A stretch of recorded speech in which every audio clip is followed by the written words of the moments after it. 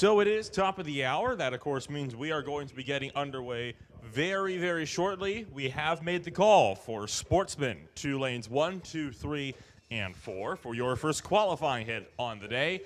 Once again, second call for Sportsman to lanes 1, 2, 3, and 4.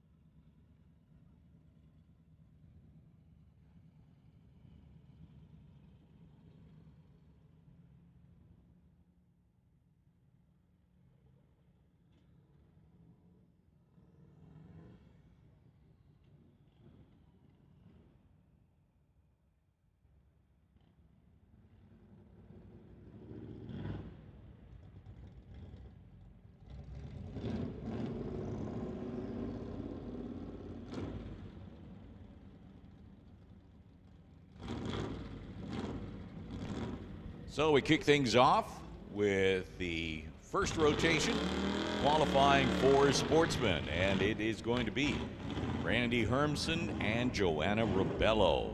Randy Hermson, he is one of the local runners, a regular runner here at Mission Raceway. And I'm told that if you are at the racetrack early, you can expect to see Randy scouring the pits for all kinds of debris and things. He likes to keep things neat and clean, does Randy. He's in the 58 Oldsmobile. Joanna Rebello in the 86 Corvette as they make their first pass of the morning. It will be a 13:08 for Randy. 106 miles an hour, 14:23 for Joanna. 95 miles per hour. Tension in the pits, pro bracket. Bubba Speed Shop, pro bracket. We need you to the lanes. Bring them up. Pro bracket 3, 4, 5, and 6 are your lane choices. Please bring them up. Bubba Speed Shop, pro bracket. As Brendan Piscatchik and Jim Mantle make their first pass of the morning. Mantle, the runner-up in the Sportsman category for 2021 in that 77 Pacer. So we have called pro bracket. We're putting juniors on standby. So Junior Thunder and Lightning, you are on standby. We'll be calling you shortly. As Jim Mantle runs a 14:45 at 90 miles an hour, 15:67 for the Lexus of Brendan Piscatchik, 89 miles an hour as Sylvia Hoogston and Sydney Jung roll into the stage beams as we continue these first few runs in Sportsman qualifying. Hoogston in the Mustang, Sydney in the Camaro, so a classic Ford versus Chevy battle, except it's not a battle, it's qualifying. 12:48 is the time for Sylvia's Mustang, 14:02 for Jung in the Camaro. Both of them just over 100 miles an hour in the quarter. As Eric Hansen and Kai Jessamine roll forward.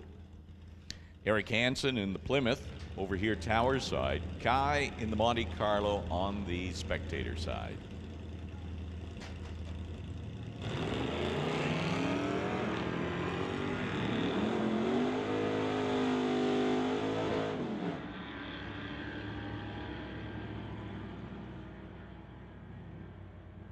$12:15 is the time, 111 miles an hour for Jessamine in the Monte Carlo. Tower side, 12:89 at 104 miles an hour. And Steve Baskerville and Scarlett Morin show up.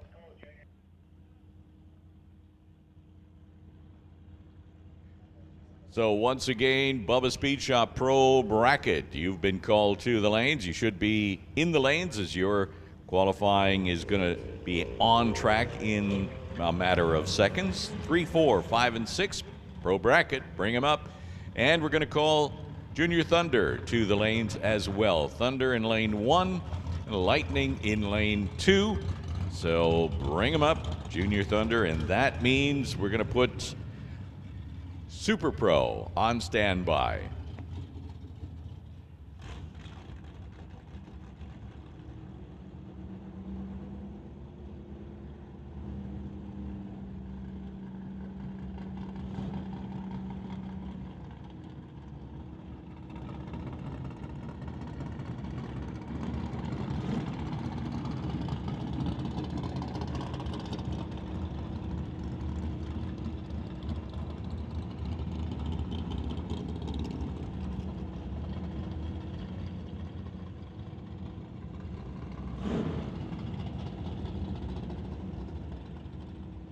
Let's game Pro Bracket, Bubba Speed Shop, Pro Bracket, lanes 3, 4, 5, and 6. Bring them up.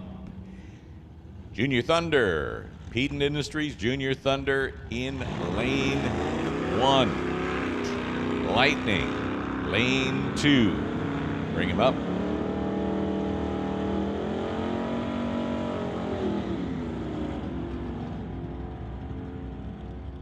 Scarlett Morin, 20 seconds, 106 miles an hour. So problems on the start line or sorting things out on the start line.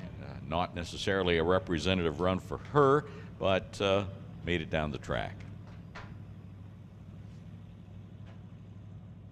Bill Wells now. Bill Wells driving the 81 Malibu. Wants us to know that he's been racing for 55 years and he's still hard charging in the Sportsman category. Ran a Barracuda for a good number of years. 1183 at 112 miles an hour for Bill Wells.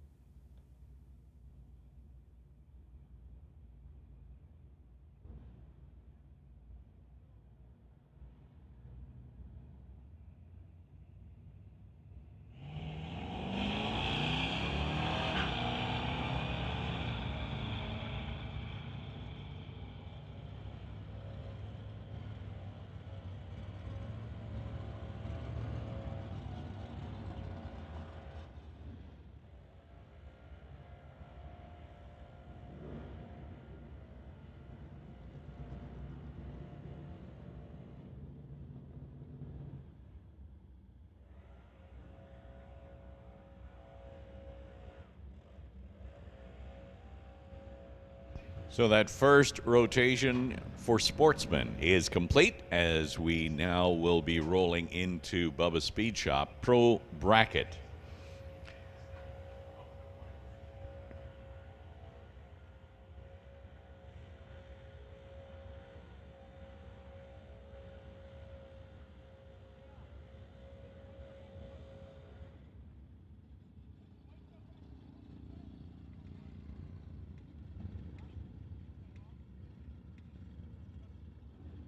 So the Pro Bracket category is 9 seconds to 13.99. That's the range that this category runs. No electronics accepted except for trans brake and a 2-step rev control and automated shifter.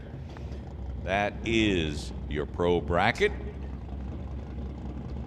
First two rolling into the water box, going to be Brian Vader and Stu Funk.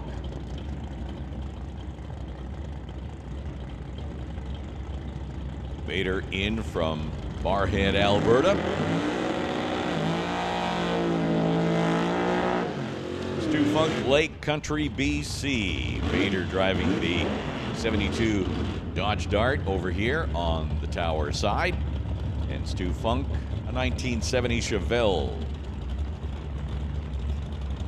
Funk getting support from Stuart Funk Plumbing, so a family enterprise.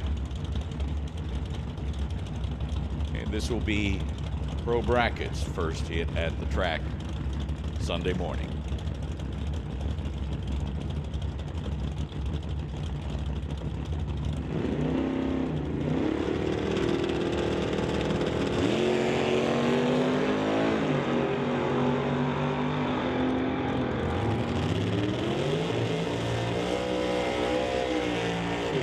So Brian Vader runs a 998, 134 miles an hour, and Stu Funk goes 1112, 119 miles per hour as they collect their first timed run. Once again, we have called Junior Thunder to lane 1 and Junior Lightning lane 2. As our next pair roll forward, Jeff Whitworth from Nanaimo in the S10 here on the tower side, and Walter Johnson in the 72 Chevelle on the spectator side.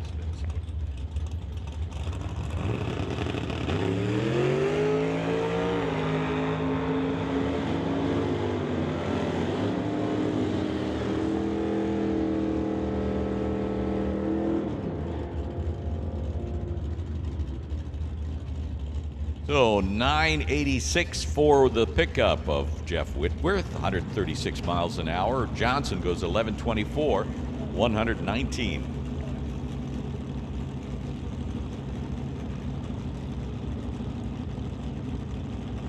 So this will be your final call. If you're in pro bracket and not in the staging lanes, you will probably be missing this timed run. Pro bracket, we need you for your run as we are running pro. Super pro, we're going to be calling you to the lanes now. Lanes 3, 4, 5, and 6. Super pro, we need you to the lanes. That's Image Motorsports Super Pro. Bring him up.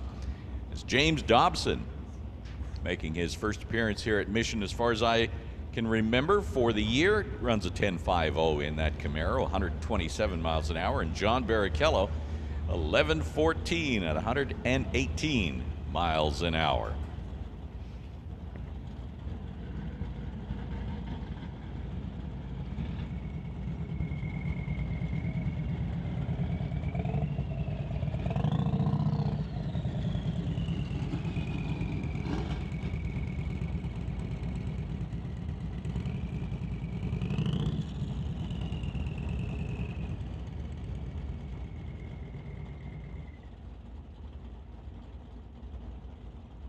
So on the start line, waiting patiently as the safety crew takes a look at the racing surface, Rich Dyes and Kim Cornish. Burnout's complete. They'll be rolling forward to make their runs. Rich Dyes over here. Tower side from Poco, Transporter Logistics. Lists his occupation as stay-at-home dad, driving that black 73 Nova. In the other lane, Kim Cornish from Mission. It's a 77 Mustang 2.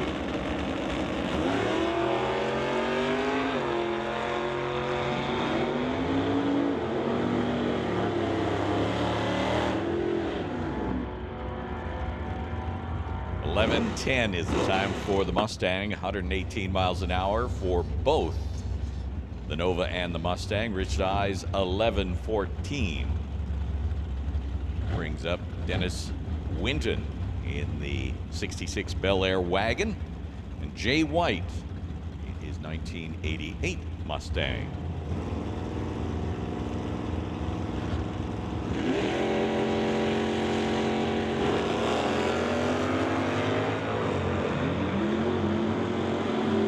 Great reaction time for the Mustang, 009. You can see it on the reader board at the top end. He runs a 975, 135 miles an hour, 975. Real quick Mustang there. As Dennis Winton, 1175, 113 in the wagon. Here comes Daryl Stobie now and Nick Ribello. Stobie from Abbotsford, where he is a general contractor of Stobie Construction, 1964 Chevelle that has seen many a national event, as you can tell by the contingency stickers underneath the car. Daryl with 327 cubic inch small block Chevy. Nick Ribello in the 78 Regal. Buick Regal runs 1123, while Stobie goes 1028, 125 miles an hour. Ribello in that Buick Regal, 118 miles per hour. Burnout's complete for Heather Hornell in the 2003 Sonoma, sponsored by Brady Electrical Contracting. and John Vandeven in his orange 68 Firebird. Vandeven from Abbotsford, where he is a mechanic, making his first pass along with Heather of the morning. First of 2 qualifying sessions for race number 7 in the Summit ET Racing Series. Heather goes red on the start line, but for qualifying, we always like to remind everybody that that does not disqualify her in any way. She's running against the clock, and that clock says 11:43. 117 miles an hour. The Firebird goes 10:05 at 129 miles per hour. And rolling into the stage beams right now is Jeff Bell and Del Northgraves. Northgraves from Pitt Meadows, just down the road a piece, grabbing that black 77 Nova. The 76 Dart of Jeff Bell is going to be a 9:48 for the Dart Sport, 140 miles an hour, and Dell runs 10:54 at 126 miles per hour. This is the 2 that we'll be seeing for the final of yesterday's race, but that will be taking place a little bit later on in the day. This is their qualifying pass for today's race, and that is Benke in the Cuda and Stone in the Dodge.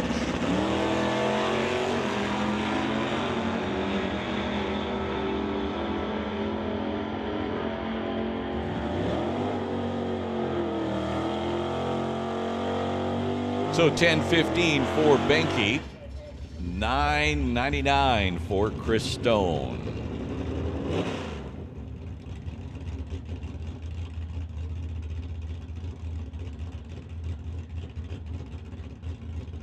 So attention in the pit, Super Pro. We have called you to the lanes. Super Pro, that's right. Image Motorsports Super Pro, you're supposed to be coming up to the lanes. 1 or 3, 4, 5, and 6. Hot Rod, we're going to call you to the lanes. 1, 2, 3, and 4. Hot Rod, this is your call to the lanes. And Super Combo, you are on standby. So let me be corrected there. Hot Rod, you're going to be in 1 and 2, all right? Hot Rod, 1 and 2.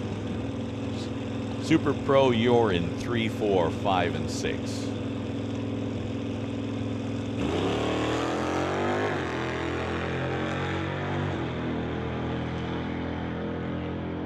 So Craig Johnson making his pass here in Bubba Speed Shop Pro bracket, 11.60 at 113 miles an hour. And that will do it for that category. Bubba Speed Shop Pro bracket is complete. We're now going to go into the Junior Dragster categories presented by Peden Industries. Junior Dragsters breaking down into 2 categories: Thunder, ages 5 to 12 years of age, and Lightning, 13 years and older.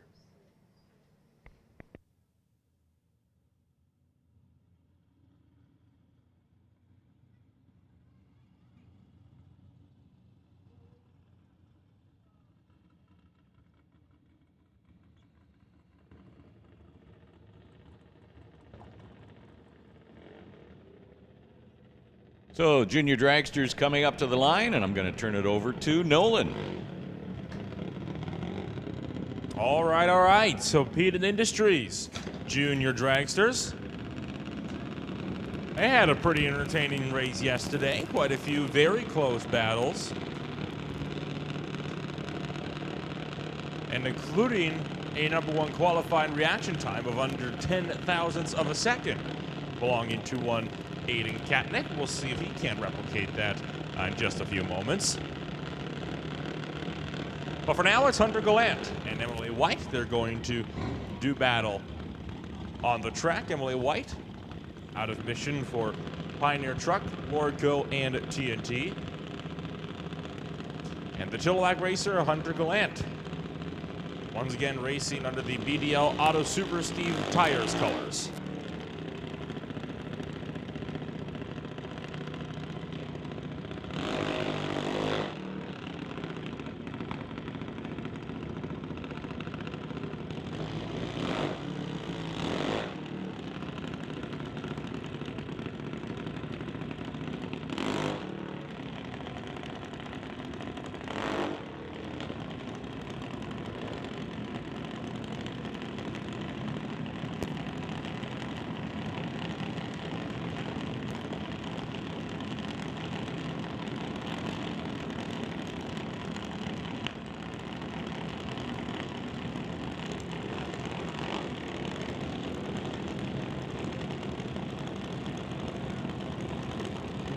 A very healthy Junior Thunder field yesterday, and judged by the amount of thunders and lightnings that I had seen over in the staging lanes, it looks like that healthy field is carried over to today's proceedings.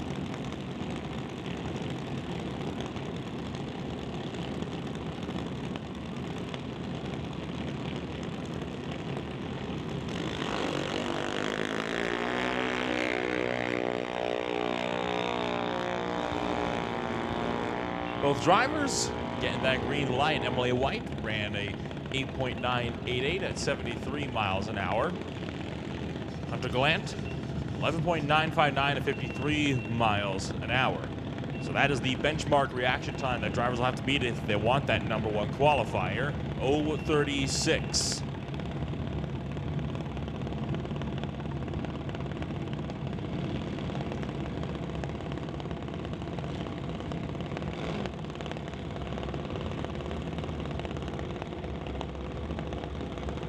And then you've got the likes of Connor Jackson and Wesley Armstrong.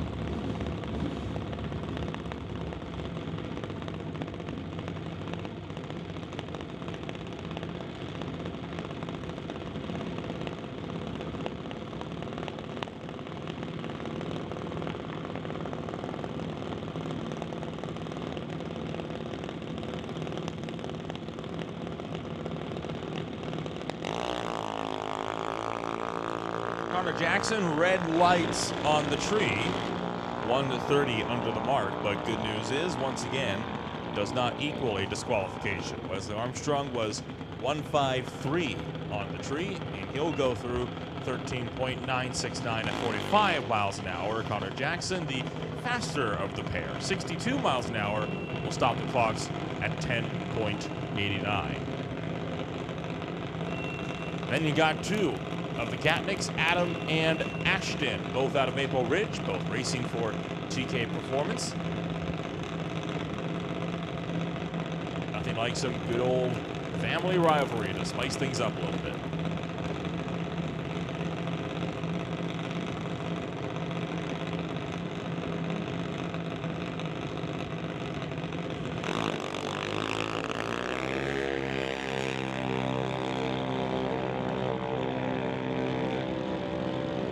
Adam Koenig will get there first, 9.056, 74 miles an hour. Ashton stops the clocks at 14.763, 44 miles an hour.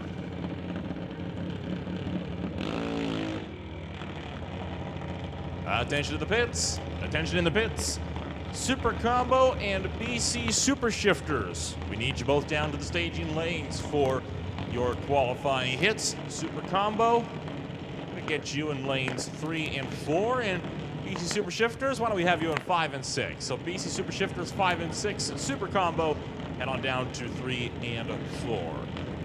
Alex Green, in his very green machine, for Iron Horse Truck Transfer over TCS side. Nick Bond over in the Lordco side. Nick Bond trying to go out and defend his win from yesterday, where he won that from Aiden Katnick on a race that was decided at the 8th mile.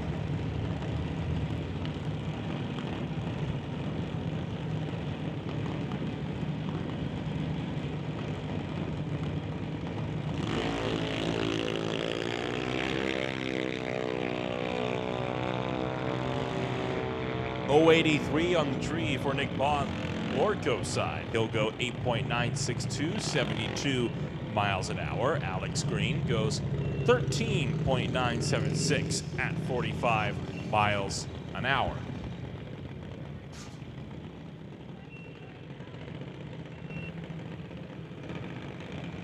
Continuing through our Peden Industries Junior Thunder field, Cadence Rodriguez taking it to April Bond.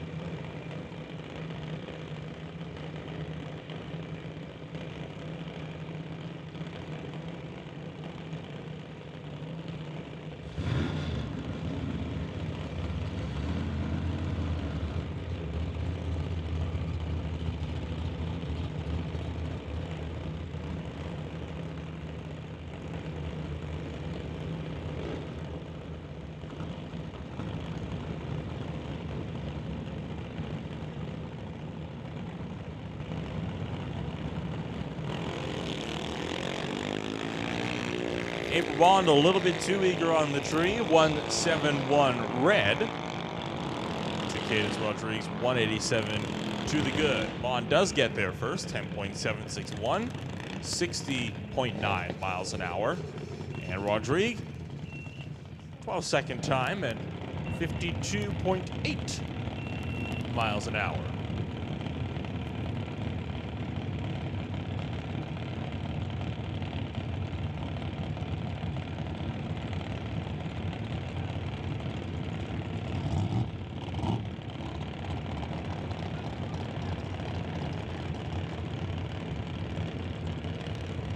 So two JBS machines, Hunter and McKenna Thompson.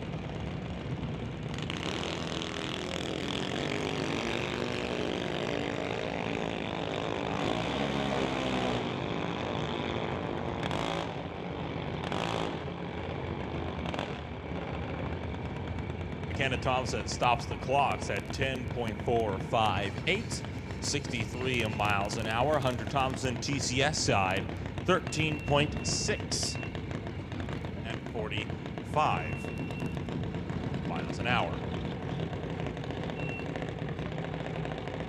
So Jackson Dew and freshly licensed Alana Everett.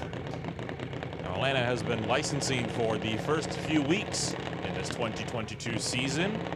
I saw her getting signed off by the race director at the Titanium Strip just last night. So first race, we'll see what Alana Everett will be able to do in her first official round of competition. Jackson Dew, Alana Everett, both out of Langley. Jackson Dew would like to thank JBS and Grandpa for helping him to race here today. Alana Everett running with Bubba Speed Shop on the car. Jackson Dew goes 015 red. Alana Everett, 8.25 on the tree. Dew stops the clocks, 8.895, 74 miles an hour. And Alana Everett, 14.795, 42 miles an hour. That will wrap it up for Peden Industries Junior Thunder. We roll into Junior Lightning.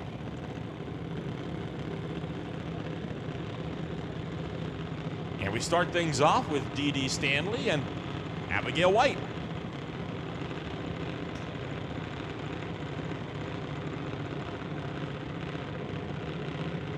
Both these racers local out of Mission. Dee Stanley Running under the Eclipse Transport Limited colors in that 2007 Creative Junior Dragster.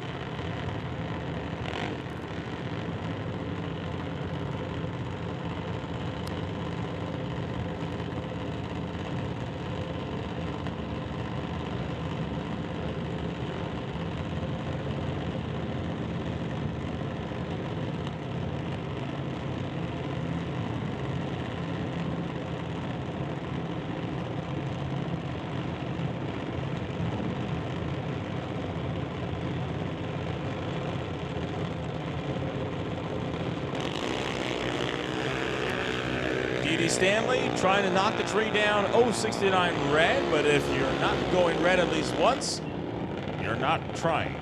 Having a white 054 in the tree, and we'll get there. First 8 seconds at 81 miles an hour. D.D. Stanley 9.1 at 70.8 miles an hour.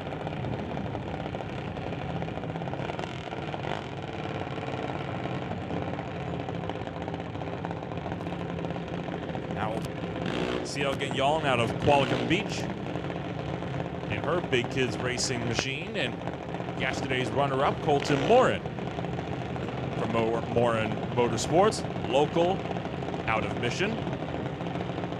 Ciel Gagnon also wanted to thank Courtney Fountain Tire, while Colton Morin running that brand new Junior Lightning for this race, and it's also sponsored by JBS Power Sports, Big Kids Racing, Tires Plus, and Total Dairy Solutions.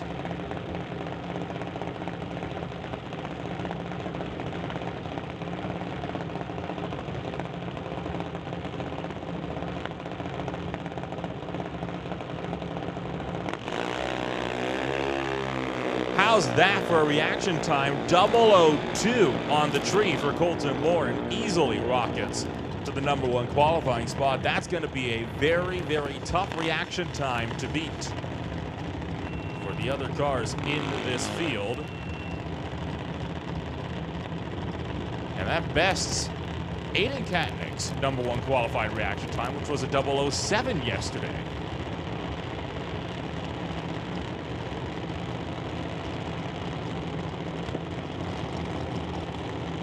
So the BND Lift Track Services Junior Dragster, driven by Emma Debris-Coos, will go up against Lexi Winterbottom in her Bowtie Ventures Junior Dragster. Both drivers red on the tree, 1/10 exactly red for Debris-Coos. Lexi Winterbottom just 0.02 of a second under the mark. Winterbottom will clock in a 8.388 second time, while Emma Debris-Coos 9.08 seconds at 71 miles an hour. And then on a single pass, yesterday's Junior Lightning winner, Lincoln Shirk, in his titanium machine, 2005 Mike Boss dragster. Quite a striking livery on that thing. 041 red on the tree. And at the 8th mile, we'll stop the clocks at 8.209 at 79 miles an hour. I think that'll just about wrap it up then for Peden Industries Junior Dragsters. Yeah, I was talking with Lincoln's dad, Derek, in the pits yesterday. They were showing off that new wrap that, of course, comes from Image Motorsports. So it is a nice, sweet-looking wrap. I mean, it's so clean, and all of it is printed, so there's not any overlays, so nothing's peeling off of that. It's a really sharp wrap, and got me thinking that, you know, if you're in the pits with a race car and you've been wondering what to do with it, and you like maybe it needs some sprucing up, you might want to check out the folks over there at Image Motorsports, and I'm sure they could set you up with a good-looking wrap for your vehicle. It's quite something that you get a striking wrap like that from Image Motorsports, and wouldn't you know it, the very next class up happens to be Image Motorsports Super Pro. What a coincidence. what a coincidence. You know, if you have the opportunity, make sure that you wander through the pits and take a look at some of the race cars that are there. It's some fantastic looking vehicles, both from a technological standpoint and from a graphic standpoint. There's some pretty smoking. Check out Greg Field's Opal. That's a twin turbo affair that is just an amazing piece. And then you've got like Lincoln Shirk. That also Derek's new Camaro that's out there with the chrome red wrap. Boy, that's a pretty sweet deal. He made a pass just as I was leaving yesterday. So still working the bugs out on that car, but they'll be, I think, heading sometime pretty soon with that race car out on the racing surface. So yeah, we're getting set for first round of qualifying for the Super Pro category. They are all in the staging lanes. We have called Super Combo. Hot Rod, you should already be in the lanes too. And Super Combo and Super Shifter, we have called you to the lanes too. So we're getting set to complete first round of qualifying here. Canada West Doorslammers, you will be called to the lanes around 10:30. I think that is still the targeted time that we have been told, 10:30. And that's going to be followed by the CMDRA motorcycle action for their first and only qualifying here on Sunday morning. So want to welcome all of you race fans over to the pit side. If you're on the spectator side, you've paid for a pit pass. So by all means, thanks for spending your time with us here this Sunday. It's going to be a great day of racing, absolutely, as we continue to run through the qualifying sessions and then get into eliminations just a little bit later on this morning.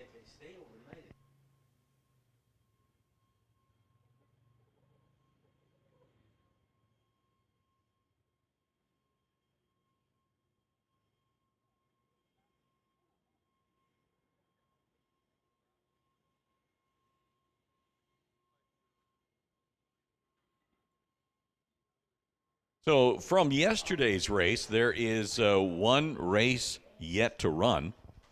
That is in the Bubba Speed Shop Pro Bracket category. So we'll be running that final, which will be Jim Benke and Chris Stone a little bit later on in the day. I want to congratulate all of the other winners for their efforts in yesterday's action. Greg Marshall, your champion in Sportsman. Runner-up was Steve Baskerville. In Junior Thunder, Nick Bond, your champion, and Adam Katnick was the runner-up in that category. Junior Lightning, Lincoln Shirk took home the championship trophy, speaking metaphorically, of course. Colton Morin was runner-up. In Hot Rod, Jim Benke, and runner-up in the Hot Rod category was Rob Monroe. In the Super Pro category, Martin Rochelle was your race winner. Runner-up Craig Johnson, and we, as I say, have yet to run the Bubba Speed Shop Pro Bracket category. That will be on the track a little bit later on in the day.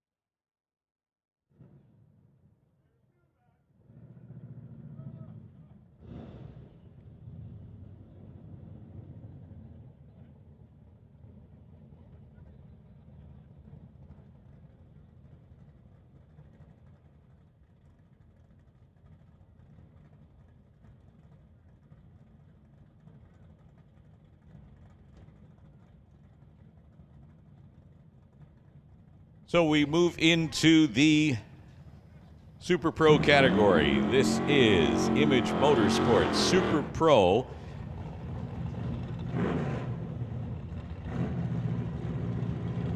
Super Pro category with cars running between 7 seconds and 11.99.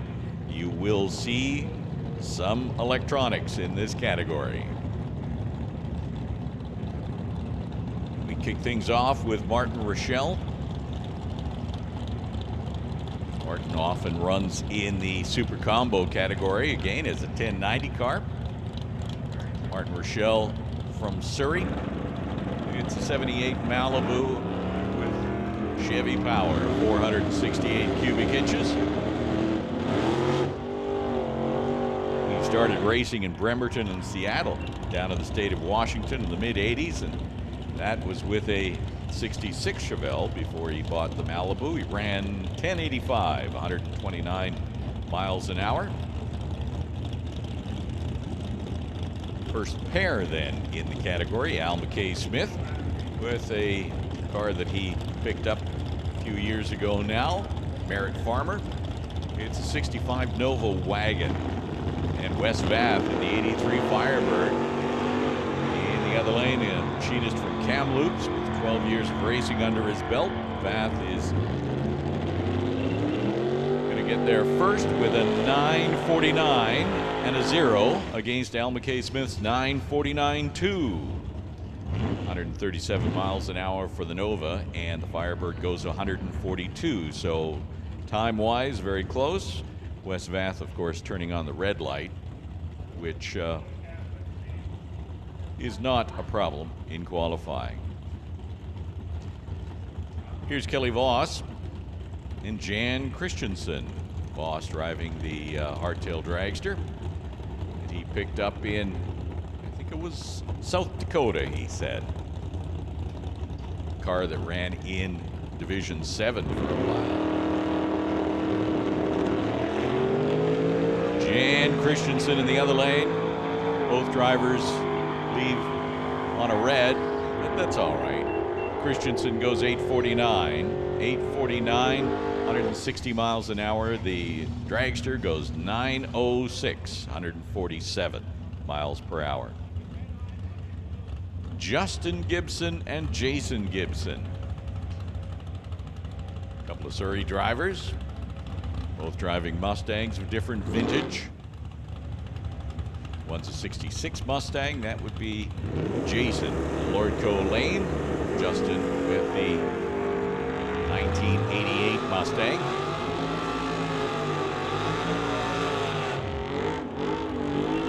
So Jason goes 978, Justin 967.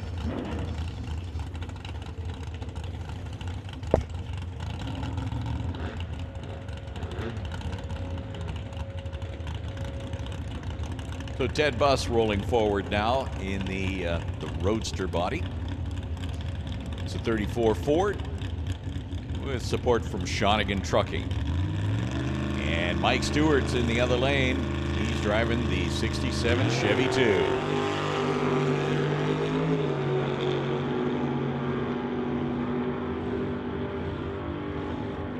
So Buss turns on the wind light in that pass. If there was a wind light to be had in qualifying, that is. Buss goes 890. Mike Stewart 1002. 132 miles an hour for the Chevy 2, and the Roadster goes 146.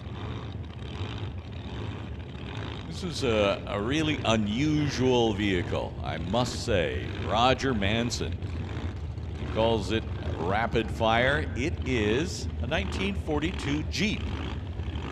I have looked high and low for those Jeep aspects, and I don't know where they are. Apparently the grille is from a 1942 Jeep, but that's pretty much the only similarity that they share. Okay. I believe you. I believe you. Roger Manson. He's over on the Lordco side. Really unique vehicle. It's things like that you want to take a close look at when you're wandering through the pits. Some great technology, and you got to know that's a work of love. Speaking of which, Richard Love is in the other lane. SS Motorsports S10.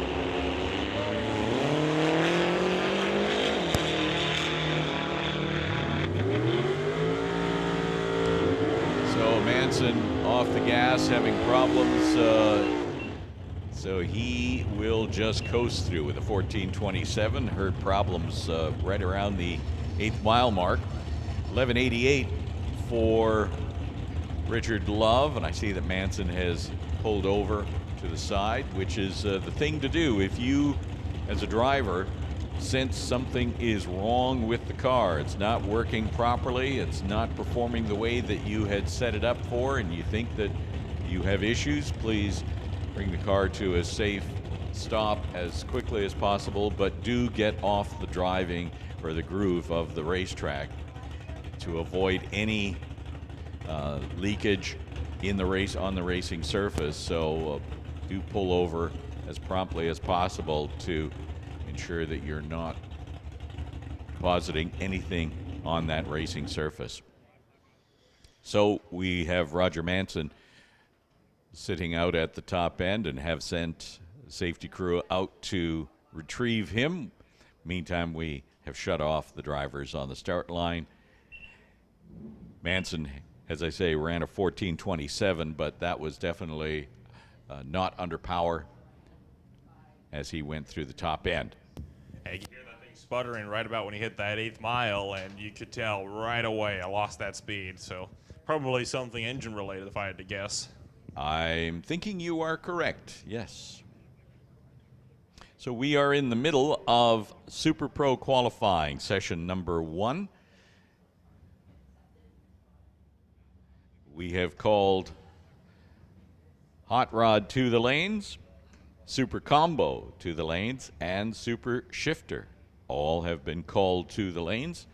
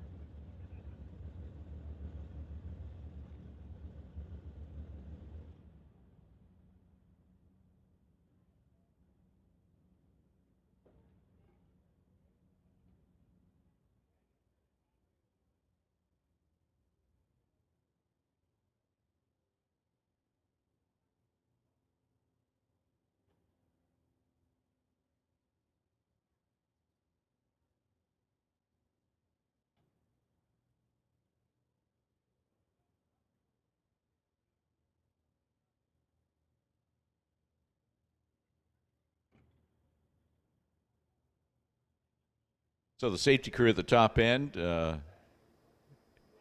getting Manson off of the racing surface, and it looks like they are off now. Word given to refire the cars on the start line, which is Mike Robinson and Darren Buick. Darren Buick not driving a Buick, he's driving a Nova from Mission. And Mike Robinson in his perennial blue 2740 Roadster, sponsored by JBS and JS Power Sports out of Chilliwack.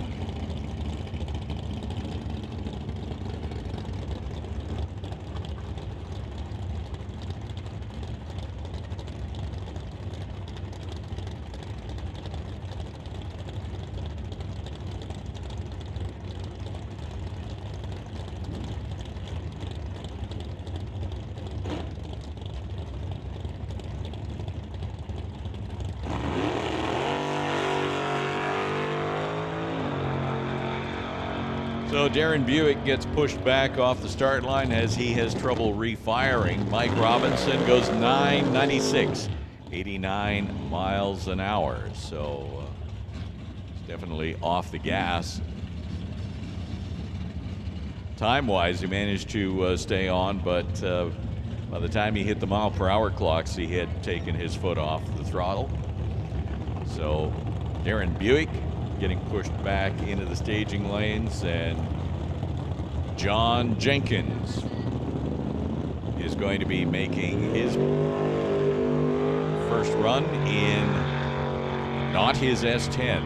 The S10 has been plagued with some performance issues, so he's in a loaner car, runs at 934 at 149 miles per hour. Jenkins, construction superintendent, also getting support from, obviously, Titanium Auto Group and Vision Exteriors.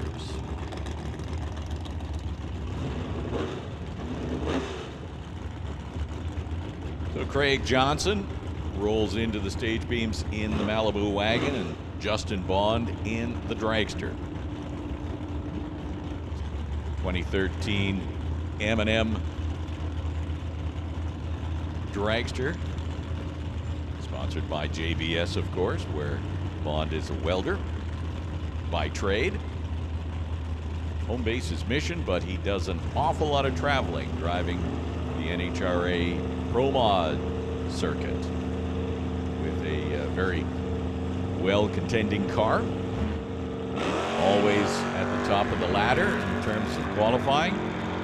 But here he's having a little bit of a problem with the dragster, failing to launch off the start line. Craig Johnson goes 1064 at 121 miles an hour. So it looks like Justin is just coasting through. He'll have to get that back in the pits and do a little bit of maintenance to make another hit in round number 2 of qualifying. You reckon that's a dragster that'd be more likely to run in Super Comp, Top Sportsman, or Top Dragster? That looks more like a Super Comp. That's kind of what I was thinking. Yeah. I suppose depending on the setup, it could run in Top Dragster.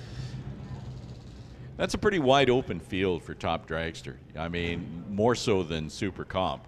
You know, Top Dragster, you can have blowers, you can have nitrous, you can have power, all sorts of power adders in that category, as long as you don't run quicker than 610. And I believe that is the fastest bracket class, too. Am I correct? Totally is, yeah. It is the ultimate bracket racing class. You just run what you brung, and just don't run faster than 610. If you run faster than 610, the run is disallowed. If you run quicker than 6, you're sent home. You're not racing that weekend because you're not really licensed or teched to go put that quick in the 5s.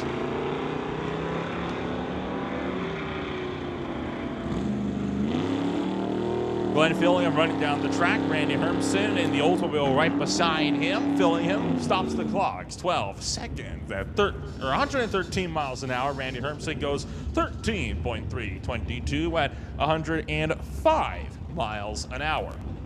So now here's a pair of the Monroes. Rob Monroe in the TCS lane. Rob Monroe Sr. in the Lordco lane. Acadian versus Model A.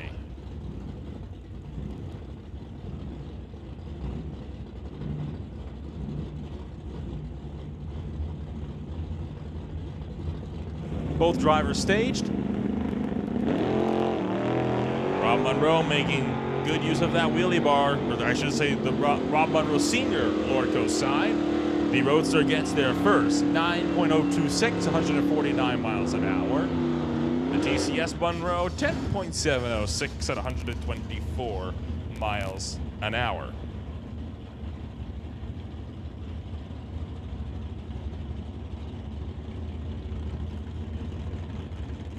And that brings up the 1965 Ford pickup driven by Bill Halicki with Barry Patterson of the Cornet beside him.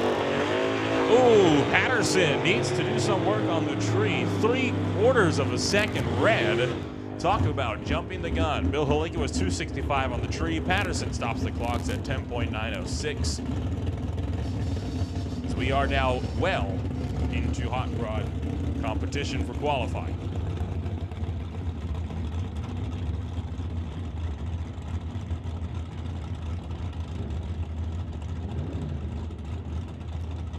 Mark Bresinger in the out-of-time Nova going up against Silvio Hoogstens. These cars have to be 1969 or older.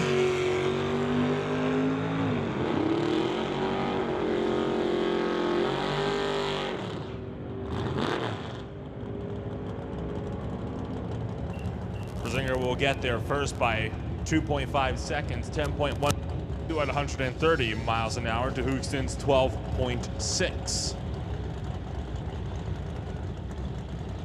Dustin Hunter in the 1964 Ford out of Chilliwack has one thing to say about that car.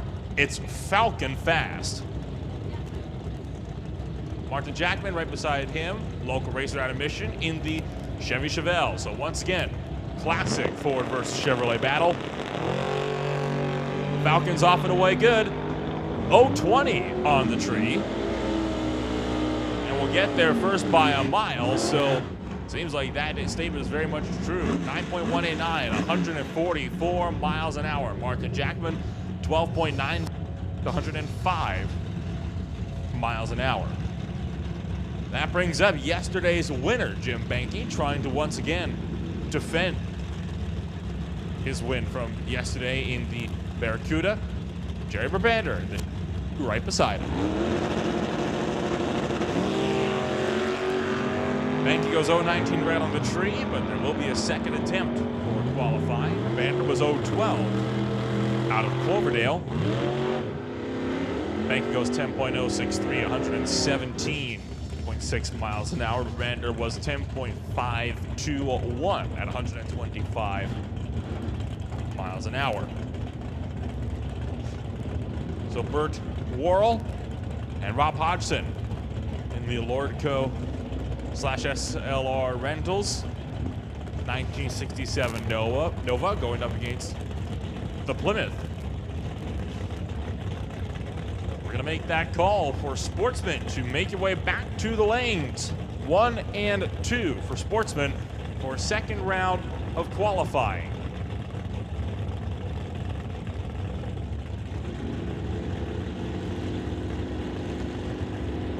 That means Bubba Speed Shop Pro bracket. You can consider yourselves to be on standby.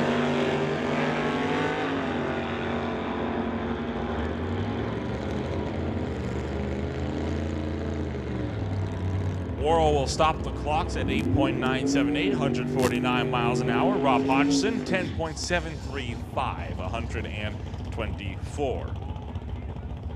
There's Terry Charles, 1956. Strikingly red Chevrolet. Going up against Martin Dykstra in his MCD Racing and Sweet Legs Roadster. Dykstra made it all the way to the semifinal yesterday. And a mistake from Jim Banky meant Dykstra would have had a free pass essentially into the final had he not gone red by half a tenth on the tree. Will no doubt be trying to avoid making the same mistake today. That car has shown it has got final potential.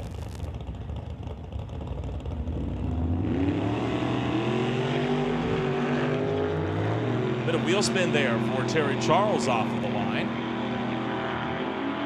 Martin Dyke, 9.516, 137 miles an hour. Terry Charles was 11.458 at 128 miles an hour. That brings up, I believe, the last car in hot rod qualifying for this first round. John Sayer out of Port Coquitlam in the Dart. Going to be making a solo hit in the Lordco lane.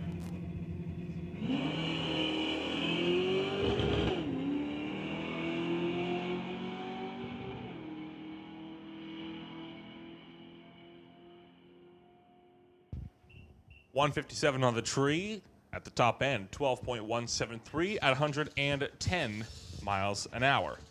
That wraps it up then for hot rod qualifying.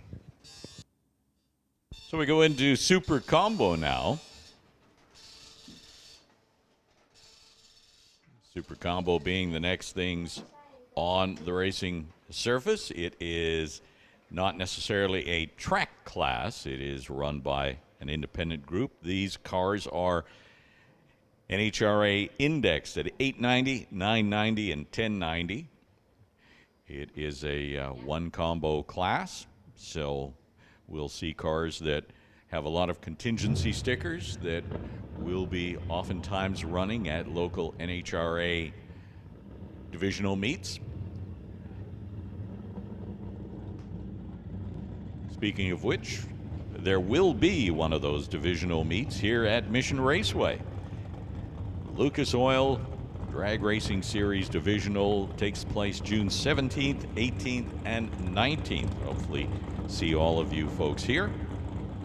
That's going to be a big weekend with lots of cars that don't often race here. So great opportunity to see some fields that are not normally contested, like Top Dragster and Top Sportsman. Usually strong fields in both those categories. They will be some of the quickest cars on the property. Again, as Nolan and I were talking, upwards of 6-second runs on both the Doorslammers and also the Dragsters. So Top Sportsman and Top Dragster, along with Super Gas and a whole host of other class cars. First pair here on the track, Warren Jacobson and Jerry Ebb. Throttle stops come into play as cars will take power away from the engine and then bring it back in to ensure that they get as close to 1090 as possible. So Jacobson goes dead on 4, 138 miles an hour, 1090 with a 4. Jerry Ebb, 1082 with a 9, 153 miles per hour in the Mustang. From Powell River, Dan Parsons, Quality Racing, 1970 Duster. Alongside Stephen Beach from Courtney.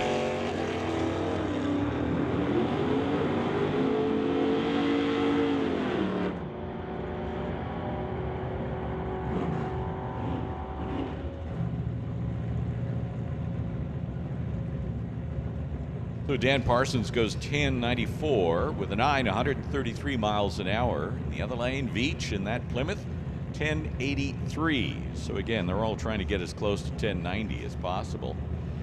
Martin Rochelle and Glenn Eagleton now. Eagleton driving the Corvette.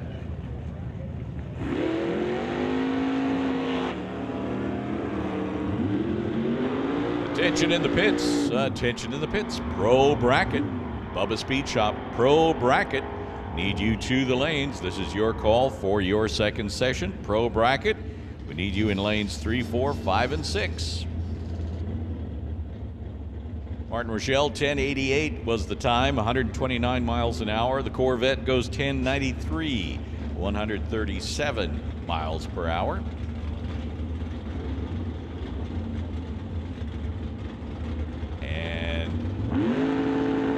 Peterson in a car that would normally run in Super Gas. Super Gas is the 990 category. He goes 988, 166 miles an hour.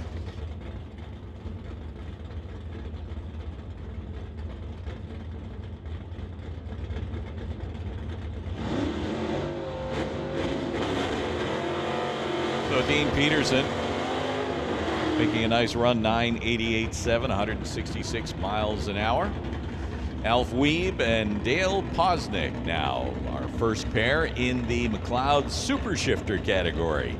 These guys are manually shifting their way down the quarter mile, so 1 foot on the gas, 1 foot on the clutch, 1 hand on the steering wheel, and 1 hand on that shifter as they make their way down the quarter. Alf Weeb driving the white Buick. Posnick, 67 Mustang.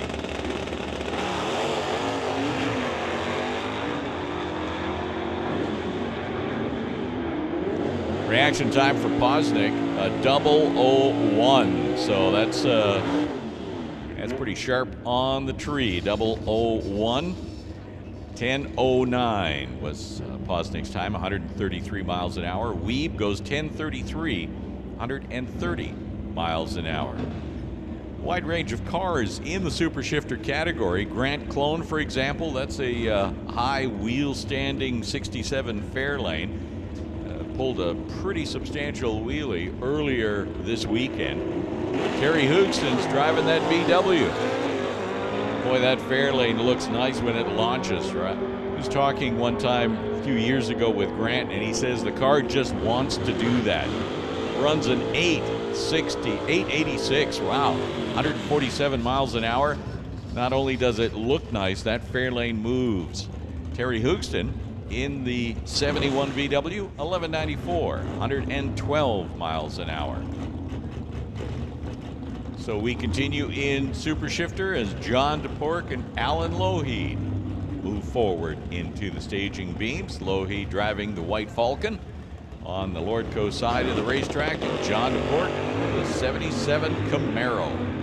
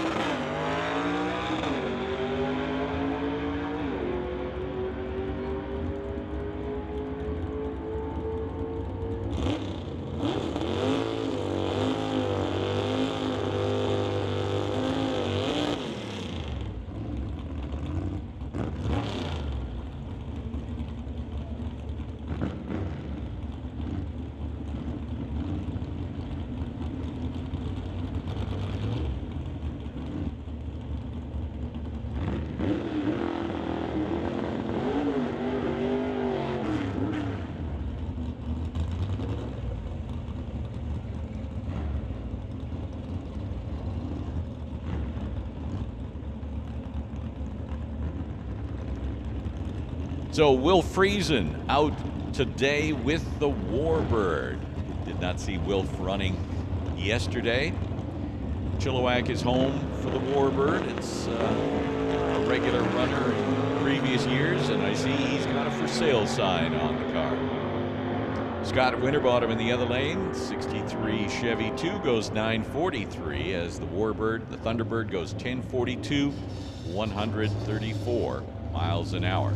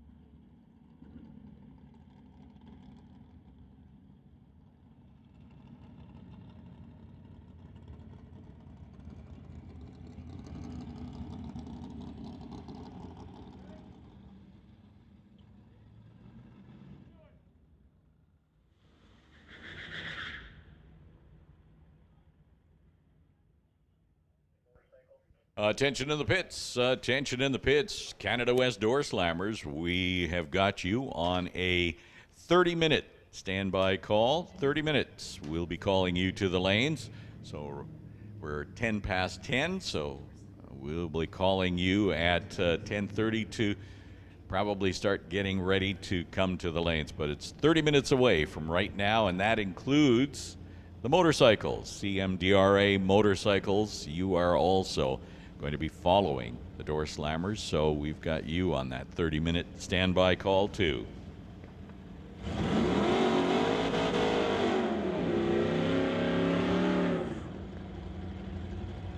Two Sportsmen qualifying for second round.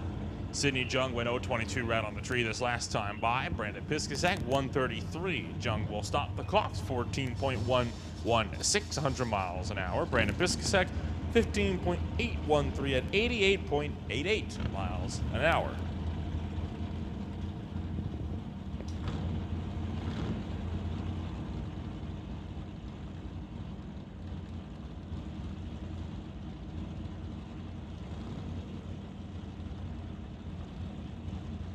Attention in the pits, we have started second round qualifying for Sportsman, so you need to be in the lanes if you want to make a run.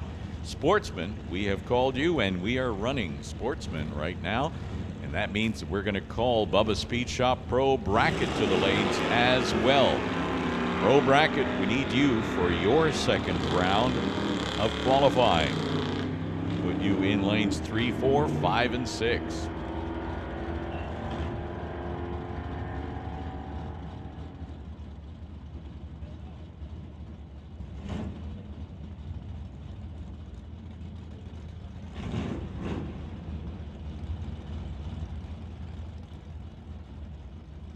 So Eric Hansen having a very solid pass that last time by. Triple O's on the tree. Doesn't get much better than that.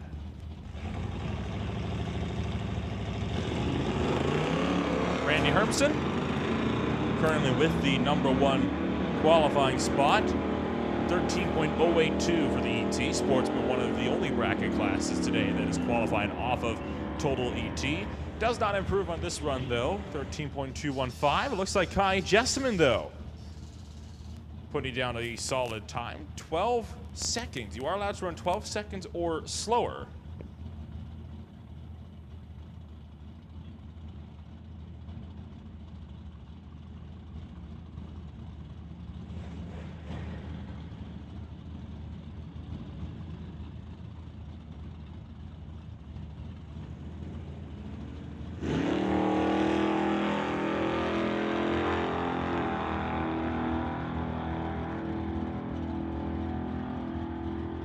Bill Wells taking his Malibu for TNT Auto out to the top end.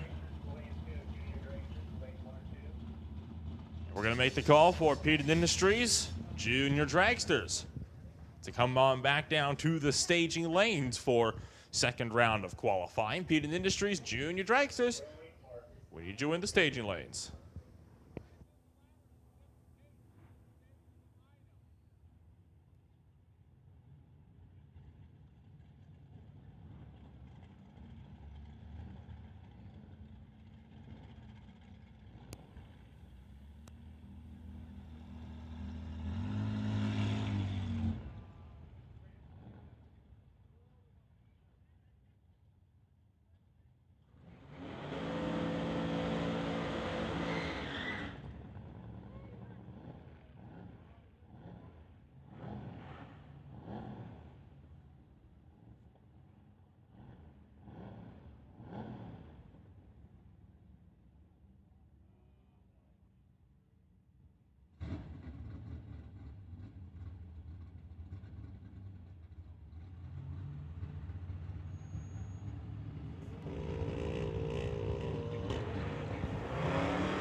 Steve Baskerville, 2/10 red, but how about that for Sylvia Hookstons? 001 on the tree. 1 thou away from walking away with a mug. Baskerville stops the clocks at 12.5 flat at 112 miles an hour.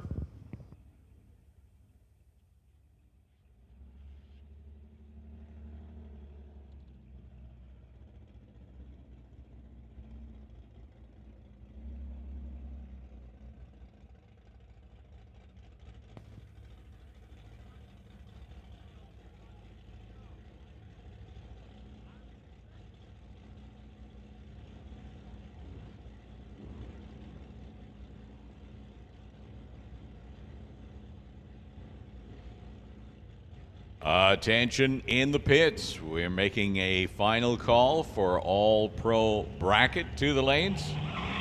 All pro bracket, you should be in the lanes. Junior Dragsters, Peden Industries Junior Dragsters. This is your call. The lanes 1 and 2, Thunder in 1, Lightning in 2, and Super Pro. We're going to put you on standby. Super Pro on standby.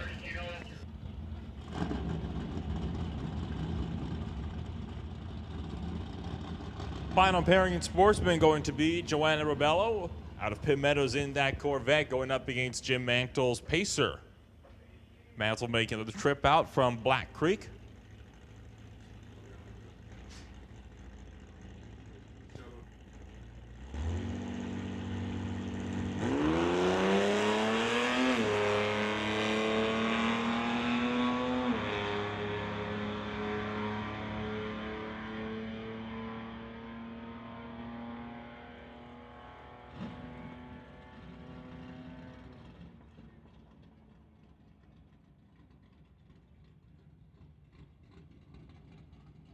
So I have a little break in the action. Want to once again shout out all of the staff that have helped us to put things together, especially our MRP safety crew. There were a couple of wild moments yesterday.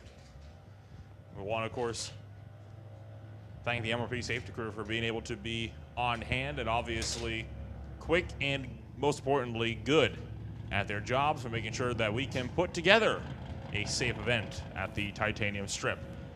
Bubba Speed Shop Pro Bracket qualifying round 2. Pair of Abbotsford racers, John Vandeven's Firebird going up against Walter Johnson's Chevelle.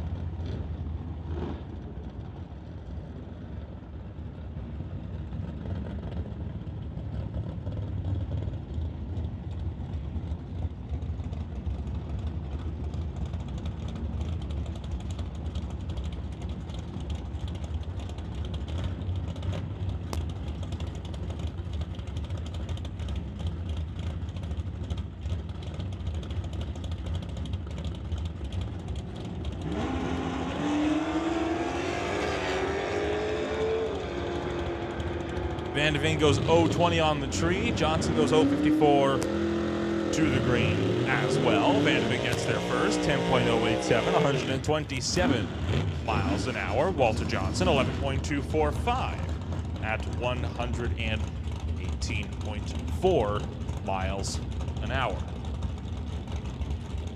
That brings up Jeff Whitworth, with Precise working for Precise Mechanical out of the Nanaimo in his 1984 S10. Brian Vader out of Barrhead, Alberta, making the trip all the way out from Barrhead in the 72 Dodge.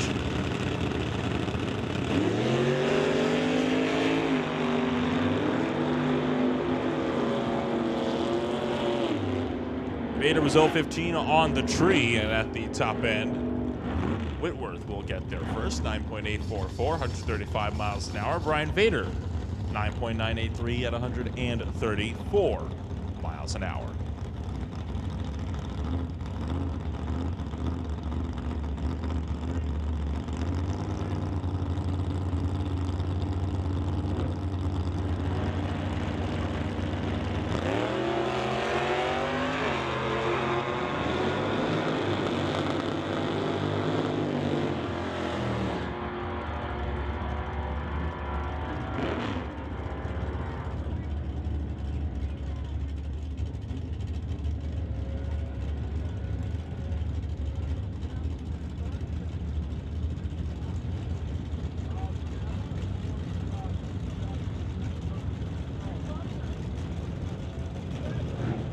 So here's James Dobson, eliminated early yesterday in his first outing of the year in the Bubba Speed Shop Pro bracket category, looking to do a little better today. He'll be going up against Heather Hordahl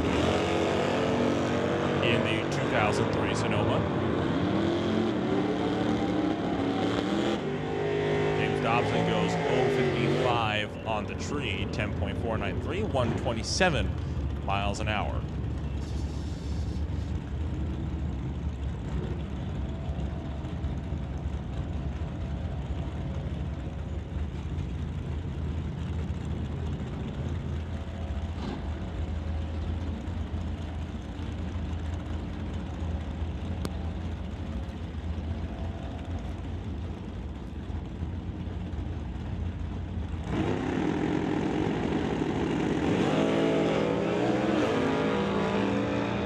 Rebello, 004 on the tree. Darryl will still get there first.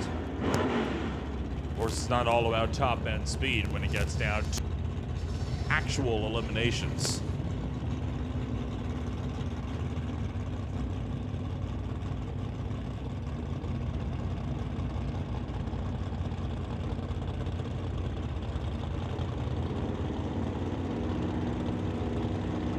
On the line, Jay White and Dennis Winton. As we continue, Bubba Speed Shop Pro Bracket. White in the Mustang goes 976, 135 miles an hour. The wagon, Dennis Winton, 1185, 112 miles an hour.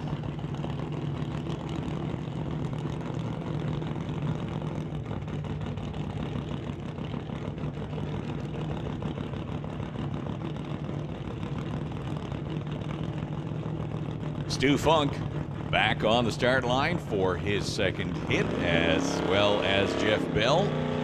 Bell's driving the orange 76 Dart Sport. Stu Funk in the Chevelle over here tower side. They leave the line. Action time 012 for Stu. 949, 139 miles an hour for Jeff Bell in the Lordco lane. 1106, 120 miles an hour for Stu Funk. And Loren Schwartz rolls up. Loren's from Langley. Normally drives a white 83 Monte Carlo, but that car broke last race. So, dedicated racer that he is, he grabbed something else to run.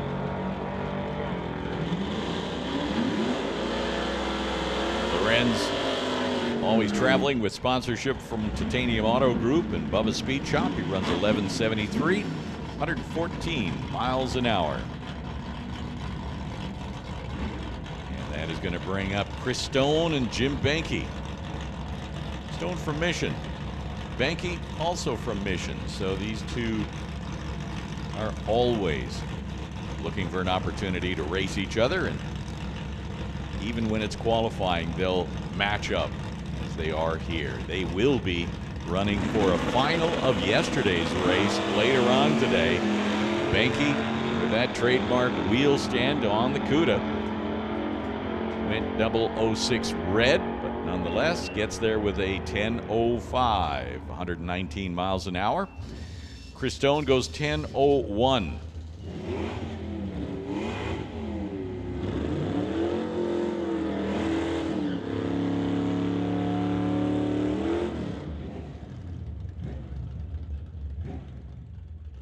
Total of 19 cars in the category here today.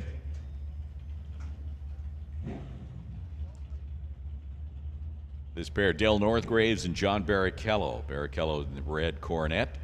On the Lordco side from Surrey, Pitt Meadows is home for Northgraves, driving the black 77 Nova. 414 cubic inch small block Chevy in the Nova.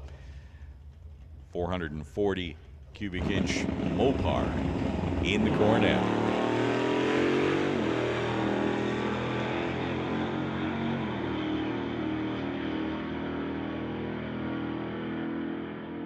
Nova gets there first with a 10:63. 11:17 is the time for Barrichello. And that is going to do it for Bubba Speed Shop Pro Bracket. And we are going to go into Peden Industries Junior Dragster category that's divided up into two, as we always talk about. Junior Thunder first, big strong field in the Thunder category. Those are drivers 5 to 12 years of age. Lightning is 13 years of age.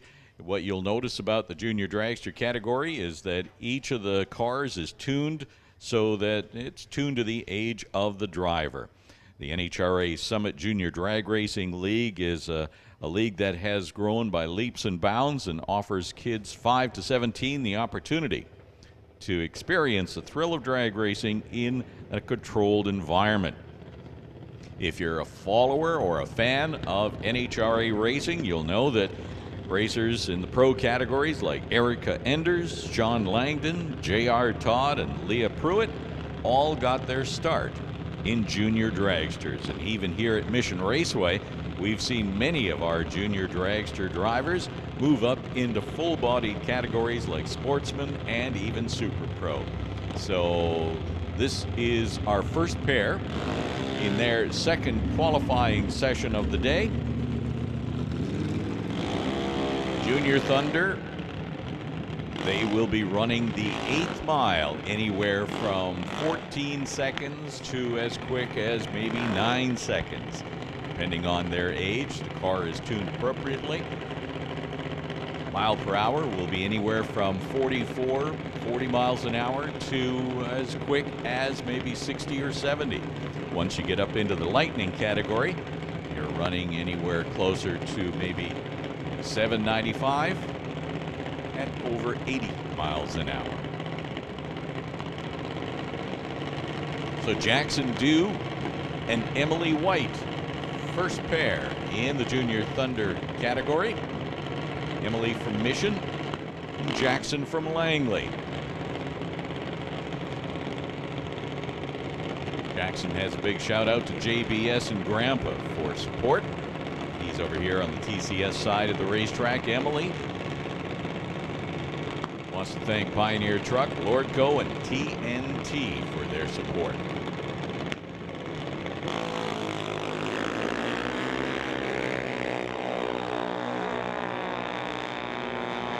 Attention in the pits, Super Pro. We need you to the lanes. 1 and 2, Super Pro. We need you to the lanes. Bring them up, Super Pro. So Jackson Dew, 886. 909 for Emily White. 74 miles an hour for Jackson. 70 miles an hour for Emily. And that brings up Nick Bond from Mission, sponsored by JBS. Nick is over here on the tower side. On the spectator side, Cadence Rodriguez from Chilliwack, sponsored by Milron Truck and Body, and has shout-outs going to Ken Specialty, Tri-City Cutting, and Corvette West. Cadence on the Lordco side. Nick Bond, TCS side.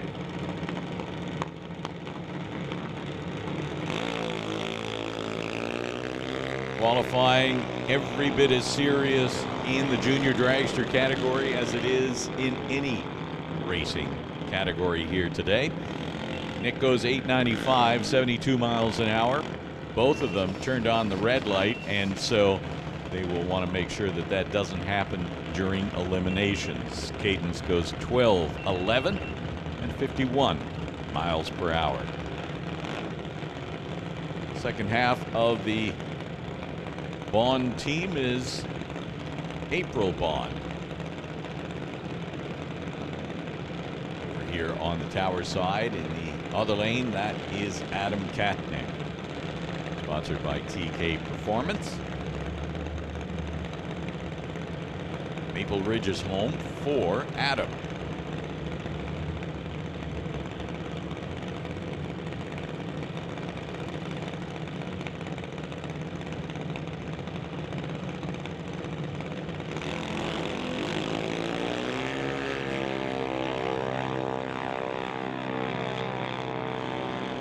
Once again, April pushing the tree to its limits and going red. 1076. 60 miles an hour for that qualifying pass. Adam goes 904 at 73.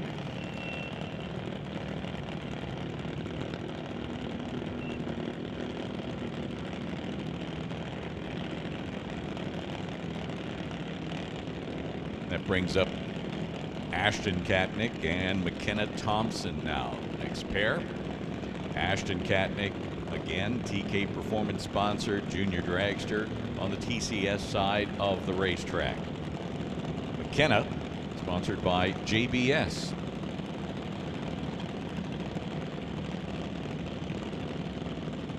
And is on the Lordco side of the racetrack. They roll into the pre-stage, and then stage beam is about 8 inches later.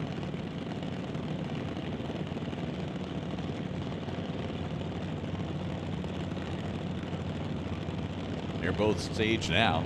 The tree comes down.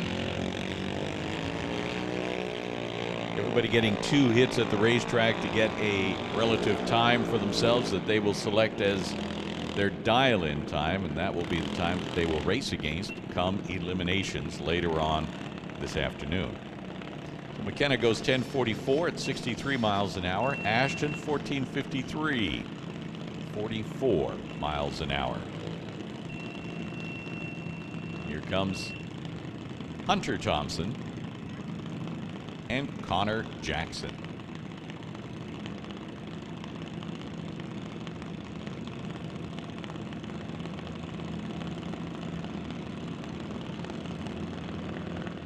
Connor Jackson over on the Lordco side from Abbotsford. Sponsored by TKO Hot Rods and Fitness Lab. It's 2004 Cosby chassis junior dragster. Hunter Thompson. Sponsorship from JBS.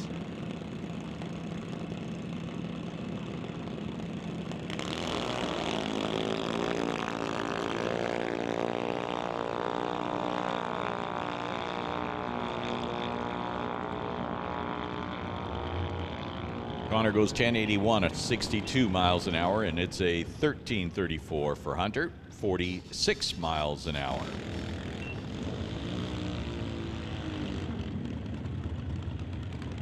Brings up Wesley Armstrong and Hunter Gallant.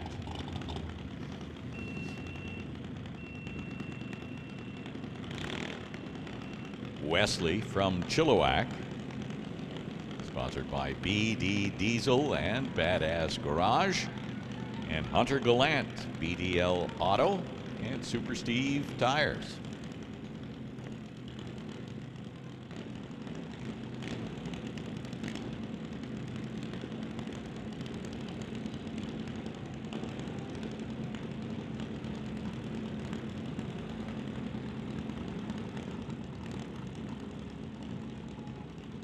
Wesley from Chilliwack,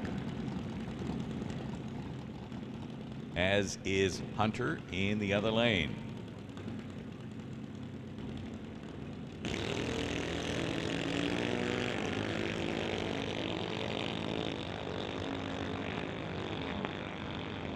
So a great reaction time for Hunter, 00:04, and not a bad time for Wesley.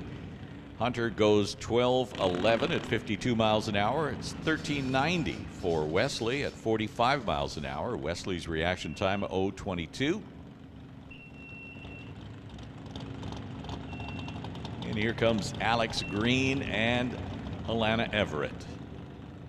Alana doing her licensing here yesterday, completing that process. So in competition today in the Lordco lane. With sponsorship from Bubba Speed Shop and Old Car Center.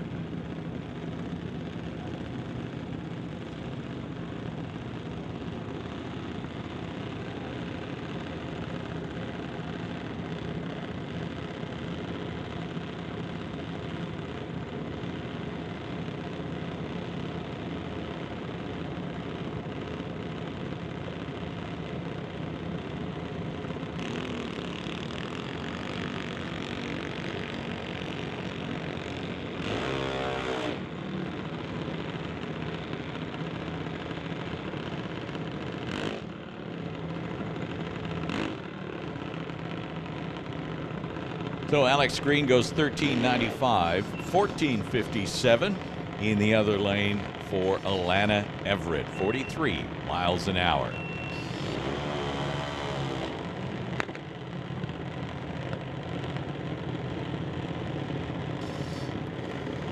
So we roll now into Peden Industries Junior Lightning. D.D. Stanley for Eclipse Transport Limited. Out of Mission, racing a fellow Mission racer, Abigail White.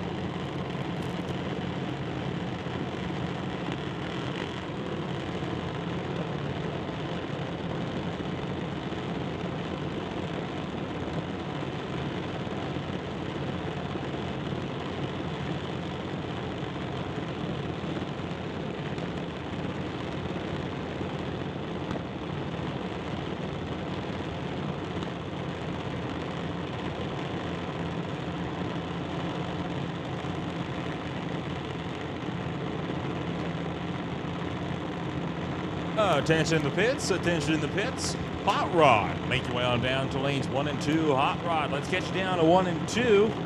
And Super Combo, you are on standby. 005 for Abigail White, Lordco side. Stops the clocks at 8:02 at 81 miles an hour.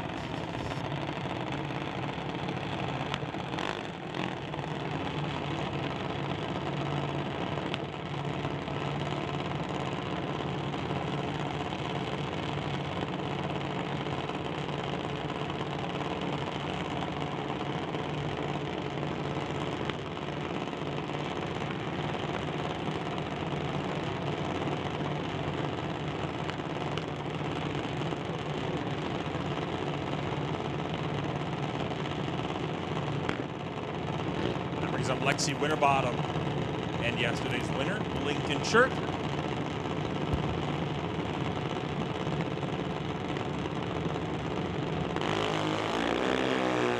Lincoln over on the Lordco side, Lexi here on the TCS side as they head down to the 8th mile stripe. It's going to be an 8:26, 78 miles an hour for Lexi. Bowtie Ventures and Hobo Racing.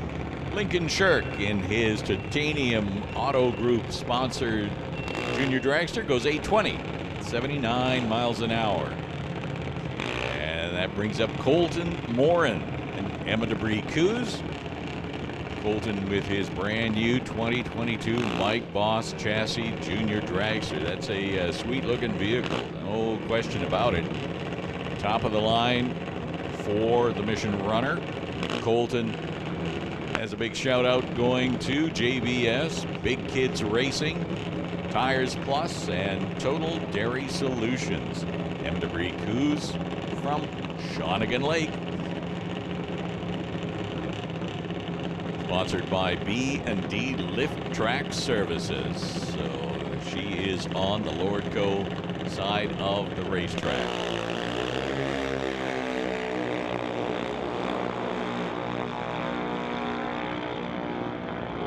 Colton runs a 7:97 at 81 miles an hour, and Emma goes 8:99 at 69 miles an hour.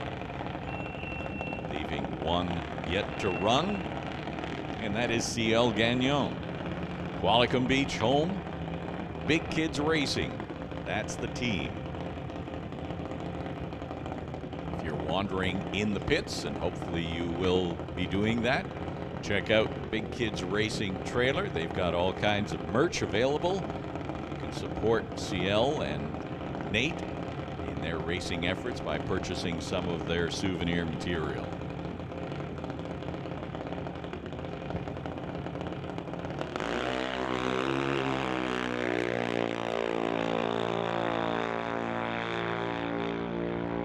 Great reaction time of 19 for CL. She runs 7:94 at 81 miles an hour. 7:94. That junior dragster's tuned up nice. So tractor's going to roll. Just put a little bit of smoothing rubber on the surface as we get set for the next category. That is going to be Super Pro.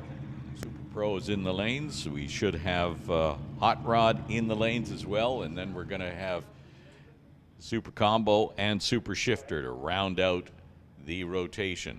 Once those cars are in the lanes, we will be calling West Coast Doorslammers. That's right, Canada West Doorslammers will be called shortly, as will the motorcycles. So that is what's happening on track after we have those qualifying sessions. Do a little bit of track prep and then go into first round of eliminations.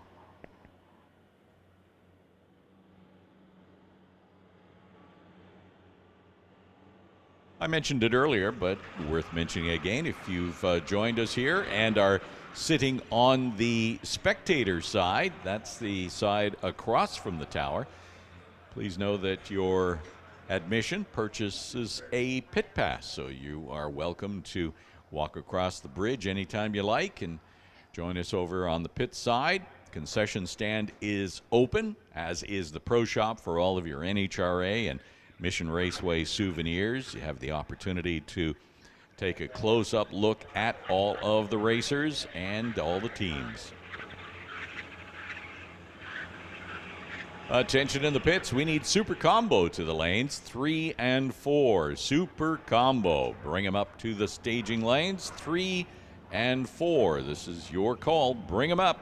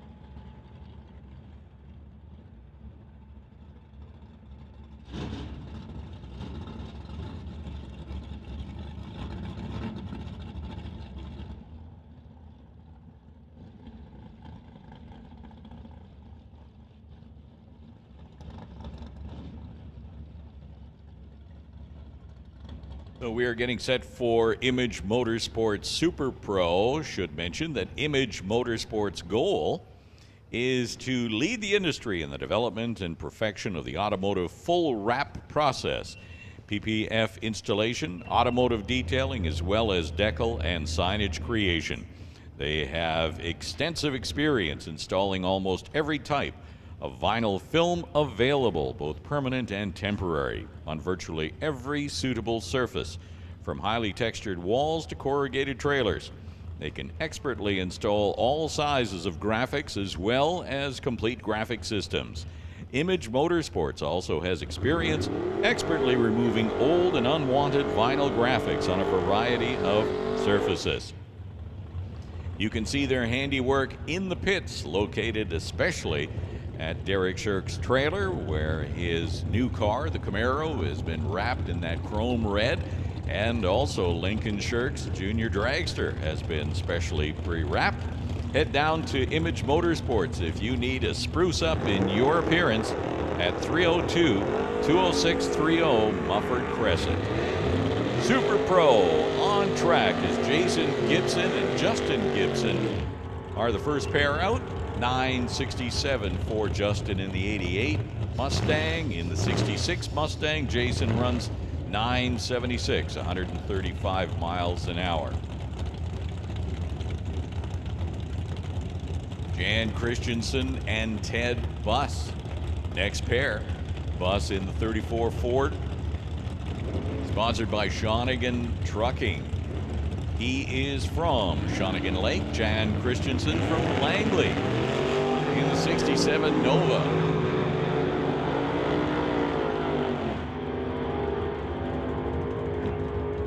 Nova goes 8:49, 159 miles an hour. Buss in the 34 Ford, 8:98, 144 miles per hour.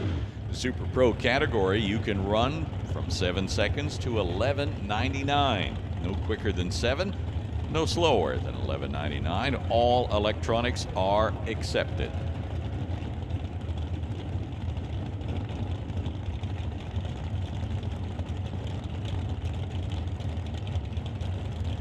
So attention in the pits, super shifters. We're calling you to lanes 1 and 2. Super shifters, we need you in lanes 1 and 2. And we're also going to make the call for Canada West Doorslammers to lanes 5 and 6. Canada West Doorslammers, this is your call, lanes 5 and 6 for your third session.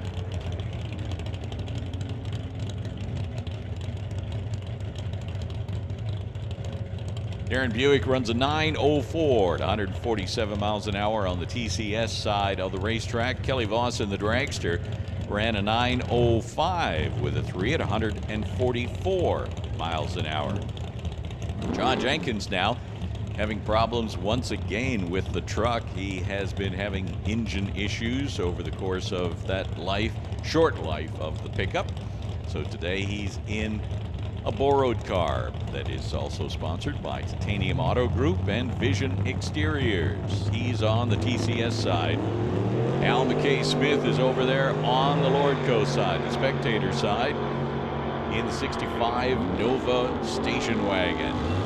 Al McKay Smith goes 9:55, 137 miles an hour. It's a 9:12 for Jenkins. Here comes Mike Robinson and Mike Stewart now. Mike Stewart in the white Chevy 2, 421 cubic inch Chevy power. And Mike Robinson in the 27 Ford T Roadster, sponsored by JBS and JS Power Sports. Robinson from Chilliwack, Stewart from Langley.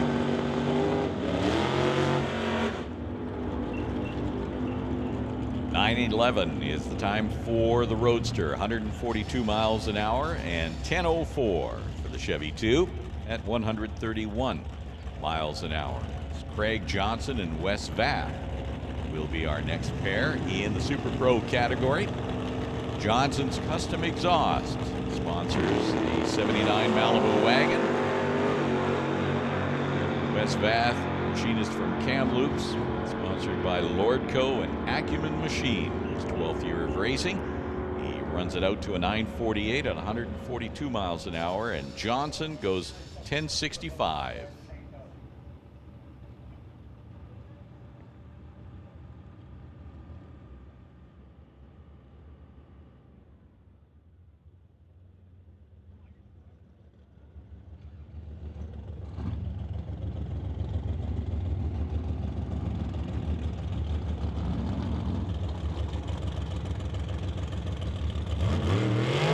So, looks like our final pair in Super Pro, Justin Bond having problems the first time out. So, looking that he got all those corrected and will be able to make a full pull with the dragster.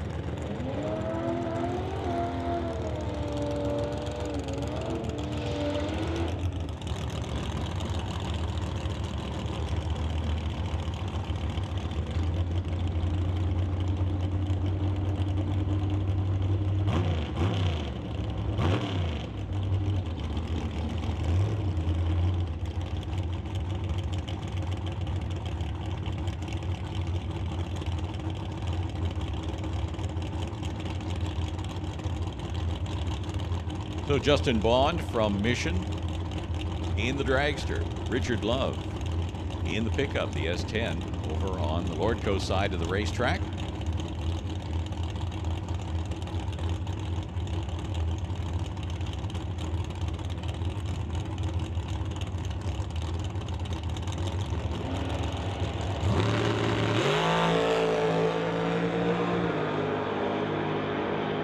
So that's a strong looking pass for Justin. Goes 7 flat.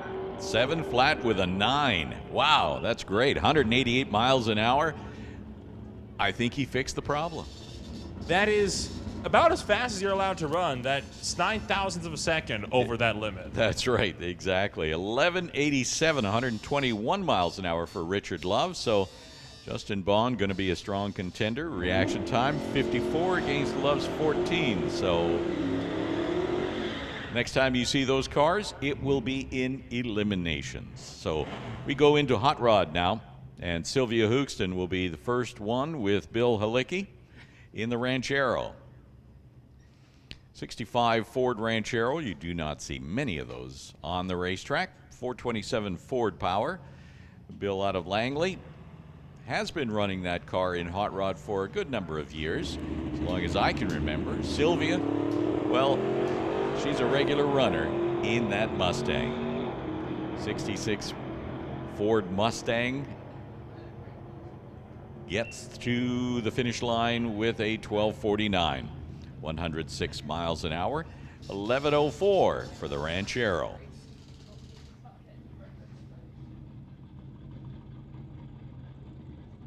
Looks like a battle of the Rob Monroes. Rob Monroe Sr. and notice they don't call him Junior. They just call him Rob Monroe. But one of them's got to be a junior. So we got Rob Monroe Sr. in the 31 Model A. Rob Monroe Jr. in the 69 Acadian.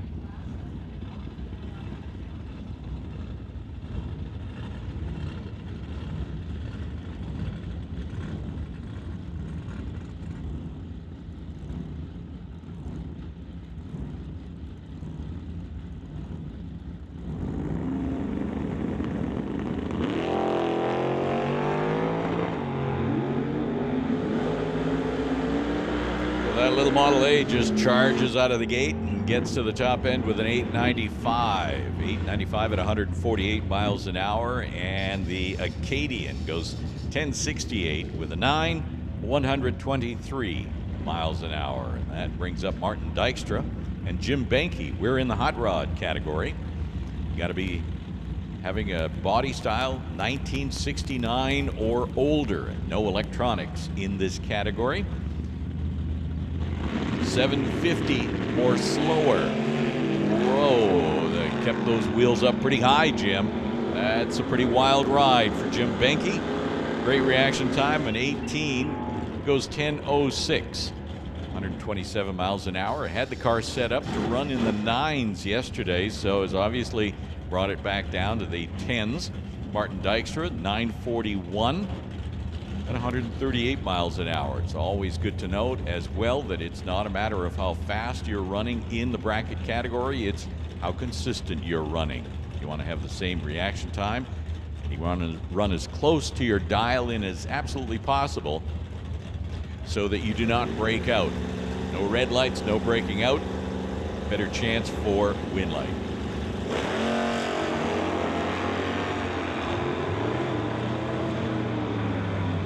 So attention in the pits. Attention in the pits. We're going to make the call for the CMDRA motorcycles. We need you to start rolling up into the staging lanes. We're going to have you in lanes 1 and 2.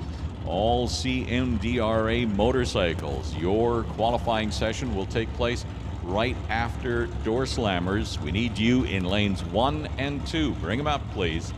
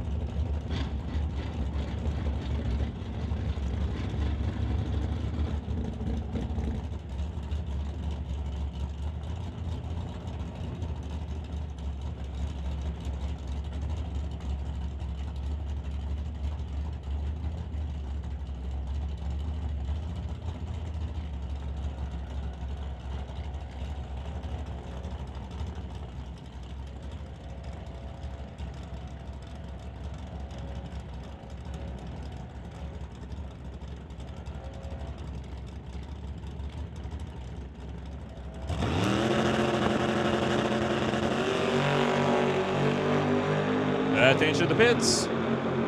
BC Super Shifters, we need you to lanes 3 and 4. BC Super Shifters, come on down to lanes 3 and 4.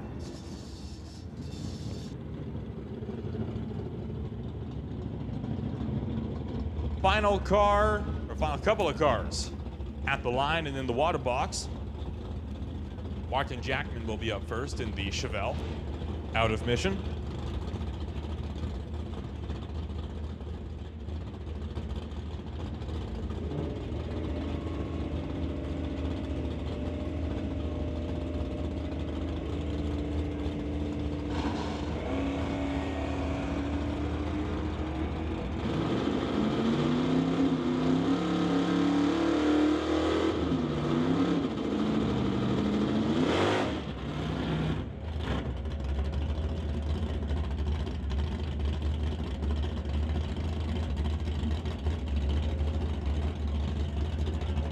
That will just leave Barry Patterson, the 1965 Coronet.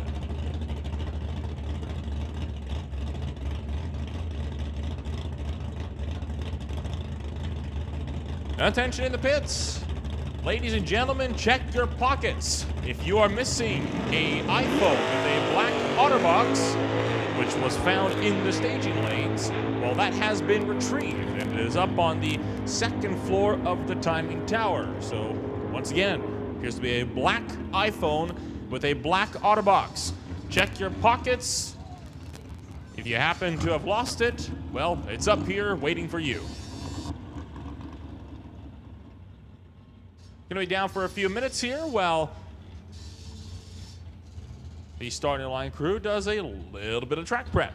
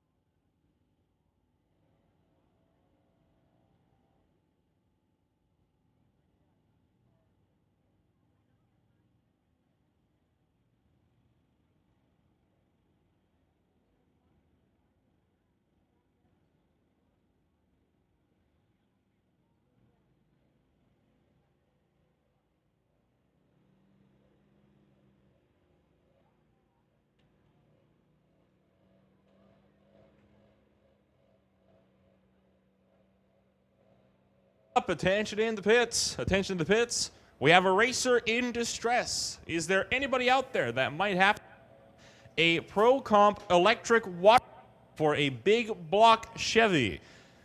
I know that Burt Worrell happens to be in need of one. I imagine it would be greatly appreciated. So if anybody happens to have a Pro Comp electric water pump for a big block Chevy, you can go and see Burt Worrell. I am more than sure he'll be happy to accept your help. Or if you don't know where he's pitted, just set it up here to the timing tower and we'll get the word out.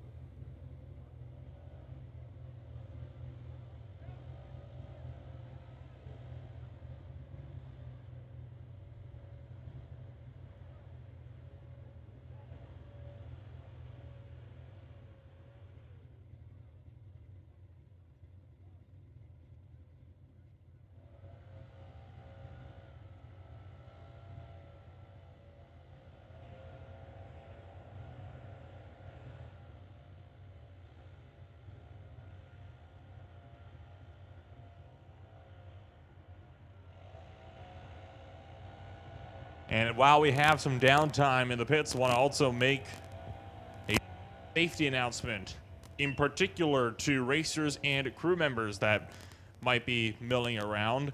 Please adhere to the speed limit in the pits. We have a 10-mile-an-hour speed limit. There are pedestrians, spectators, racers, crew members that might be crossing the path, not to mention wildlife. We do not want to have any accidents in our paddock.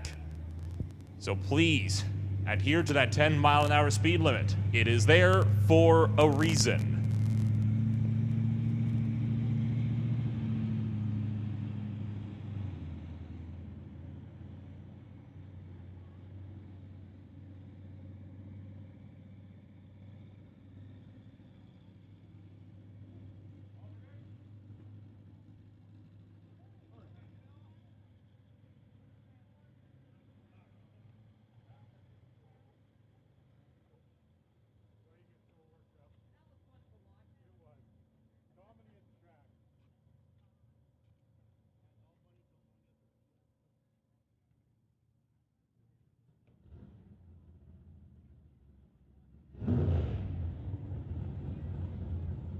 So engines are being fired up behind the tower here, and Super Combo is now rolling around the bend as we get set to go racing,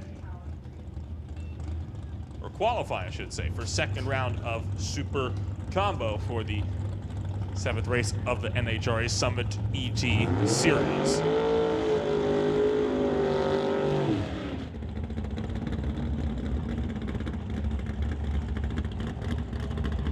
First pairing up going to be Steven Viech and Jerry Epp.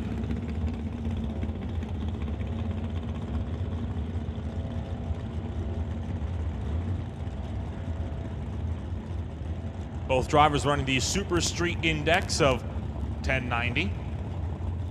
Throttle stops going to be in play.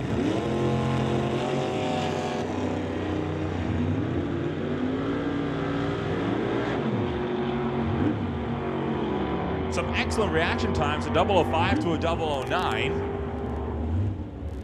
And how about that for Jerry Epp? 009 on the tree, 10.903, making that a 12,000th of a second package.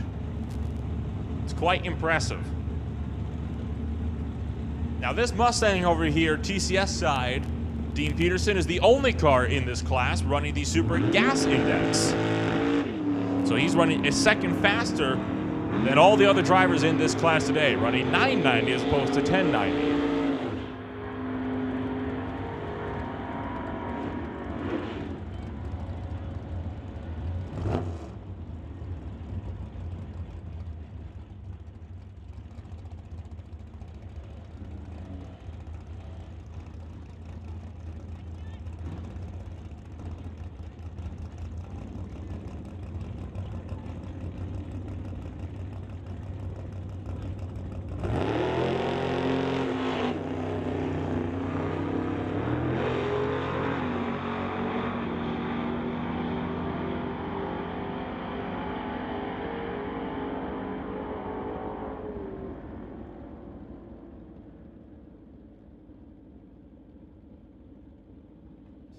So Dan Parsons and Glenn Eagledon were the last pairing to run in Super Combo.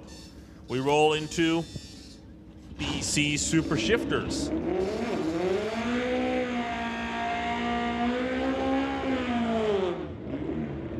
And we start things off with a solo pass from Terry Hookstens.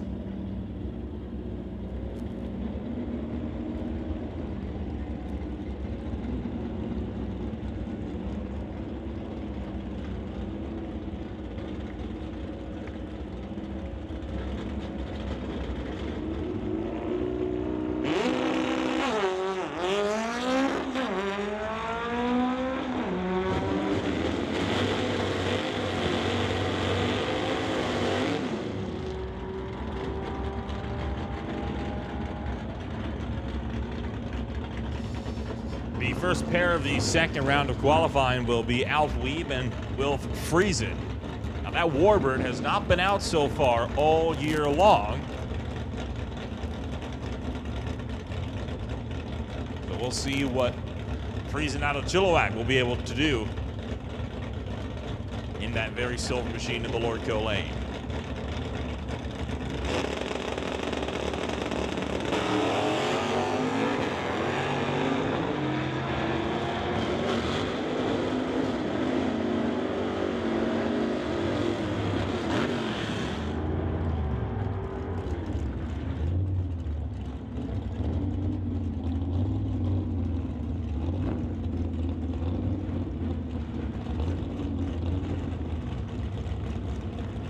John DePort, runner-up in the BC Super Shifter categories for the last 2 years, and is still chasing a championship in 2022. He's going to be qualifying next to Jamie Roth.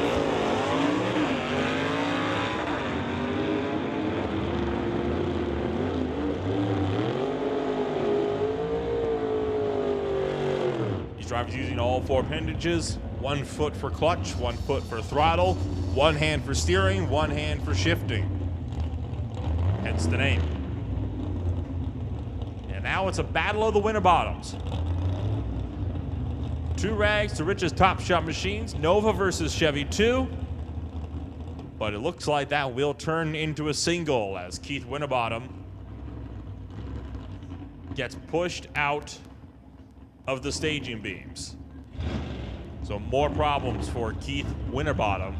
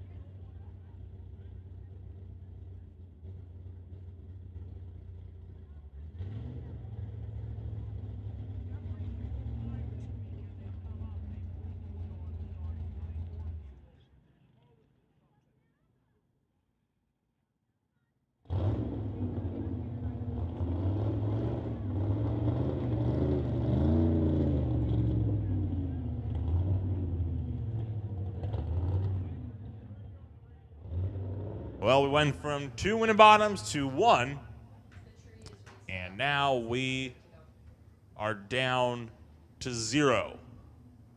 Starting line crew saw something leaking underneath both cars they were not fans of, and rather than have whatever was leaking down the whole track, decided, nope, we're backing you out from the staging beams. So that just leaves Dale Posnick in the Riff Raff Racing Mustang from 1967.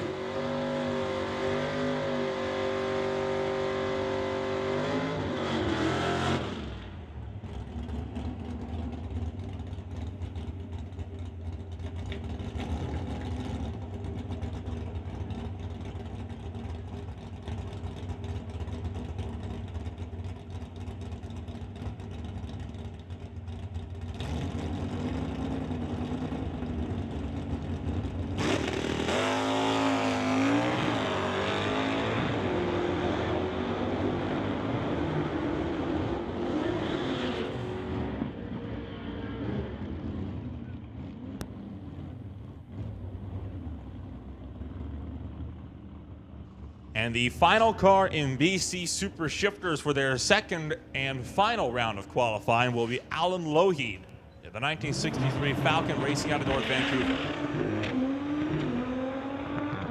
Small bit of wheel spin off the line, but quickly gathers it up, makes the full pull. Now to the spectators that are with us here today, if you're not already in the stands or by the fence, I'd get down there. Canada West Doorslammers, looks like they're going to be coming up next. I can see them coming around the timing tower. These are the fastest four-wheel machines that you're going to be seeing here this weekend in official competition. It is their first race on the season. They were supposed to be racing a few weeks ago, but bad weather called that race off.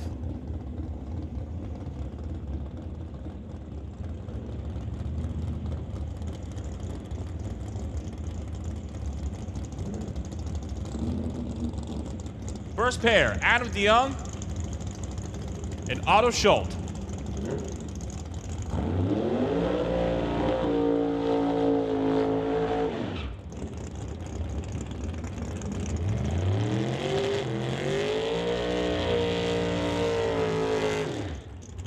Adam DeYoung under the Artex Barnes and Total Dairy Solutions colors, while Otto Schultz in the 2005 Cavalier wanted to give thanks to Georgia Straight Collision, Rondex, Associated Tire, Next Gen Hearing, and Odlum Brown.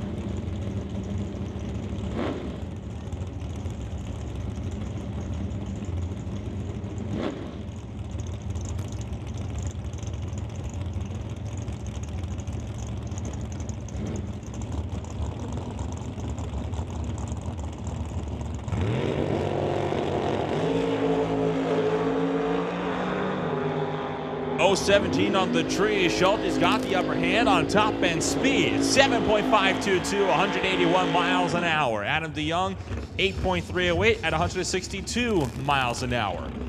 Now for these drivers, you have to run 8.9 seconds or faster. So if you're slower than 8.9 seconds, you don't race. They qualify based off of overall ET. The #1 qualifier so far, John DeYoung, ran a 6.7 at 205 miles an hour. Want to give a standby call to any drivers that want to make licensing or test hits at the end of this rotation.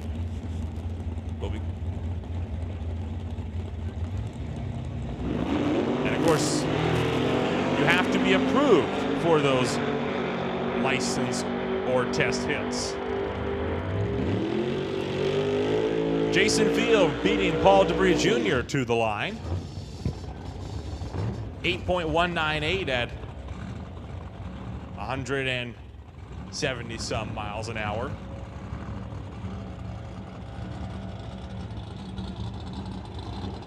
Now here is Peter Lecanis. Now this car,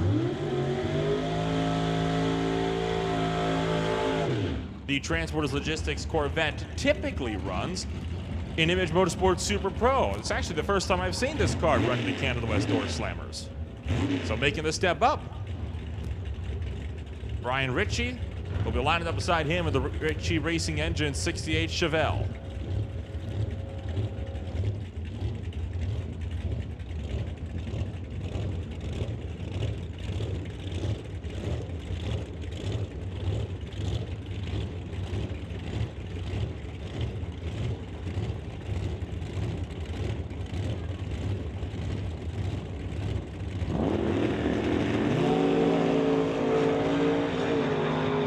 Oh, 20 on the tree for Brian Ritchie. Gets there first with a 7.878 at 173 miles an hour. Peter Lecanis 8.717.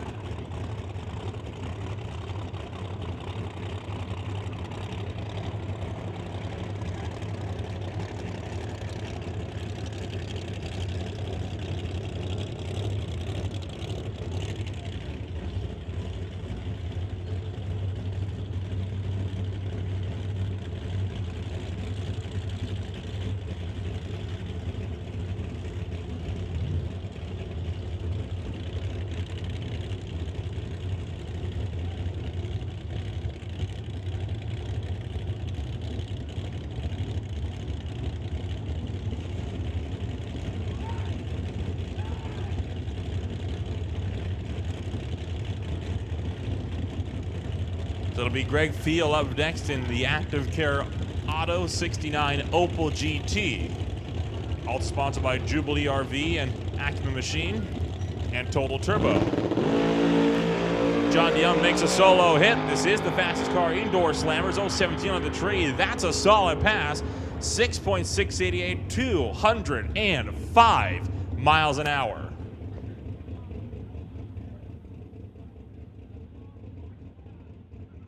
Pass from John DeYoung, actually quicker than his number one spot of 674, so he improved, running a 668 at 205 miles an hour. So whatever John is doing with that new swoopy Camaro, he's got to keep doing it, because boy, that is a strong, consistent runner.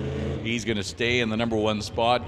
Although there's a lot of good, strong cars here today, there's always a chance that you get bumped out, but boy, he's got a strong running car. Greg Field having a little bit of confusion after his burnout, and so he's going to redo the burnout. And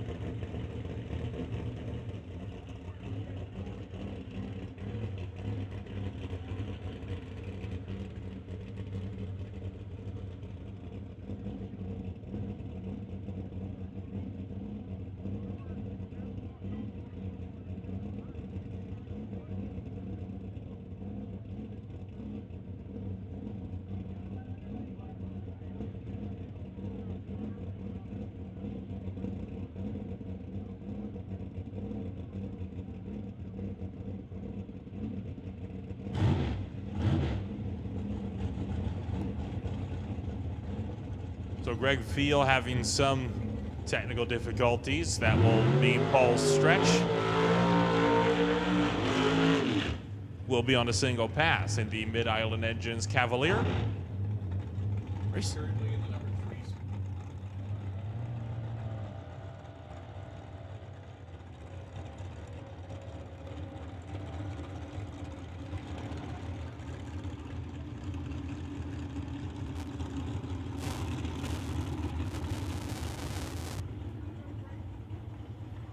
The next pass, if you wanted to improve to at least the number 2 spot, would have to beat Rod Leclerc's time of a 6.767. That is a good half a second up, so he's got to find a lot of speed in that car if he wants to beat that.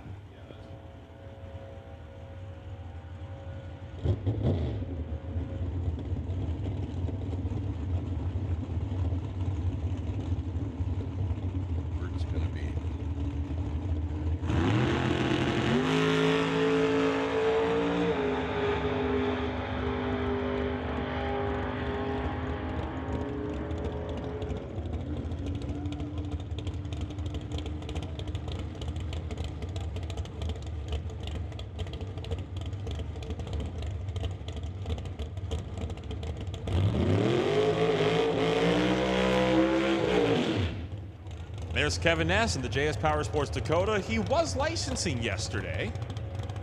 Now looks like he licensed just in time to get it.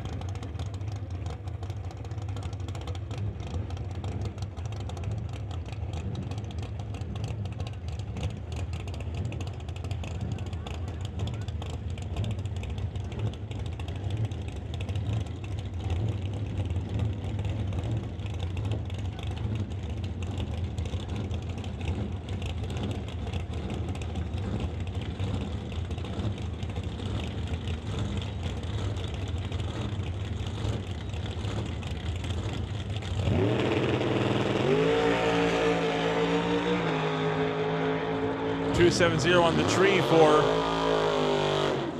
Kevin Ness, 7.547 at 178 miles an hour.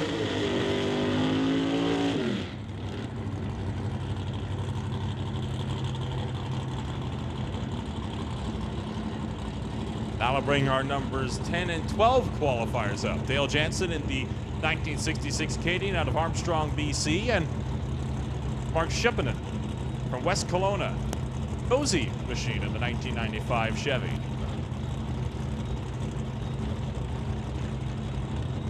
Jansen, number 10 qualifier, 9:06. Mark Shippinen, the number 12 qualifier, 8.109.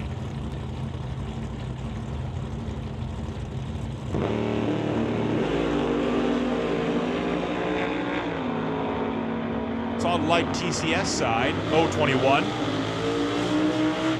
And it is an improvement for Dale Jansen, 7.830 at 174 miles an hour. And in fact, for Shippinen, he will go 8.096, improves on the time, but he does not improve on his positioning. Still, just about a 1/10 of a second off of John West's 8-second flat. Devin Jansen dialed in at 8.547 for the number 19 qualifier spot. Derek Shirk, 8.492. Set as the number 17 qualifier, the titanium Chevy 2.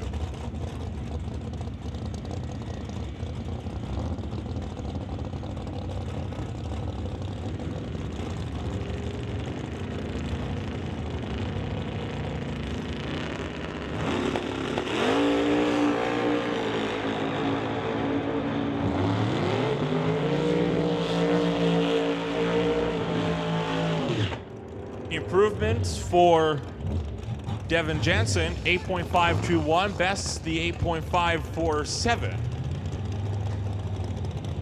But he remains under the number 18 spot.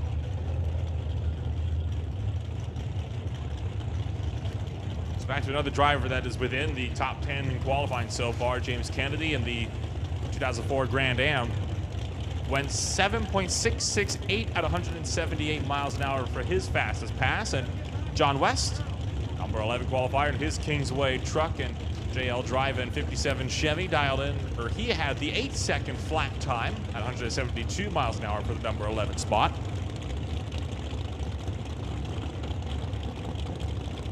But too, that when you saw John West bleeding the nitrous off the system, getting the nitrous close to, well, getting all the oxygen out of there, the plume of the nitrous was very small. There's not much humidity out in the air at all. Wow, he runs a 699. So he had that one dialed up from his 8 at being the best yesterday. 699 puts him into the number 3 spot, 195 miles an hour. Wow. How's that improvement? 11th to 3rd on one run.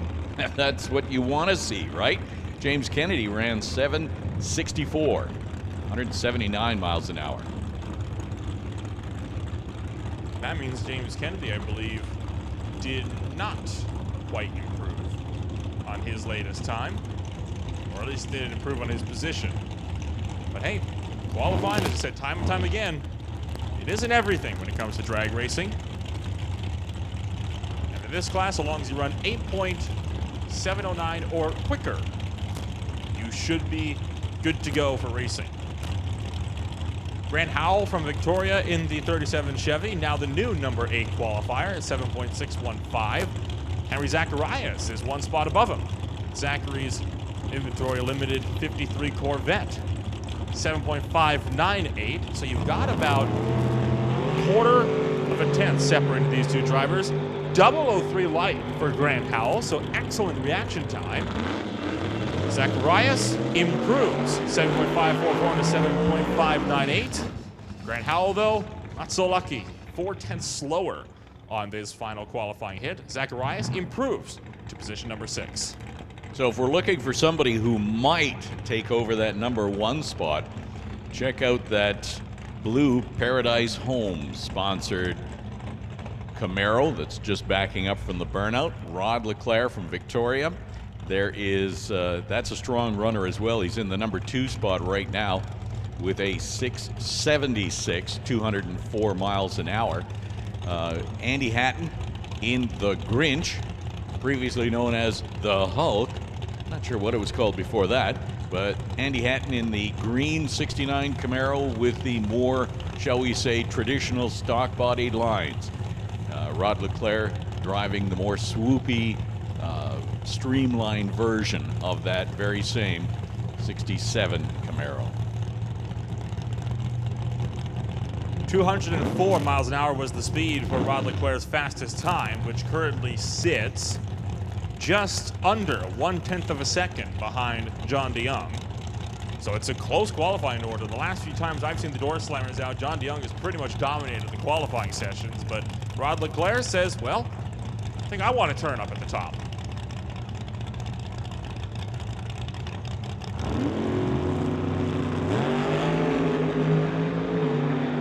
So like a solid pass for Rod Leclerc. 6.732. He improves on the time, but it's not good enough for the #1 spot, but so close. So close. So Rod Leclerc. Here's your top 8 runners in Canada West Doorslammers. #1 is John DeYoung with a 668. #2, Rod Leclerc, 673. Johnny West.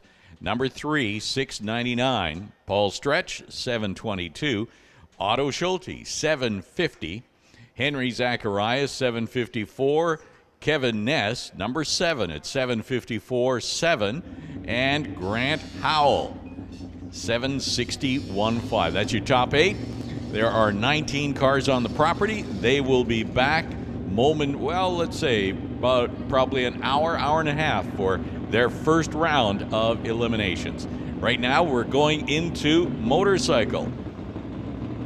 Canadian Motorcycle Drag Racing Association hosting their first event here, their main event of the year at Mission Raceway. That is today. They have one round of qualifying to take place, and then they are going into eliminations later this afternoon.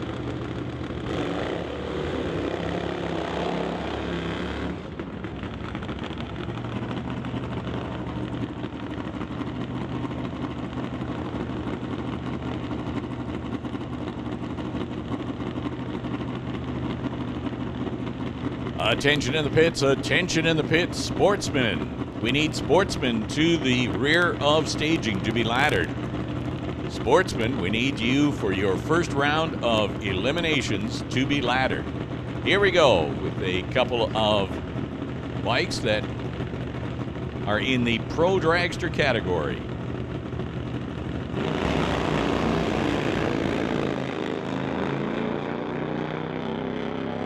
Running close to the outside edge of the groove on the Lordco side. 844 at 156 miles an hour, 958 for the Pro Dragster.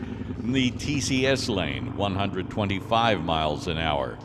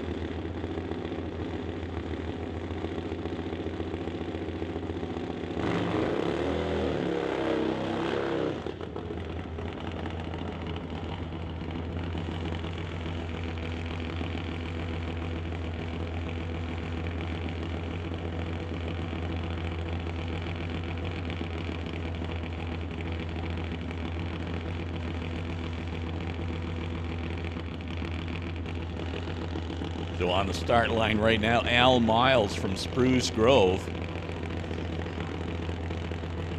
This is a bike that's sponsored by Cougar Paint and Collision. Hypercycle. Wheels up, as is normal for that type of motorcycle. Came down hard. Should have gone a lot further with that wheel up in the air. Still runs 857. 150 miles an hour for Al Miles out of Spruce Grove.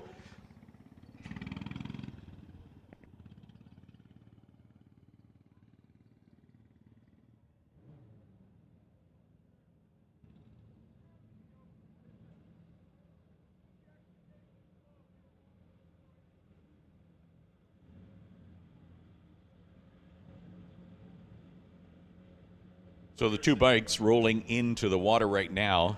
You will see on the wheelie bars the banners for what class they are running. PM, that stands for what was an old class called Pro Modified. I believe it's now been elevated to Pro Extreme. These are purpose-built, highly modified, production-based engine dragsters. They run $9.99 or quicker. They use various fuels and fuel delivery options. All of that is legal. They do have some weight restrictions, though, so that is the Pro Extreme or Pro Modified category. I will say that over here on the tower side, that is Gary Christopher. Gary is celebrating his 65th birthday today. That's what I'm told. So congratulations, Gary. 65th birthday. I promise not to sing happy birthday. You do not want to hear that. But happy birthday just the same. All good wishes. So Gary Christopher rather, from Hope, and Matt Smith from Merritt on a Suzuki over on the TCS side of the racetrack. Gary Christopher on the Lordco side.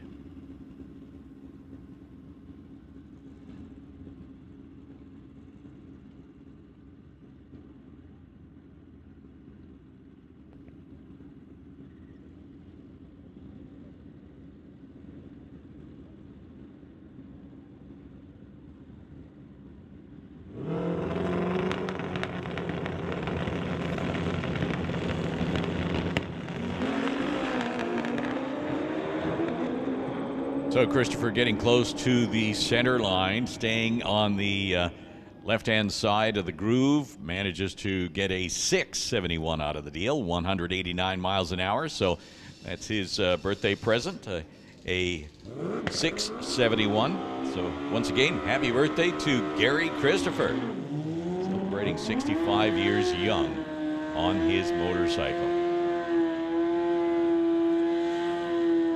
So right now at the start line, on the TCS side, that is Steve Abusini from Poco.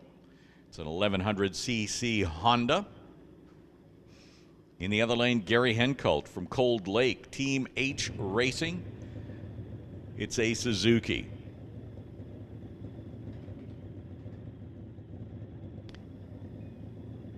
Bikes running in a Pro Street category. That's formerly a street bike shootout.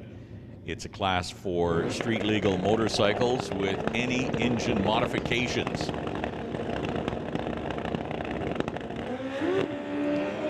Wow, Henkult having trouble off the start line, not able to get the bike to launch hard, while Abusini goes 845, 167 miles an hour.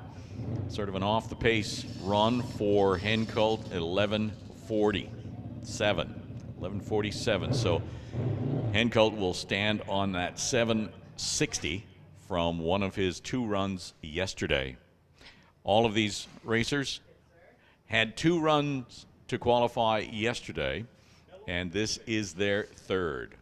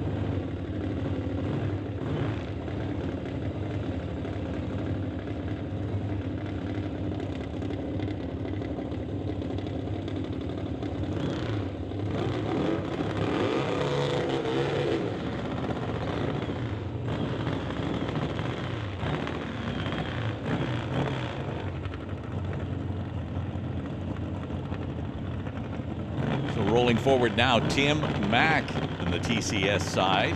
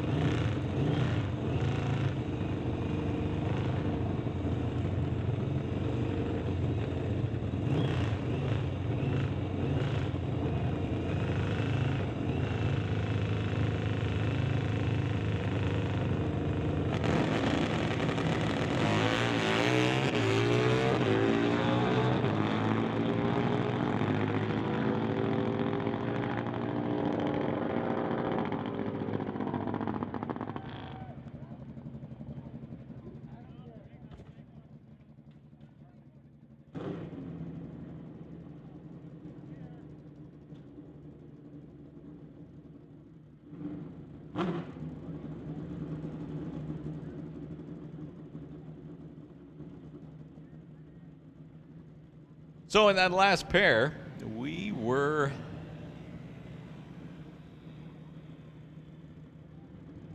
occupied. I was trying to think of what the word was. So we continue with third round of qualifying here with the Canadian Motorcycle Drag Racing Association, CMDRA. Dana Corky and Roger Bouchard. Corky from Rimbey, Alberta, and Bouchard from Merritt.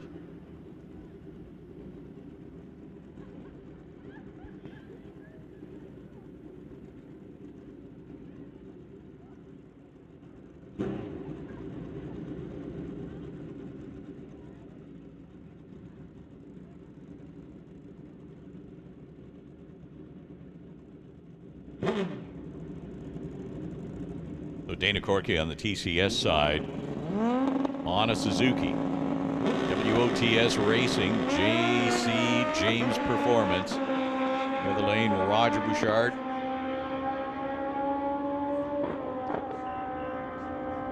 Bouchard goes 872, 149 miles an hour.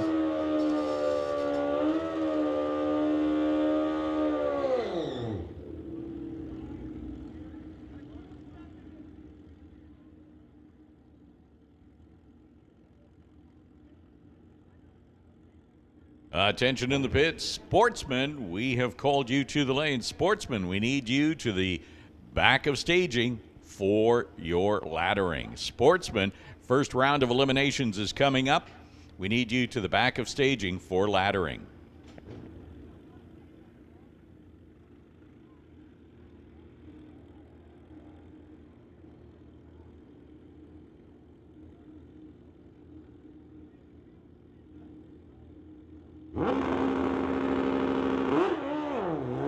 Dallas Larson leaving the line on his Suzuki. Heads down track, stops the clocks at 9:73, 136 miles an hour.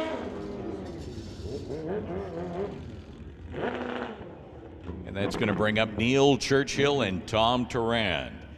Neil Churchill here on the TCS side.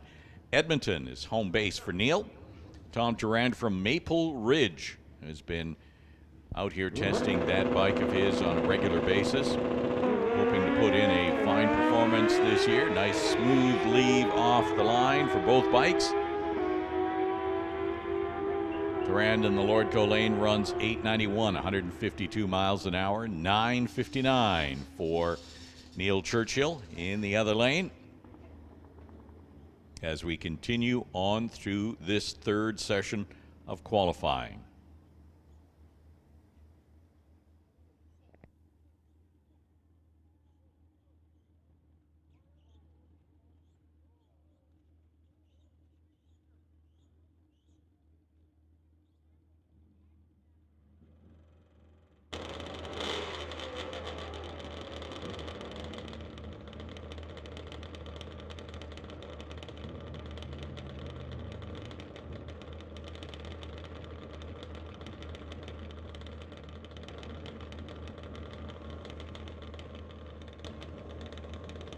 Adam Hetler is sitting Right now on the start line. No information on the other rider. Adam on the Lordco side of the racetrack. Kawasaki over here on the Tower side.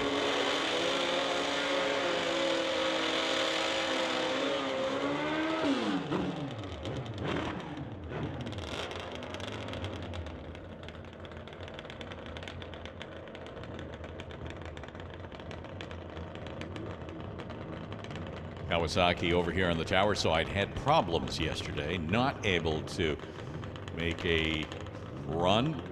Got up to the start line, but then had to shut it off and take it back into the pits. So this will be his first or perhaps second. I'm not sure if he made the first qualifying session. I don't believe that he did.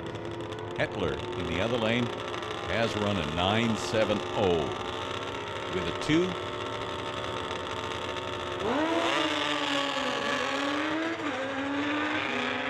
Problems for the Kawasaki here, Tower side, as he had some tire shake. In the other lane, Lordco lane, 967, 137 miles an hour for Hetler.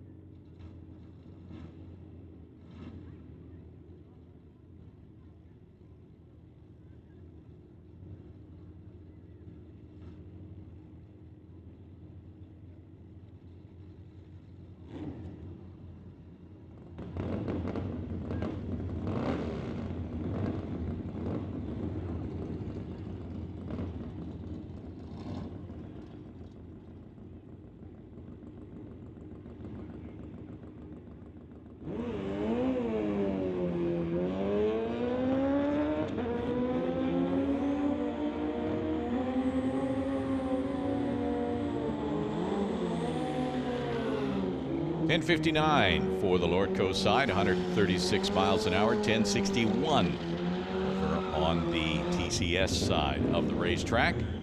As we continue with street motorcycle qualifying. Street motorcycles, basically with any type of fuel delivery system that could be gas, nitrous oxide only.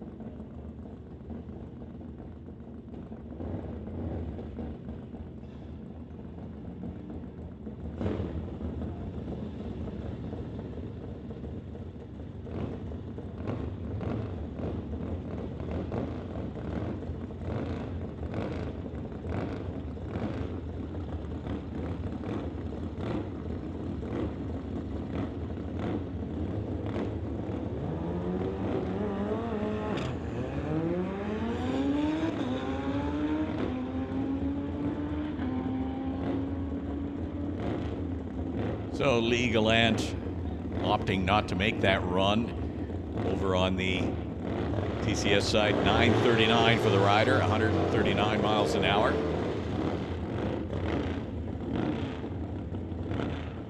Here comes Dieter Gerst and Rob Forer. Rob Forer on the Lordco side from Maple Ridge.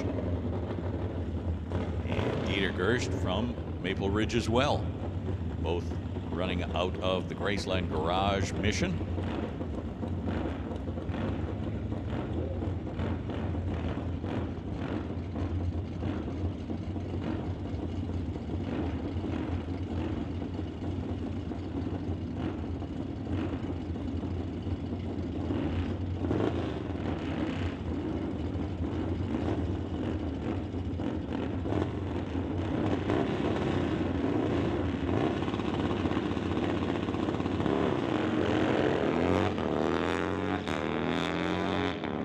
Squirrely off the start line, Dieter Gerst, but got it under control and will run it through with a 10:13, 130 miles an hour.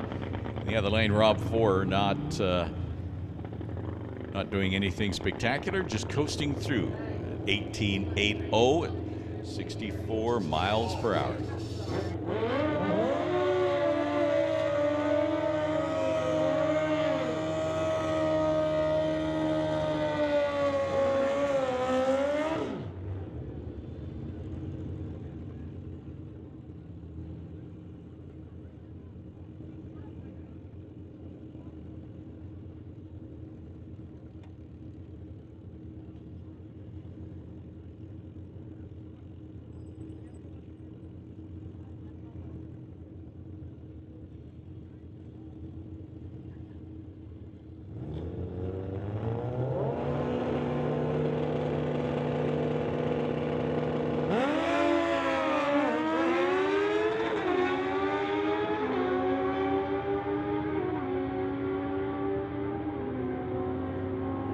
Clayton Potter goes 9:30 on the TCS side. Tom Turan in another class goes 8:70.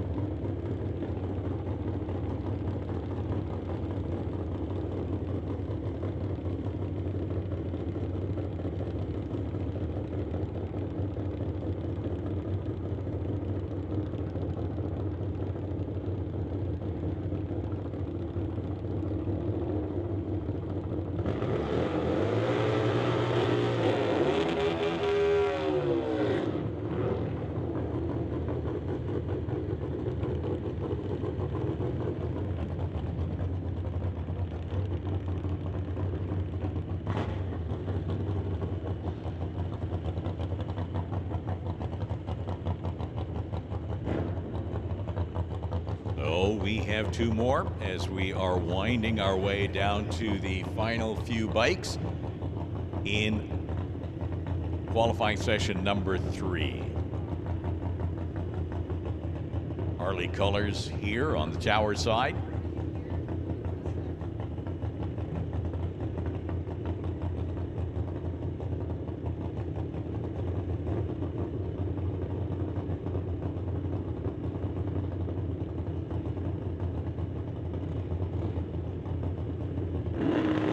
Bikes are running in the super gas category, and wow, out of the groove and very close to the wall over here on the TCS lane. Managed to save that one, bring it back around. Ran a 974 at 138 miles an hour, completely out of the groove for about half of that run. 8:33. Wow, 8:33 with a 6.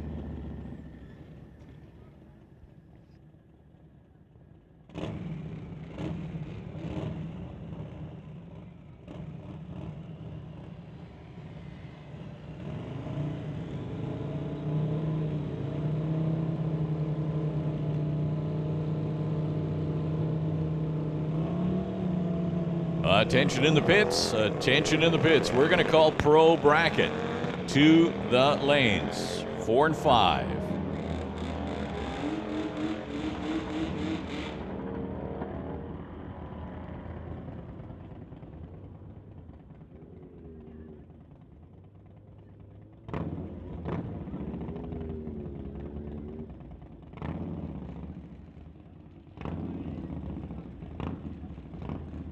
So Pro Bracket, just want you to hold on that. We're going to do some clarifying here.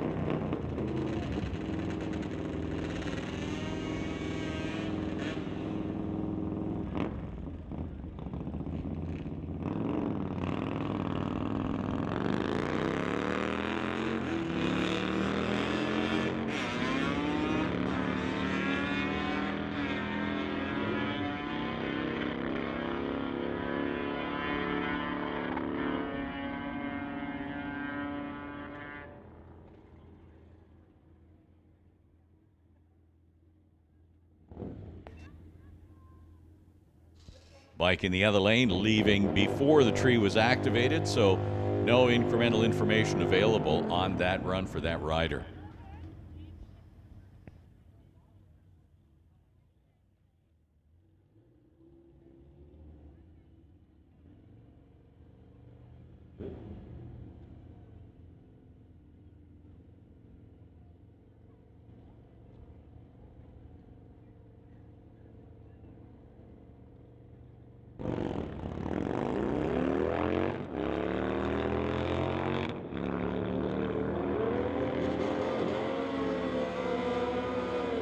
So on the Lordco side, the rider makes a pass at 12:24 to 107 miles an hour as he completes his third qualifying pass.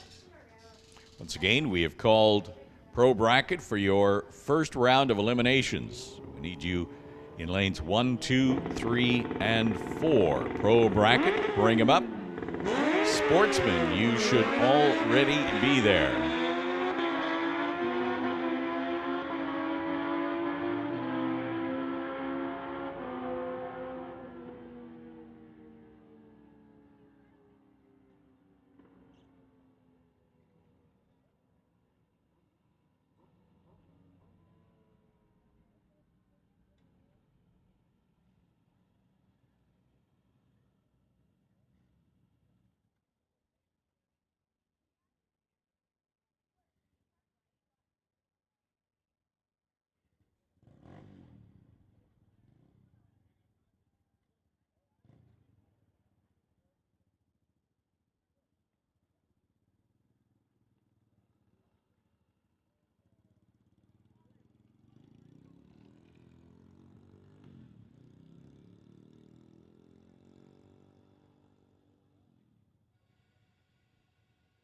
If you're watching our race event online, at home, on the YouTube, we certainly want to give a big shout out to the good folks over at Valley Tech Production. They have put together an absolutely stellar broadcast standard, and we thank you for your support watching. Lordco Auto Parts sponsoring our online streaming coverage of the NHRA Summit ET Race Series number 7.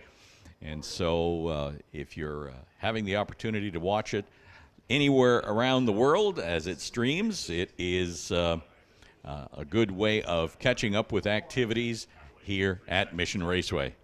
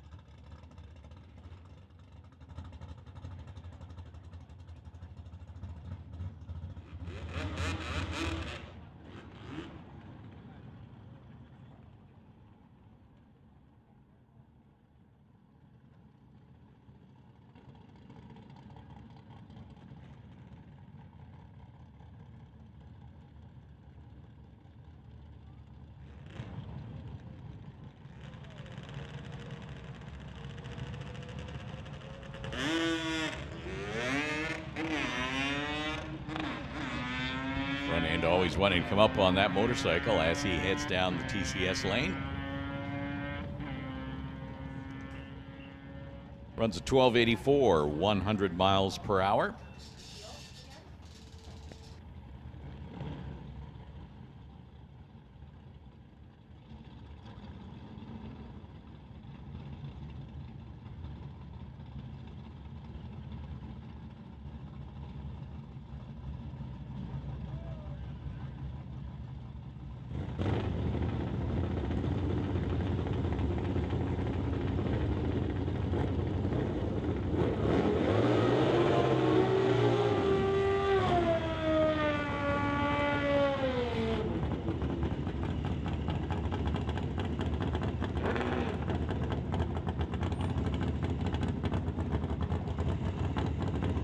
Tom Tarand over on the Lordco side of the racetrack. Harley over here, running designation CB. Actually, that's probably Crazy 8. 888. Not a category I think that they're running any longer, but nonetheless. 885 and 864. So both bikes running in the 8s. If they're running Crazy 8, they're in.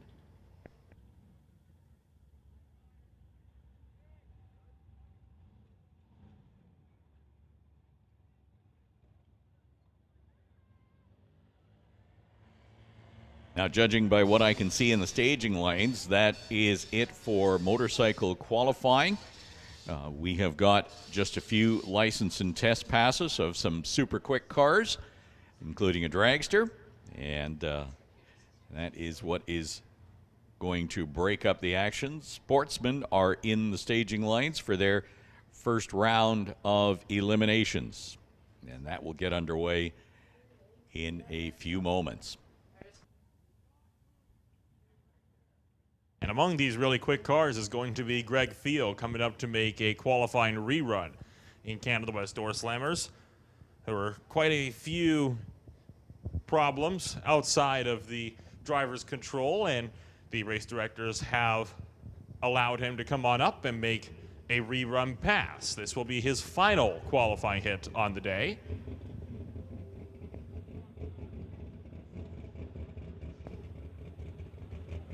Field currently sits 14th on the qualifying boards, having an 8.2 second time.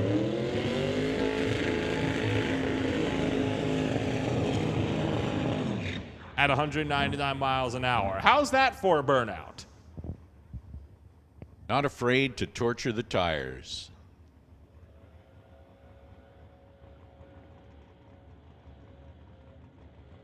Haven't seen the active Corrado Opel GT out for a couple of years by now. I think the last time I actually remember seeing this car on the track was all the way back in 2019. A short wheelbase car, awfully hard to handle. If it hooks up well on the start line, it can run in the sixes. So it has happened. But because of the nature of that car, twin turbos, lots and lots of power, but a very short wheelbase. It's like driving an old AA fuel altered in the 60s. If it connects, if it hooks, it'll go straight and it'll make a great run. But there's lots of opportunity for all of those variables not to happen.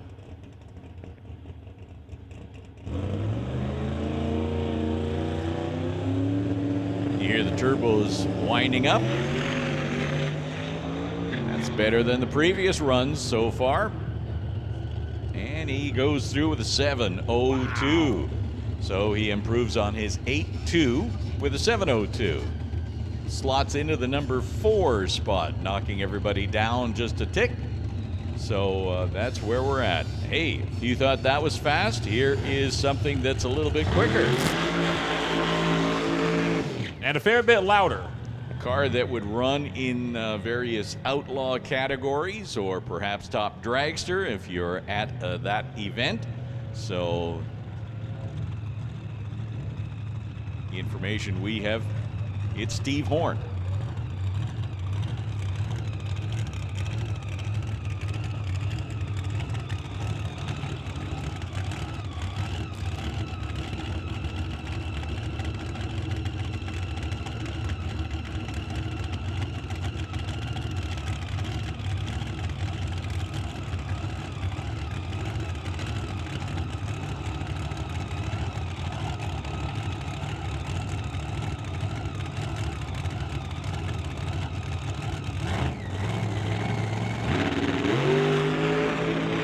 Front wheels bouncing on that leave. It's going to be straight and true. Run 663. 663 at 195 miles an hour.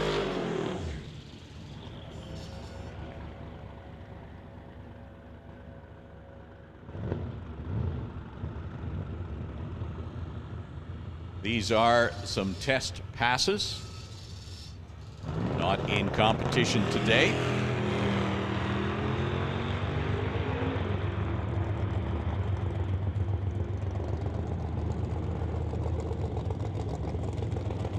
.969, 122 miles an hour. Kind of a sleeper car.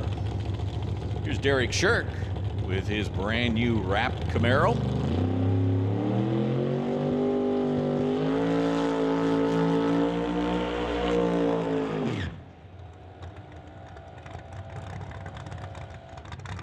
Also, not a fan of his Goodyears.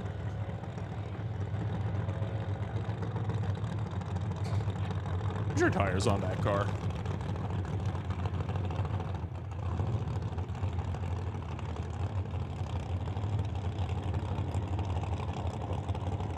Yes, Derek running Hoosier slicks.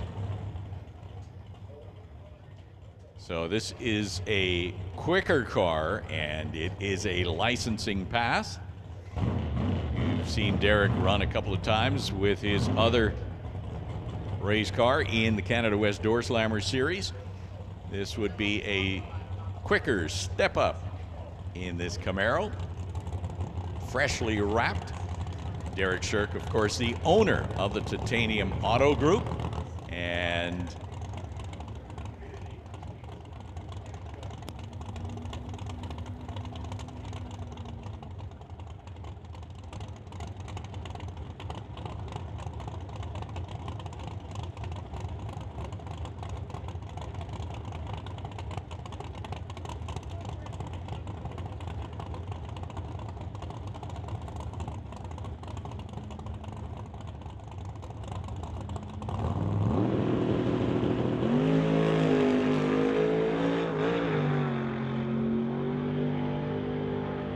so Derek making a full pull on the Camaro, 753 at 184 miles an hour, and he pops the chute, brings the car to a stop at the top end. Just a couple more vehicles making some test passes.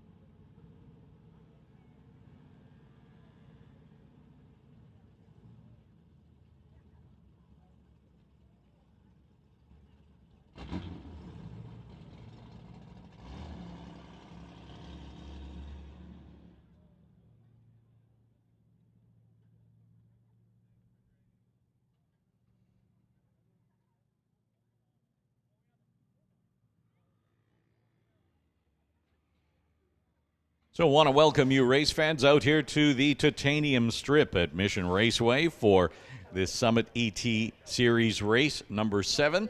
Titanium Auto Group is the Lower Mainland's leading pre-owned car dealership, offering nothing but the finest in pre-owned vehicles. So regardless of budget, Titanium provides you with a first-rate buying experience. Titanium deals in only the most exceptional pre-owned cars, trucks, minivans, and SUVs, because that is what their customers have come to expect.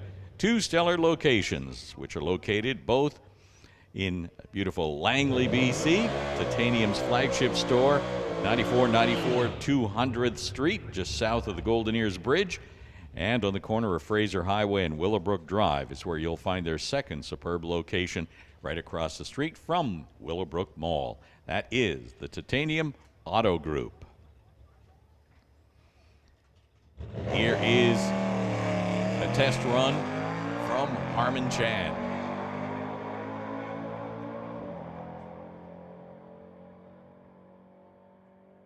Goes through the top end with a 1095, 120 miles an hour.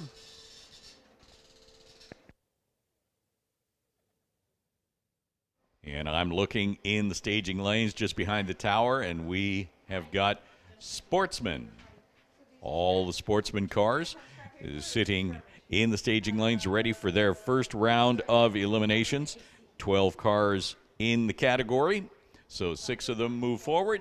6 of them look forward to the next race. And we got Pro Bracket, Bubba Speed Shop Pro Bracket, all sitting in the staging lanes waiting for their first round as well. So things are going to start to get hot and heavy as we begin the elimination rounds. It's a good time to talk about the fact that while we're getting ready for today's race, we have got a full season of races that you hopefully will want to mark your calendars for. Next race in the Summit ET Series, races 8 and 9. That is going to be taking place June 4th and 5th. That race will also include the BC Super Shifters, the Super Combo, and the Canada West Doorslammers as well. And then in June, on the 17th, 18th, and 19th, we have a major NHRA event. The Lucas Oil Drag Racing Series comes to town. And so all the NHRA classes of Super Gas and Super Comp and Top Sportsman and Top Dragster and a host of others all going to be here at Mission Raceway. You'll be seeing a whole lot of cars that you will normally only see at divisional races.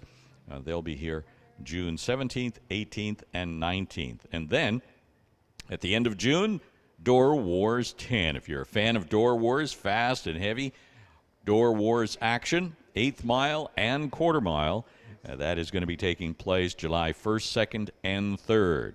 On the July 22nd, 23rd, and 24th, TNT Motorsports is going to have their West Coast Classic here. That is a major bracket race. So all of that will be taking place at the July 22nd, 23rd, and 24th event. And then at the end of July, July 30th and 31st, Langley Loafers Old Time Drag. So all cars pre-1972 going to be here. Kind of a nostalgia flair. So all sorts of vehicles, including some old style, old school gassers. They're going to be here too. So something to look forward to at the end of July. That's going to take up a good portion of the summer.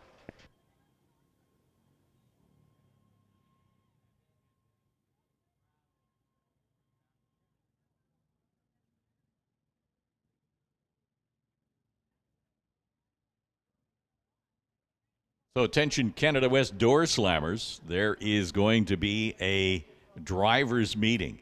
And I'm told the drivers meeting is mandatory. It's going to be at Jason Fields trailer. That's where the ladder will be. So head over to Jason Fields trailer or be square. It is a mandatory drivers meeting for Canada West Doorslammers. So head over to Jason Fields trailer.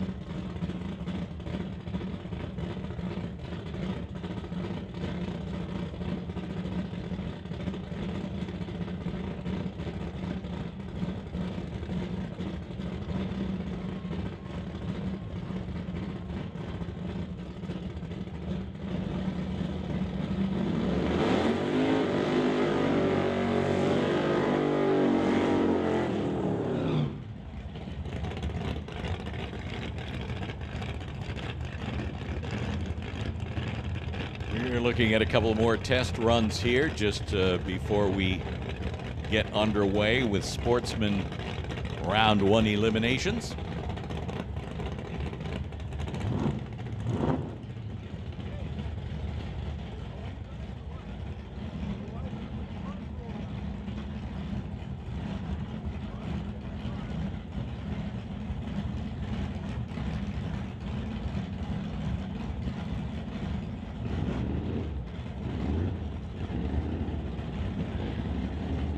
Once again, Marcy's heading down there. Jason Fields trailer, mandatory drivers meeting, and that's where you'll find your ladder for Canada West Doorslammers, right? Get all those drivers over there to Jason Fields trailer. That's where the ladder and where Marcy will be for a mandatory drivers meeting.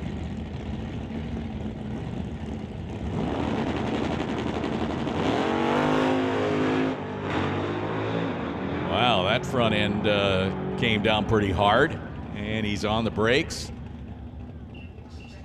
Pulling over.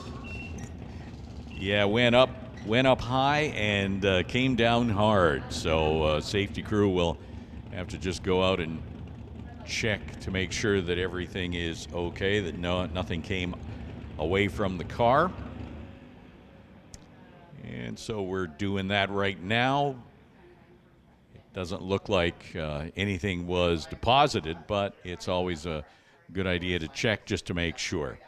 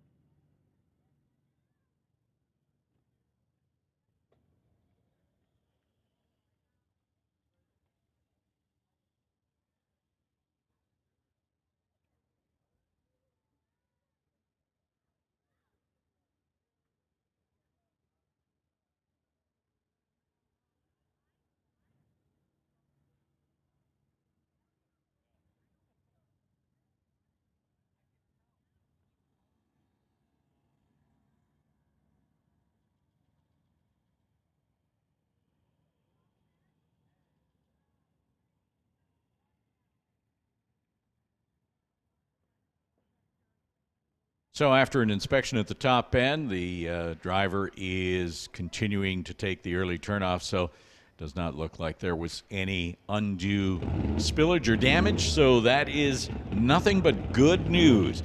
And that is exactly what we want to hear. This weekend has had a certain amount of carnage, shall we say, and that's not good for the racers, and a lot of times that precipitates us in a holding pattern.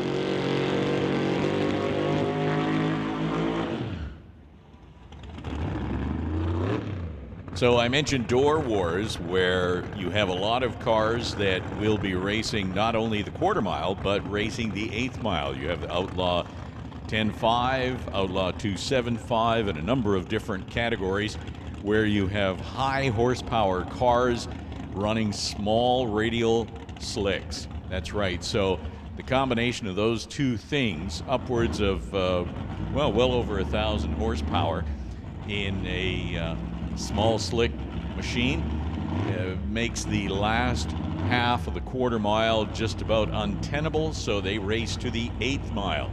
And even racing to the 8th mile, controlling all that horsepower can be a challenge. This is a test hit of some of the action that you will see during Door Wars. A test hit to the 8th mile. The 8th mile shown very clearly on the drag strip. You can see that where those blocks are and the painting on the sidewall.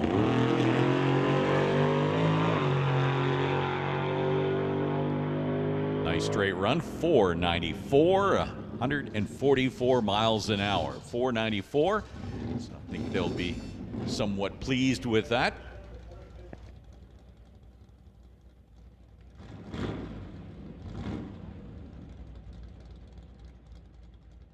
So here we go. First round of eliminations for Sportsman. We are looking at 12 cars in the category. Actually 13 by my count now, and Hermsen gets the bye run. Randy Hermsen, school bus driver from Mission, driving that 58 Oldsmobile, will advance into the next round. Randy Hermsen runs at the top end, 13:57, 88 miles an hour. Sort of a taking it easy kind of a pass. And that's going to bring up our first pair. Eric Hansen on the Lordco lane from North Vancouver in the 69 Plymouth Dart, and Joanna Robello, 86 Corvette, over here tower side. They're working on a handicap system. Slower car leaves first. You can see the handicap on the top end reader boards. So Joanna dialed in at 1420. She leaves ahead of Eric's 13 flat. The question is, who's going to get closer to the dial-in and who had the better reaction time? Put it all together, and Eric Hansen gets this win, 13:10 at 96 miles per hour. So Eric Hansen in his Plymouth advancing to the next round. Kai Jesseman and Gary Fawcett now. Jesseman from Surrey and Fawcett from Burnaby. 14:22 is the dial-in time for Fawcett, so Lordco lane moves first. Here comes Jesseman as they leave both clean and green on the start line. It will be decided at the top end who runs closest. Win light 2, Kai Jesseman. 12:16 at 109 miles an hour. 14:15 breaking out, Gary Fawcett. Brendan Piskachik now in the Lexus, 2002 Lexus. Not the car that Brendan normally drives. Bringing out his daily driver here, Scarlett Morin in the other lane. Morin Motorsports in the 1980 Malibu.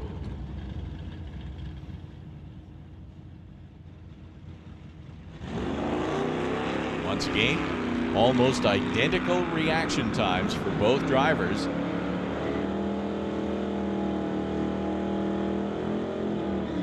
Attention in the pit, junior dragsters. Peden Industries junior dragsters. We need you to the lanes. Thunder to 1, Lightning to 2. Bring them up.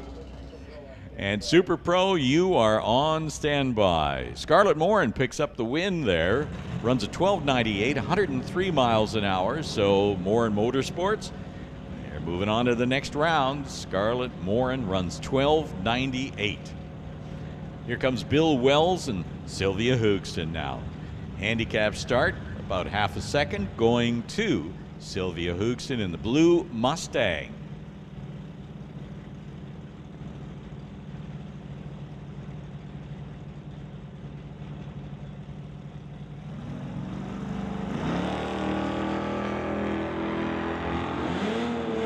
Once again, both drivers leave clean and green on the start line. Win light comes on for Sylvia Hoogston. Runs a 12:53 at 101 miles an hour, besting the 11:93 of Bill Wells. So while they both broke out, Sylvia was closest to her dial-in. Here's Jim Mantle in the Pacer. Mantle driving the 1977 Pacer, 258 cubic inches of AMC power. In the other lane, the 2016 Golf of Steve Baskerville. Pacer gets the handicap, and Steve is not patient enough, goes red. So the win light automatically goes to the Pacer in the Lordco lane. You can see the green light shining on his side of the scoreboard. 14:56, 89 miles an hour for Jim Mantle, who actually was runner-up in Sportsman in 2019. In the pickup now, Bo Dickey, 1310. Used to be running in junior dragsters and now is running in this S10 pickup. Sidney Jung in the other lane.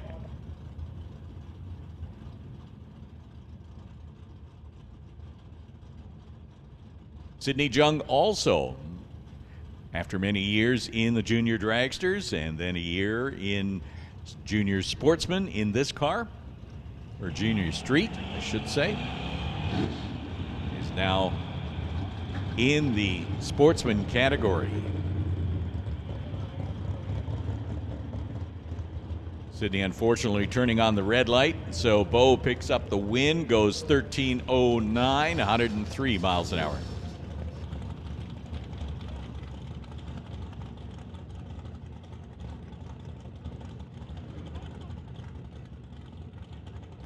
So that is going to take care of the sportsman category first round of eliminations.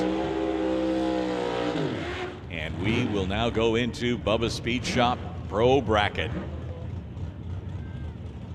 Attention in the pits, Super Pro. We're now calling Super Pro to the lanes. Super Pro, this is your call. Bring them up to the lanes. Junior Thunder and Lightning, you should already be there. Thunder in 1, Lightning in 2.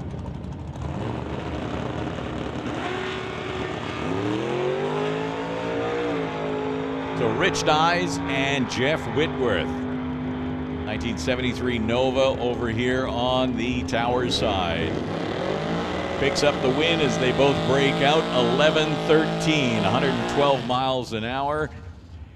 Jeff Whitworth in the pickup, running a 985 at 133, but it's Rich Dyes, the stay-at-home dad, who advances into round number 2. Stuart Funk now from Lake Country, BC over here in the TCS lane. James Dobson in that Chartreuse 70 Camaro. Ron's Engine Machine sponsored. He is a refrigerator mechanic in Langley. James Dobson running a 383 small block Chevy, 396 cubic inch Chevy over in Stu Funk's Chevelle. So handicap start will be going to Stuart Funk, and James Dobson has to sit patiently waiting for his green light. It's a red light for Stu. He goes 002 red, so 2 thou red, and that takes him out of competition as the win light comes on for James Dobson. 10:53 at 127 miles an hour to go into round number 2. 19 cars in pro bracket.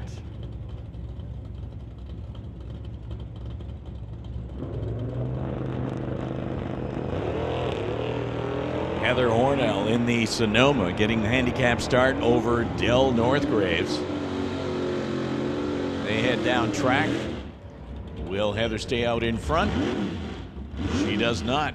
Dell catches her 10.63 at 125 miles an hour, taking that 1977 Nova into the next round. Dodge Dart over here, tower side. Brian Vader from Barhead, Alberta. And John Van de Ven in his gorgeous-looking 68 Firebird. Van de Ven's a mechanic in Abbotsford, dialed in at 10:08. Vader, also 10:08. It's a heads-up start. They charge off, and there's not much in it in their reaction times. They were both ready for that green light. The win light comes on to Vader as they both break out. 10:03, closer to the 10:08. So Brian Vader in the Dodge Dart picks up the win for round number 2. Here comes Jim Benke and Nick Ribello. Ribello, another one of those racers that got his start in the junior categories. Benke wheels up as is usual. He is very grateful, getting some support from Bucky's Mini Excavating Service, proud sponsor of Top Dodge. Benke gets the win, 10:19, 112 miles per hour over Nick Ribello's 11:49. So Jim Benke advancing to round number 2 in his Barracuda.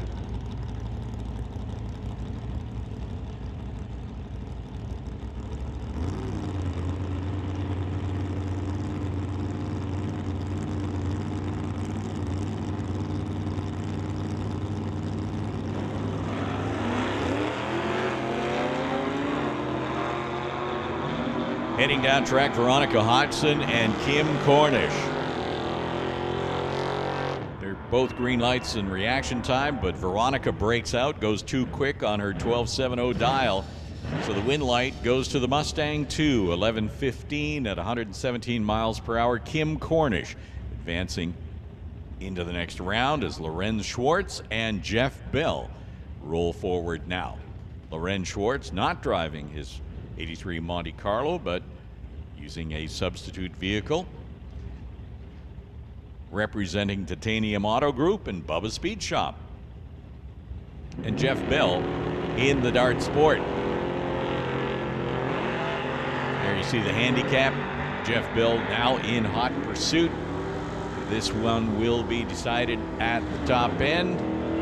Win light coming on for Jeff Bell. 9:55 with a 3 at 133 miles per hour. And here comes Walter Johnson and Dennis Winton. Winton's driving the 66 Bel Air wagon he calls Shaggy. Abbotsford is home base for Dennis Winton, dialed in at 11.80. So a little tiny bit of a handicap going to the wagon. Walter Johnson in the red Chevelle will sit there and wait patiently, or not. It was or not. He turned on the red light. So Dennis Winton gets the win light. In that particular case, goes 11.77, 112 miles per hour. And I know what you're saying. Wait, he ran quicker than his dial. And he can certainly do that when it's a red light in the other lane. Daryl Stobie and Jay White complete their burnouts as we continue in Pro Bracket. Bubba Speed Shop. Pro Bracket. Got a run between 9 seconds and 13.99, all these cars. And Daryl Stobie over here on the TCS side is dialed in at 10:34. Jay White, 9:78, is in the Mustang. Handicap will be going to the 64 Chevelle over here, tower side. A car that is campaigned on the NHRA circuit. Wheels up launch as typical for Daryl Stobie in that Chevelle. Will he manage to stay out in front? Both great reaction times, and he does. 10:34, 123 miles an hour. Daryl Stobie going into the next round, even though the other car was quicker. Remember, it's not how fast you are, it's how consistent you are, both in your reaction time and in staying as close as possible to your dial-in. And it is going to be Chris Stone next.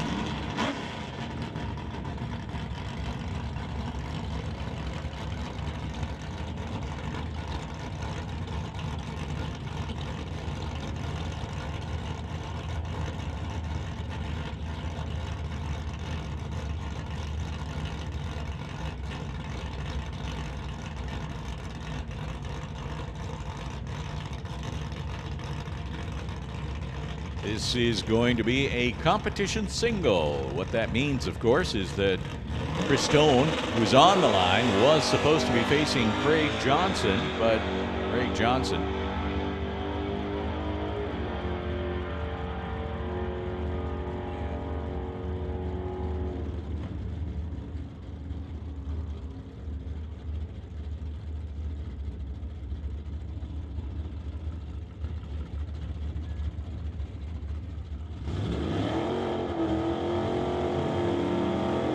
Chris Stone ran a 10:04 at 131 miles an hour. As Craig Johnson and John Barrichello roll up.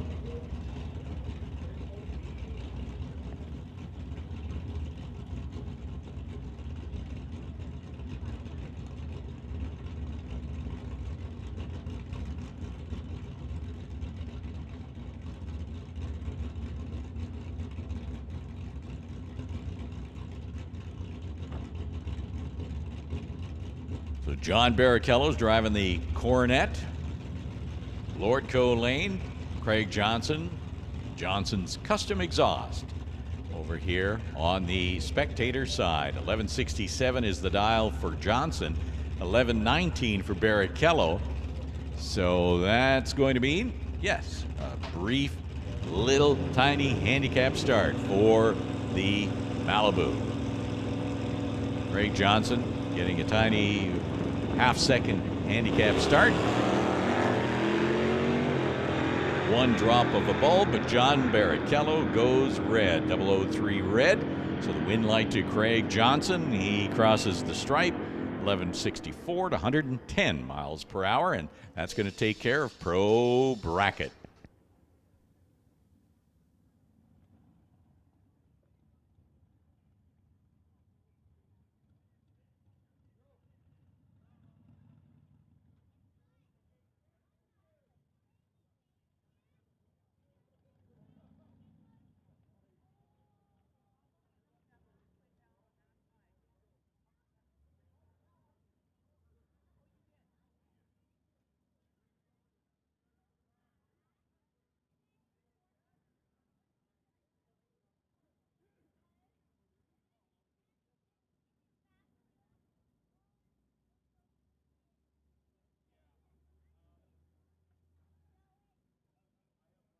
Just while we have a brief break in the action here, I had been mentioning from time to time how you should be heading over to the pro shop, or you should be heading over to the various vendors that we have on the property. And one of those vendors, of course, is the Badass Garage. That's right. They are located by the pro shop, and they have all kinds of, you name it, signage, great Father's Day gift items. So while you're over at the Half Track Snack Shack, check out what they've got going on at the Badass Garage. Some great Father's Day gifts, and they have also got some balloons and dinky toys that you can pick up for your child. It's by donation, but any money that they make all goes towards the junior dragsters. So all going to a great cause.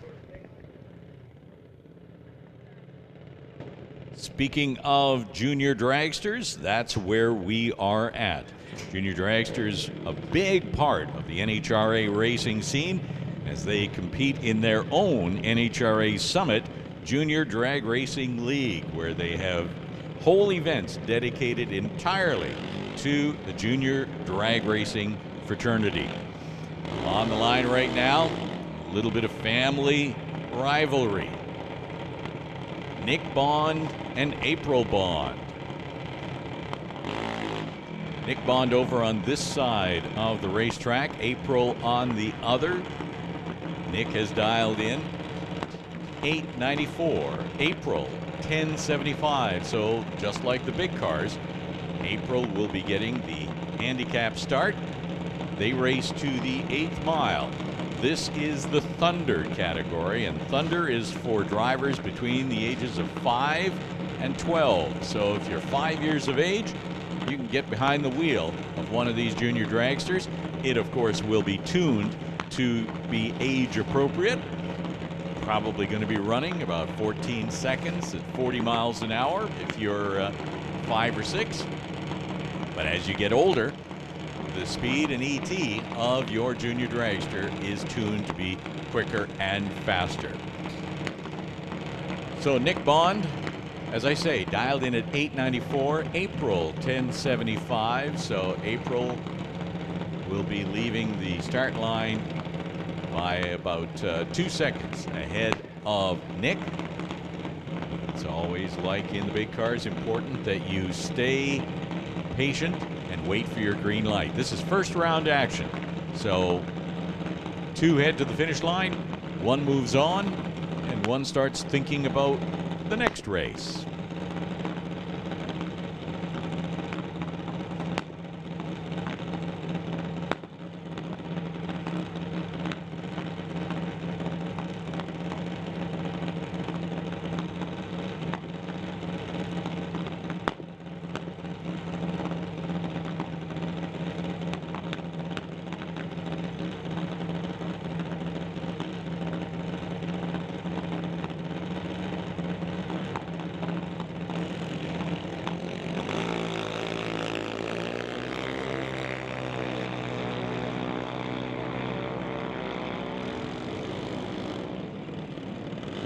So win light comes on for Nick Bond, 9:02, as April Bond goes too quick.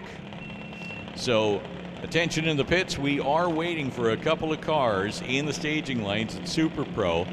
One of them, I think, is on the start line at 604R and 911. We're waiting for you at staging for your runs in Super Pro.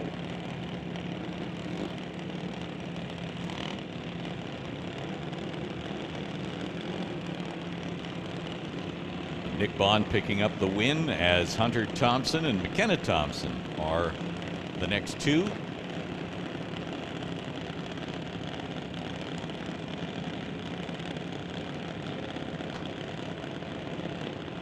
Hunter Thompson, 11:48 is the dial. You can see that at the top end on the TCS side. The reader board will give you an indication of the dial-ins for all cars, and you will be able to see who gets the handicap start, because it's the slower car that does that. 11:48, so Hunter will be leaving ahead of McKenna Thompson. 10:43 is the dial in there.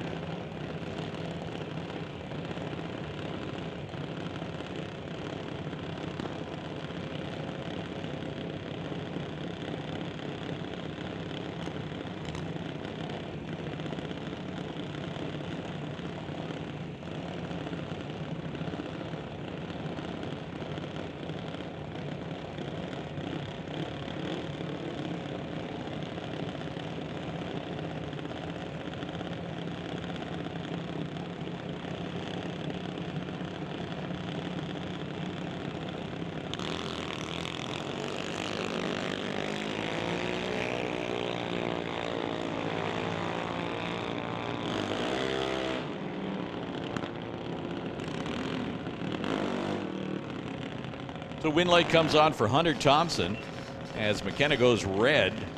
She was not quite patient enough. It's really hard when you see that car leave with a green light and you're sitting there waiting, and they're going further and further away.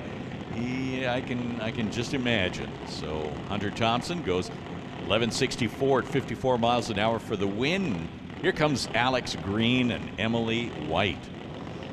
Got lots of cars in the Thunder category today. Thunder, there are 14 junior dragsters here. This is probably the strongest contingent of junior dragsters that I have ever seen assembled at Mission Raceway for 2022.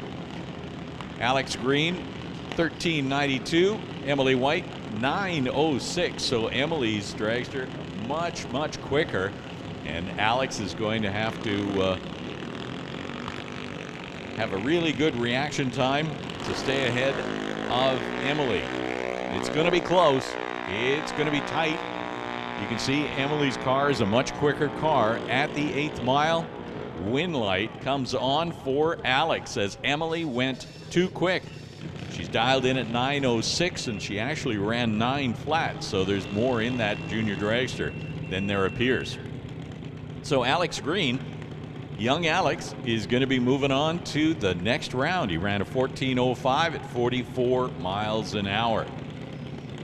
This brings up newly painted for this year, Hunter Gallant from Chilliwack. He's got a brand new paint job on that junior dragster, dialing in at 11:97. Ashton Katnick, racing family. Got 3 junior dragsters in the field today.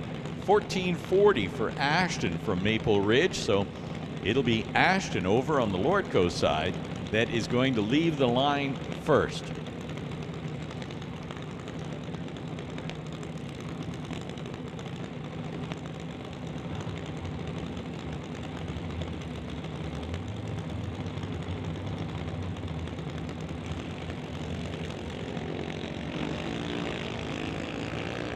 Attention in the pits, car number 647. Car number 647. This is your last call to be in the staging lanes. 647, your last call to be in the staging lanes. Win light comes on for Hunter Gallant. He goes 12 flat at 52 miles an hour. Ashton, who had the handicap, just went too quick, actually. Ran under the dial. The 14:40 ran 14:33 at 45 miles an hour. So Hunter Gallant going into round number 2 of Junior Thunder.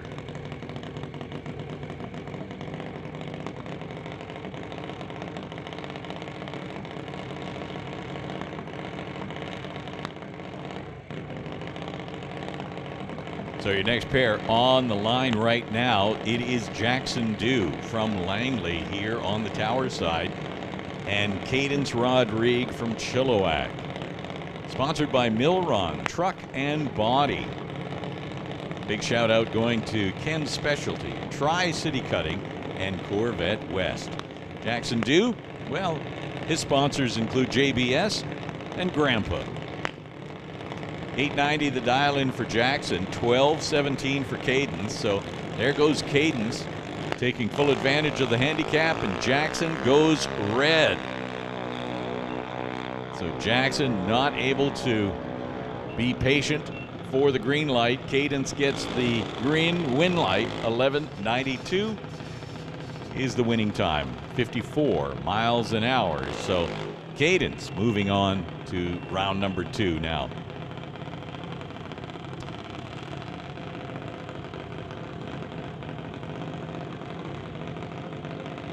Attention in the pits. This is a 25-minute standby call for Canada West Doorslammers. 25-minute standby call for Canada West Doorslammers, first round of eliminations. And that means that CMDRA motorcycles, you will be right after Canada West Doorslammers, so consider this a 25-minute standby call as well.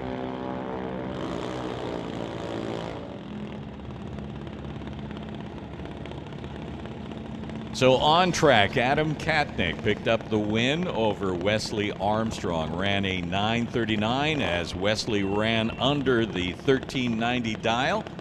Ran a 13:86, so Adam Katnick is your winner from that last pair as Connor Jackson and Alana Everett roll up. This will be Alana's first round of competition. She licensed over the previous couple of days, and she is over on the Lordco side of the racetrack. 1460 is the dial in, so you saw the handicap start. Young Alana is hard charging to the 8th mile, and here comes Connor Jackson. Will Connor get around? He does, but he does too quickly. 10:58 to break out. So Alana picks up her first round victory and goes into round number 2 of Junior Thunder. Peden Industries Junior Thunder.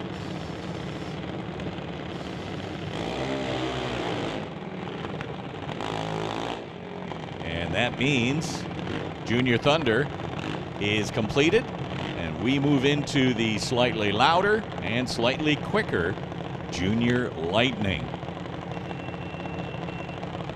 You want to take a look at the pride and importance that a lot of these racers place on their vehicles when you're walking through the pits. Take a look at this particular car. Lincoln Shirk got it brand new wrap. That wrap compliments of Image Motorsports. It is a sweet looking junior dragster. Nice wing on the back. There's all kinds of detail that you miss on the junior dragsters unless you walk through and see them up close. So Lincoln Shirk, the son of the owner of the Titanium Auto Group, Derek Shirk. Sponsorship from Titanium, Rad Torque, and JS Motorsports. It's a 2005 Mike Boss chassis. Lincoln is dialed in at 8:19. Lincoln actually gets a 1/10 of a second handicap start over Abigail White.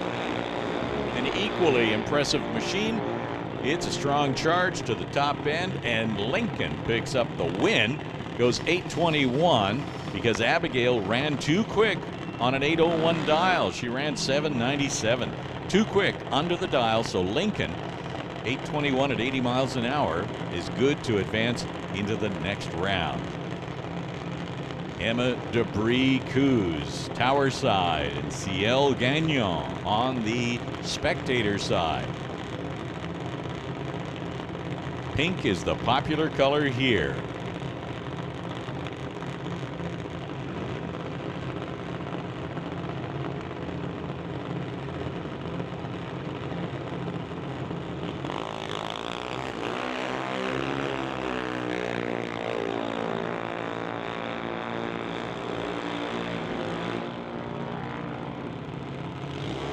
So attention in the pits, we're waiting for Justin Bond to roll up into the staging lanes. Justin, we are waiting for you.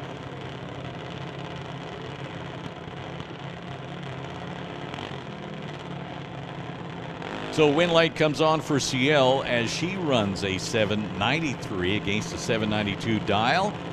It was a red light start for Emma.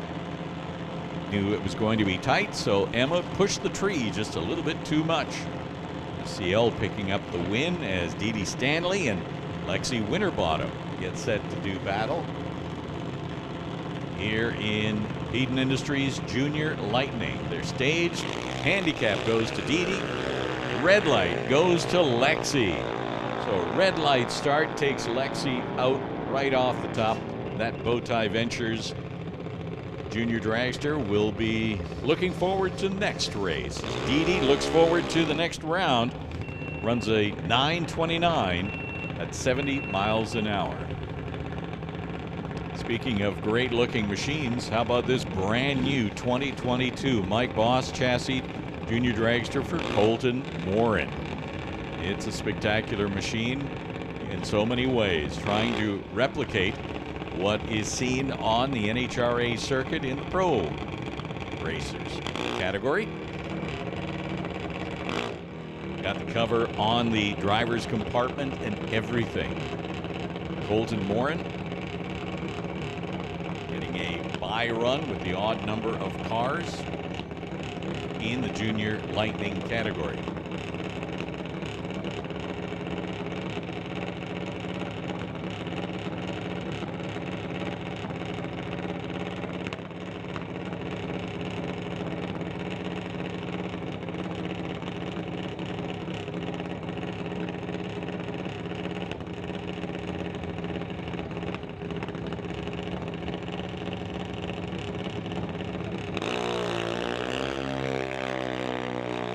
Colton Morin heads down track.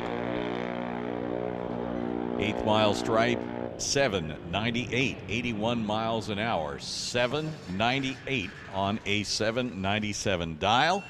It's a good thing there was nobody in the other lane. they would have been hard-pressed to get around that junior dragster. So here comes Justin Bond for Super Pro, heading into the staging lanes right now for their first round of action. We have the tractors just doing a slight bit of maintenance. Once again, we had mentioned that Canada West Doorslammers, you were on a 25-minute, so let's say 10-minute standby now, and that includes the CMDRA motorcycles as well. You will be following your first round after Canada West Doorslammers.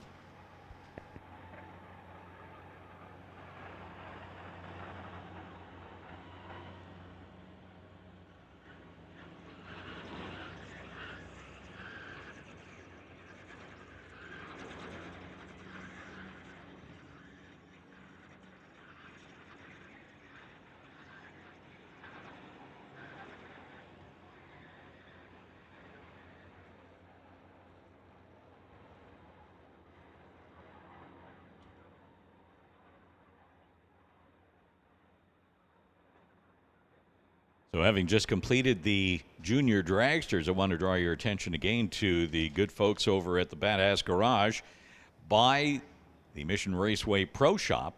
They are on the property with all kinds of signs and vintage shop material.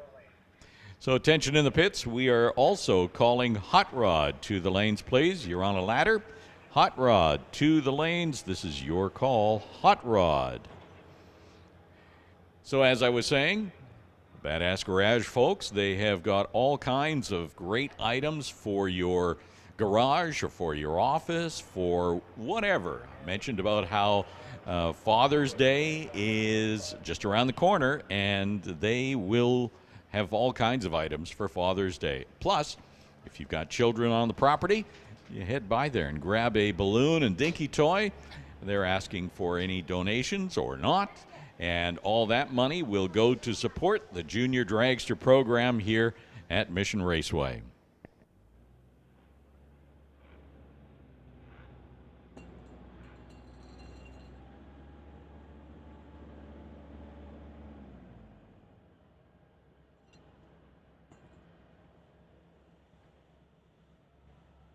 So here we go with the call for Canada West Doorslammers. First round eliminations. We need you to the lanes.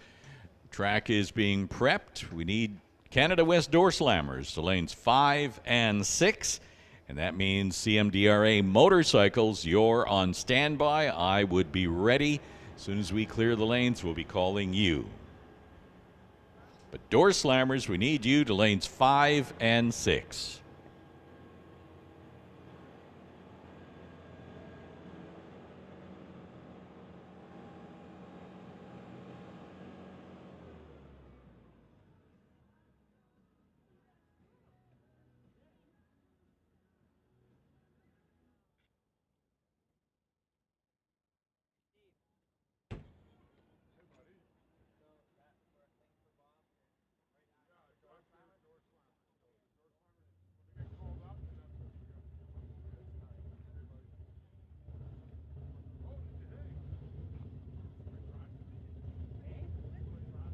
Cars are fired just behind the bridge. That is the sound of Image Motorsports Super Pro.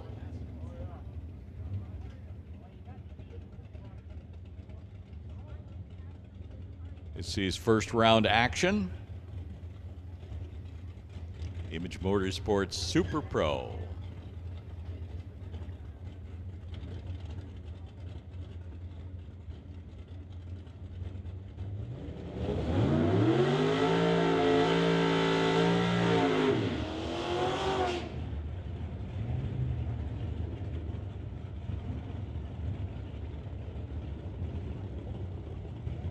So Super Pro,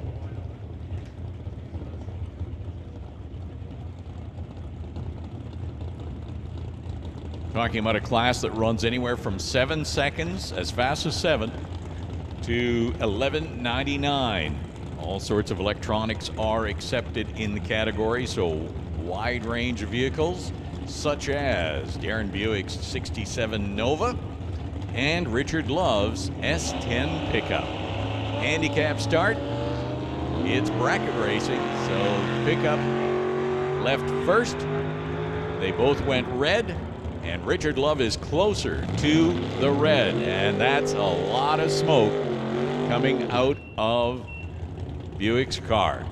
Darren Buick's car just expired. I think that may not have been 8 of them, but it was certainly 1 or 2 of them.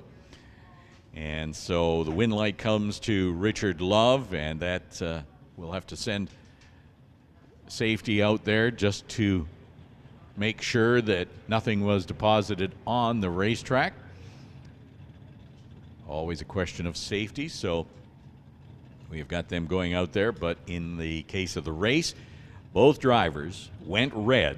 The True Start system will automatically select which driver was closer to the green light.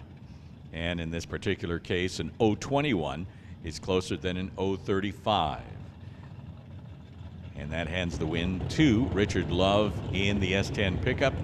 12:09 with a Ford, 103 miles per hour.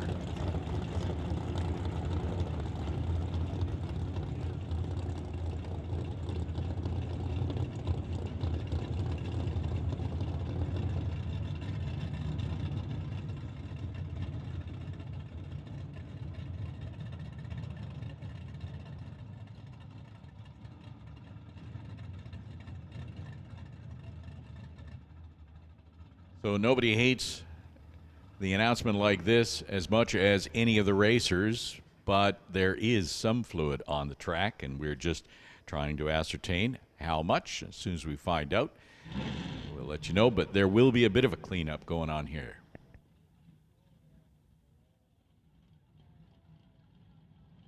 Attention to the pits. Cats, if you are within earshot, we could certainly use your assistance on the scrubber.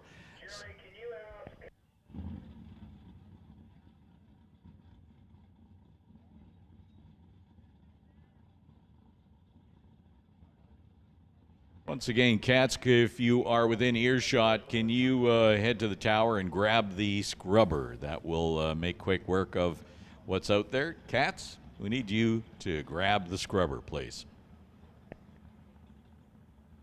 So as I was saying, yes, it's never fun when there is oil on the track, but it is just one of those things that happens from time to time.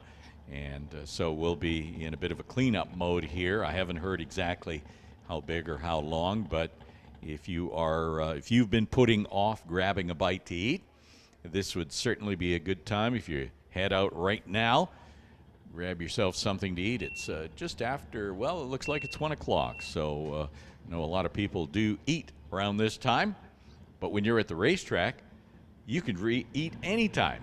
You could eat all day. All kinds of stuff in the pro shop. If you're just looking for some chips and chocolate bars or some ice cream, it's getting nice out there. Over 20 degrees. If you need some sunscreen, they've got that in the pro shop too. If you need a hat, they've got that in the pro shop. All sorts of stuff available, from bug spray to earplugs, and all kinds of gifts as well. NHRA and Mission Raceway souvenirs, all at the pro shop. And of course, that's right across the patio from the Half Track Snack Shack. And while you're making your way down there doing that, it would be a shame that if you did not look at some of the race cars on the property, spend some time studying the fine handiwork that is here at Mission Raceway. And I see Cats running for the scrubber right now. I mean, he's running fast. So, as I say, a good time to grab a bite to eat at the Half Track Snack Shack. Check out some of the merchandise that's available with some of the racers in the pit area. I see a big sign in the pits, Mission City Nitro. Looks like all kinds of t-shirts and merch available there, so make sure that is one of your stops.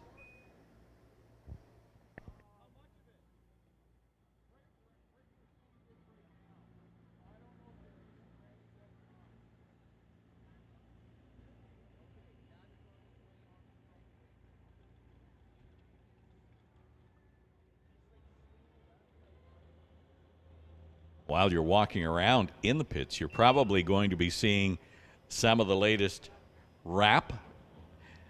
That's right, not all cars are painted in racing anymore. A lot of it is wrapping. And the category sponsor for Super Pro, Image Motorsports, that's what they're all about. Image Motorsports actually has over 20 years of experience in the automotive wrap and signage industry. And they are able to provide you with automotive printing, graphic design, custom car wraps, automotive signs, and just about anything you need in terms of branding for your vehicle. Image Motorsports is your one-stop shop for all your automotive vinyl needs. They exclusively use Avery Design, 3M, as well as Vivid material to wrap customers' vehicles. Not only are they able to provide you with wraps, they can also provide you with ceramic or graphic coatings. They exclusively use 3M material for ceramic coatings. For any graphic coatings, they use exclusively graphene products. So if you're in the market to have your vehicle wrapped in PPF, Image Motorsports exclusively uses Expel and Number M products. So check them out. Bring your vehicle to Image Motorsports to have any of these applications applied to your vehicle. Guaranteed to have it applied by trained professionals. And they're talking not necessarily only race cars. Maybe you have your daily driver and you just want to be a little bit more bold. I did have a car that was my daily driver for a while when I was living in Victoria, and I put flames all over it. So it can be done. Stop by Image Motorsports at Unit 302, 20630 Mufford Crescent, down the road from Langley Costco and directly in behind PDR Diesel to see how they can help you. They're open from 9 a.m. to 5 p.m. Monday to Friday, so go see them for your automotive wrap and signage needs today. And as I say, you can wander into the pit area and you'll find a number of vehicles that have been decked out in the Image Motorsports wrap process. Seeing is believing.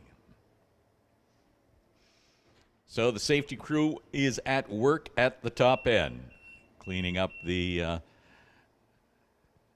little bit of a spill. We'll give you a heads up in a few moments as to when that will be clear. But in the meantime, we'll be down for just a few more minutes.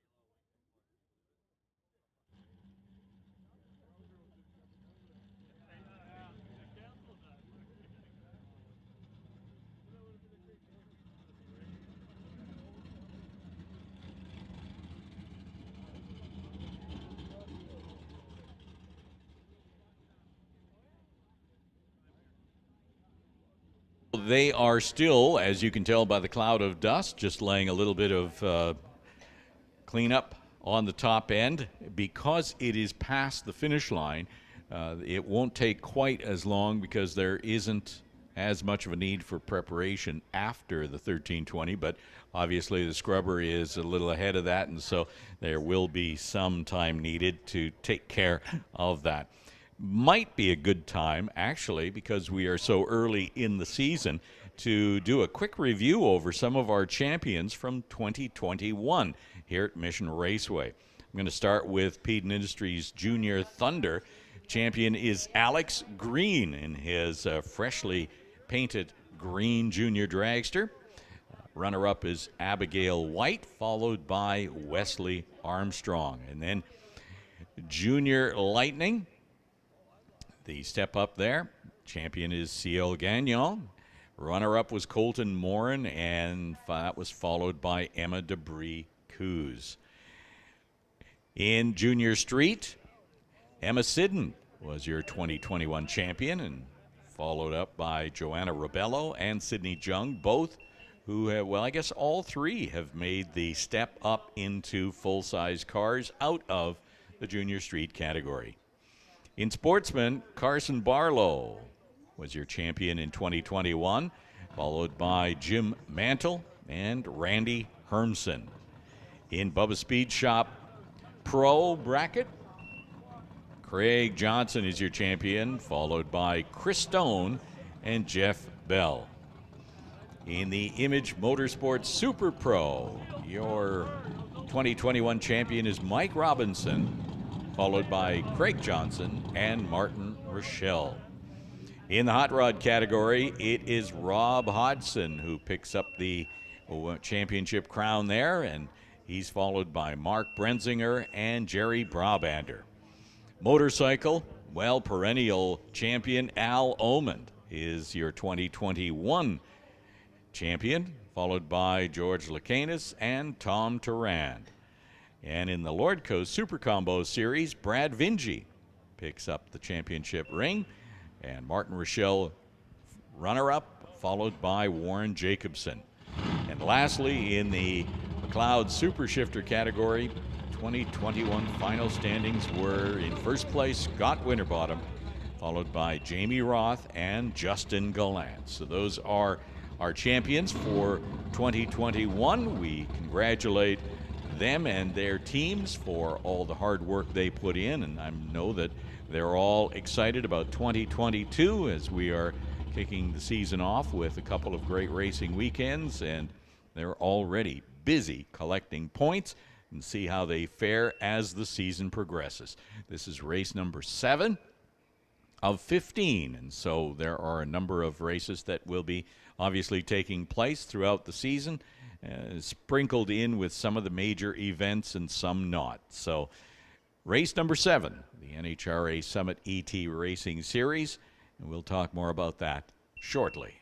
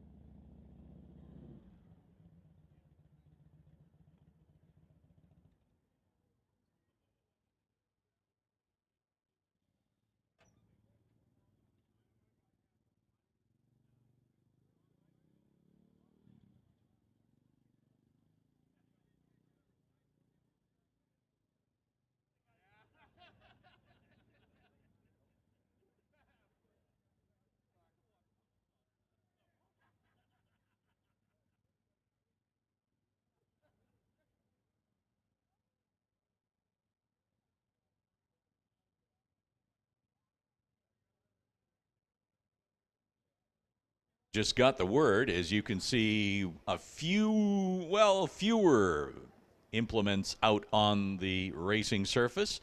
Tractors are coming back, so we're going to be getting back into racing action in about 5 minutes. So, announcement for all of the racers: you can probably get back to your cars, and if you're anywhere in the pits and you're not in the stands, you could probably start making your way to the stands, as we will be getting this racing first round action in Super Pro continuing. We just got that started. So yeah, if you could start heading back to the stands, that's probably not a bad idea. If you're racing, need you to get back to your vehicles, and we'll get this thing going. We'll get this underway. The NHRA Summit ET Racing Series. I mentioned how this is race number 7. So it's a series that is contested across North America. It is actually the world's largest motorsports program, with some 80,000 racers in competition. It's a bracket racing format. It allows drivers in all sorts of vehicles, whether they be dragsters, roadsters, sedans, coupes, motorcycles. Everybody competes on an equal basis because of the handicap system. How it works out is that participating NHRA member tracks across North America host regularly scheduled events just like this one, and points are awarded. So all the racers who are racing today do collect points that go at the end of the season, where each track selects a team of racers from among its top points finishers, and that team then represents the track at the Divisional Summit Racing Series Finals. And if you hear us start talking about our team on a mission, well, that is exactly what that's all about. That's the team that is going to go represent Mission Raceway at the Summit Racing Series Final. Now, division champions in Super Pro, Pro, Sportsman, and Motorcycle receive a division champions trophy, a jacket, and cash. And then they advance to the NHRA Summit Racing Series National Championship at the season-ending Auto Club NHRA Finals, and that takes place in Pomona, California. When there, they receive travel money as they compete for cash, the National Championship trophy, and jacket and contingency awards. That, ladies and gentlemen, is the Summit ET Racing Series that is being contested here today, and we are getting minutes away from continuing the action as everybody is getting back into place. And we have got Super Pro on the line.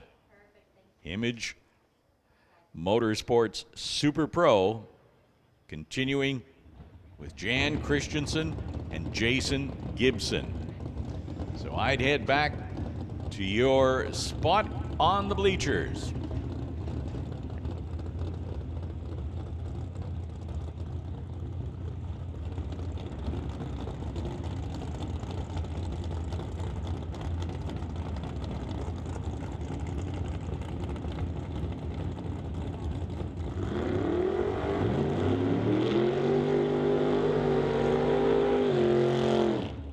So Jason Gibson here in the 66 Mustang, and Jan Christensen in the 67 Nova. Hey, look at this, Ford versus Chevy. One of those classic battles that is ongoing. Ford fans, Chevy fans, take your pick. Jason Gibson, 984 is the dial-in.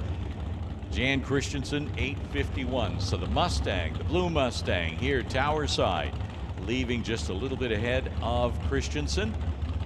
Christensen will have to be patient on the start line.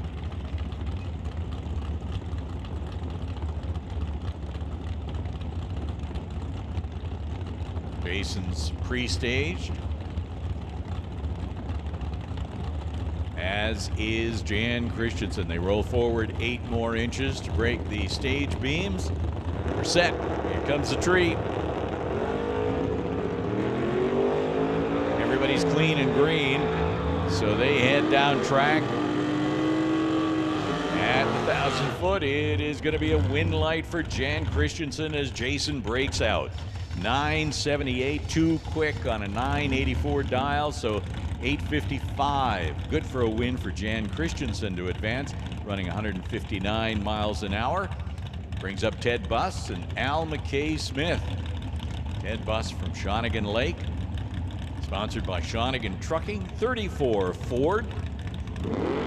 Old school, big wing on the back. Al McKay Smith from Merritt, where he is a farmer, sponsored by MTMM Performance in that 65 Nova wagon. No red lights here to contend with. It'll be decided at the stripe, where it is a win for Ted Buss. 896, 145 miles an hour on an 896 dial. He was spot on, 3 thou off his dial, but it was good for the win. Ted Buss advancing. John Jenkins now.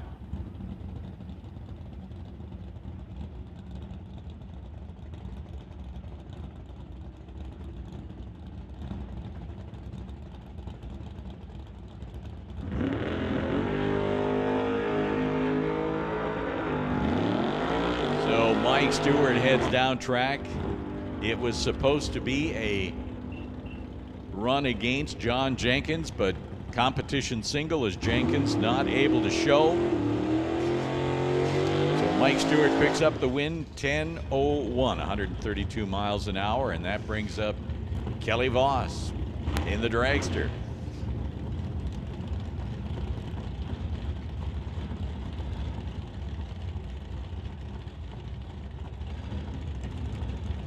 His competition in the other lane, the Lordco lane, will be Mike Robinson, 27 Ford T Roadster. Robinson from Chilliwack, sponsored by JBS and JS Power Sports. Leaving the line by, well, just about a 1/10 of a second ahead of the dragster. Will he stay ahead? No, dragster's top end charge proves formidable, and it goes 9:05.1 on a 9:05 dial. So had it all covered on both sides, even though Robinson's reaction was a little bit quicker on the Christmas tree. So Kelly Voss advances, 9:05, 142 miles an hour. Here is Craig Johnson now, and Justin Gibson. Craig Johnson, Johnson's custom exhaust, driving the 79 Malibu wagon in the Super Pro category. He leaves first against Justin Gibson. Mustang is in hot pursuit. Does not catch Craig Johnson, who goes 10.72 with a 3 at 118 miles an hour.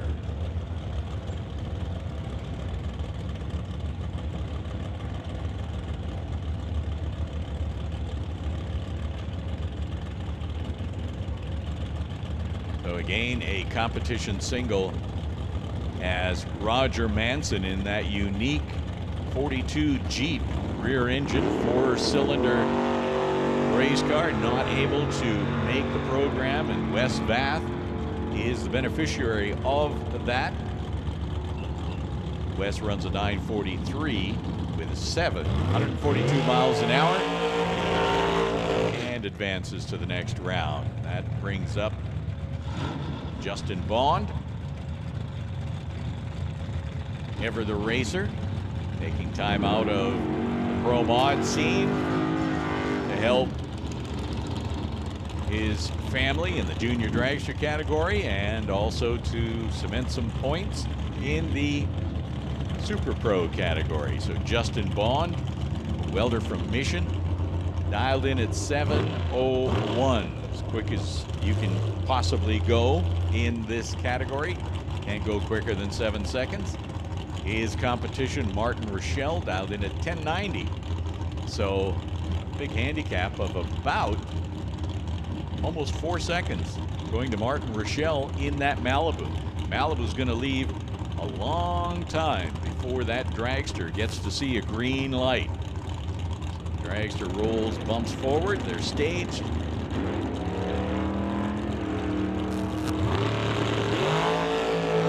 Boy, wow. So it's going to be decided, is the dragster going to be strong enough? He is. Unbelievable. Justin Bond manages to get right around Martin Rochelle for the win. That's a great run. 7:02.3 as Martin Rochelle, even with a perfect reaction time of trip zip, goes under the 10:90 to stay ahead of that dragster. 10:89 breaking out. So the win line goes to Justin Bond. 7:01 dial. He runs 7:02.3. So there you have it. It is a spectacular advancement. Justin Bond going into the next round. Bill Halicki now and Rob Hodgson as we roll into the next category, and that is hot rod, where all of the vehicles have to be older than 1969.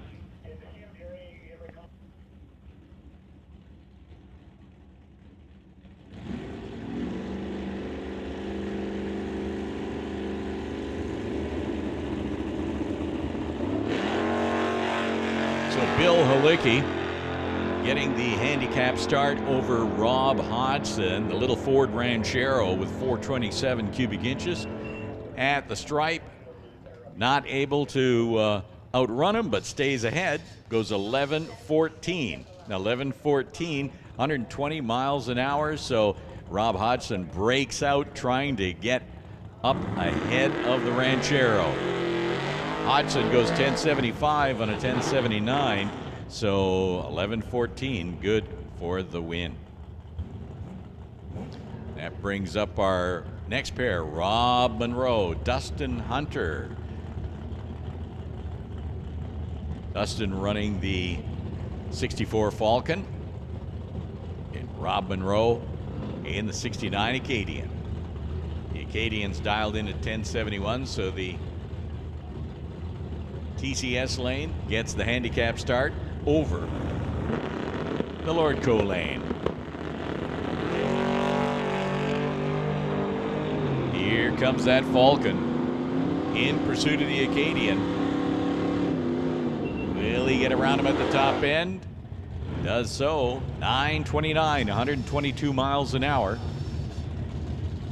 Taking out Rob Monroe.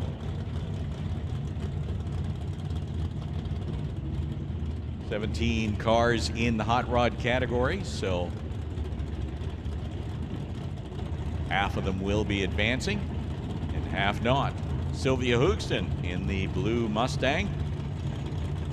He's Barry Patterson from Mission in the 65 Coronet.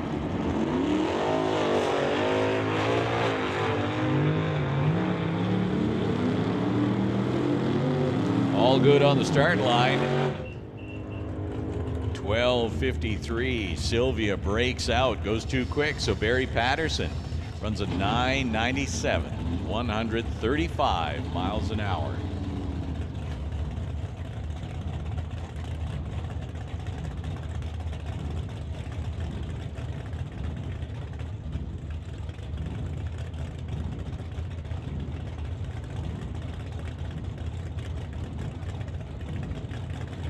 Pre-staged and set, ready to go. Burt Worrell in the 67 Nova here tower side up against Rob Monroe Sr. in that wicked-looking 31 Model A.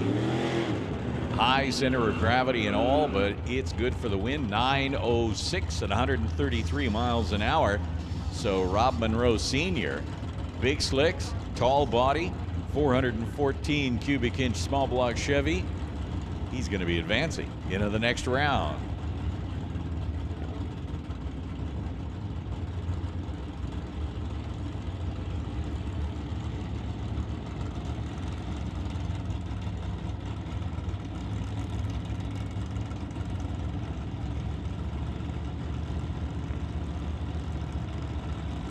Mark Brenzinger now and John Sayer.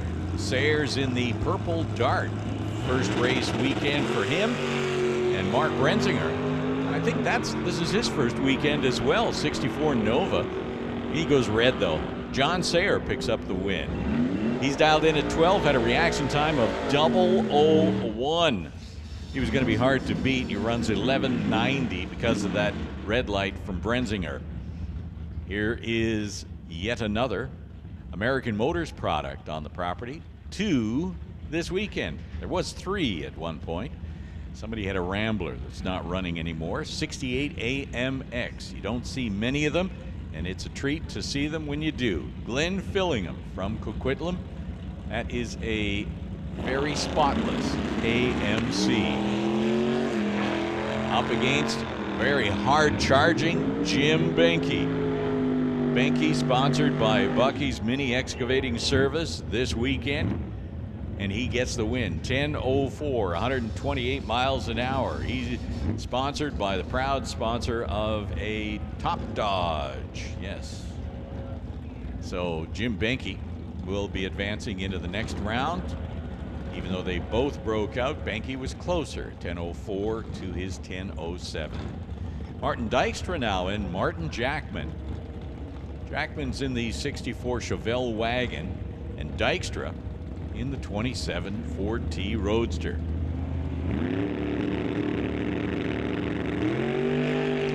Red light for Dykstra.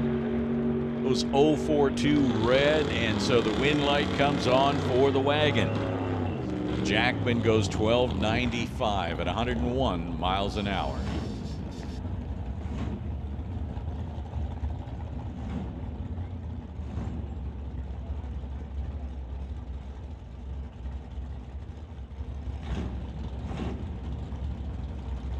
So we continue in Hot Rod. Here is Randy Hermsen, stone cutter from Mission, BC. And Terry Charles in the other lane in the 56 Chevy.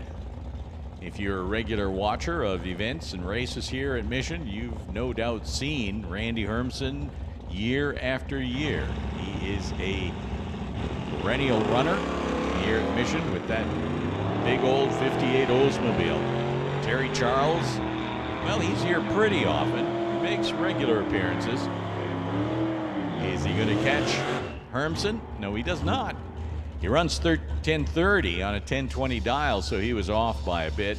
Randy Hermsen had a slightly better reaction time, runs 1340 on a 1338, so much closer in both terms to the package.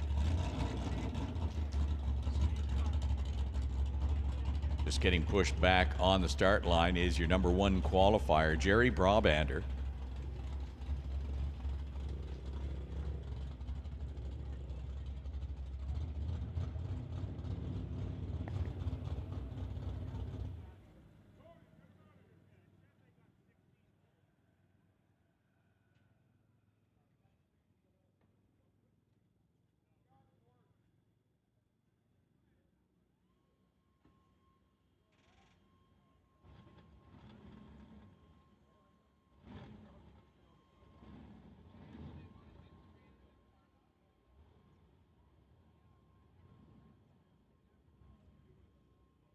So attention in the pits, attention in the pits. We're going to call Super Combos. Super Combo to the lanes, please. Super Combo to lanes 3 and 4, and Super Shifter, we need you in 5 and 6. Super Combo, we need you to the lanes now, and Super Shifter.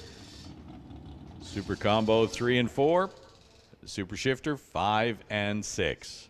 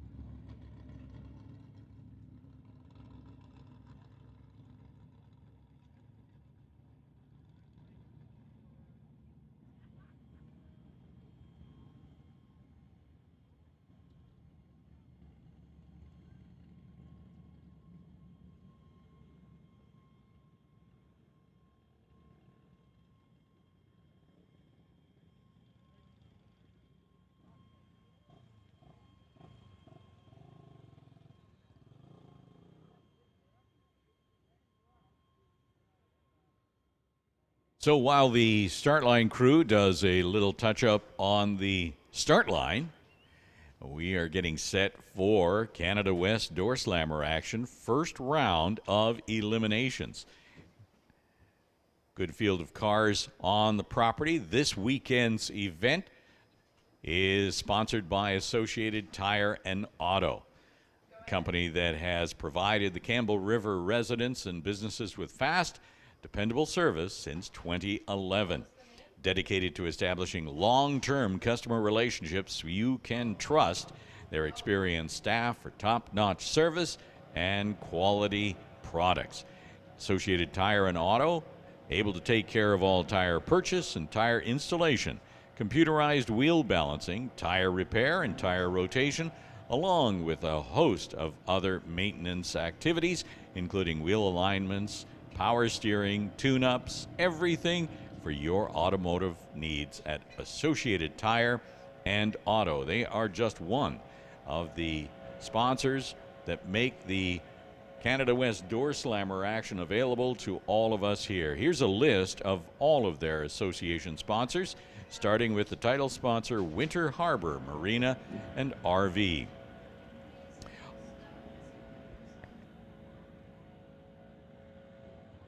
And while I'm talking about Doorslammers, we are missing some of you. You have been called to the lanes.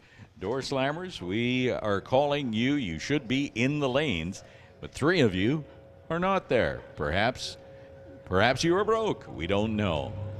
Here's a list of the 2022 association sponsors: Winter Harbor Marina and RV, Artex Barn Solutions in Abbotsford, Greenlight Auto Sales in Mission, Paradise Homes, Victoria, BC, Associated Tire and Auto, Campbell River, Alpine Backhoe and Lance Racing in Campbell River, Comox Valley Bobcat and Excavating in Courtenay, TCS Performance Products in Langley, and Travelland RV in Langley, Kelowna, Airdrie, and Grand Prairie. Those are your association sponsors for 2022 as we get set for first round action here in Canada West Doorslammers.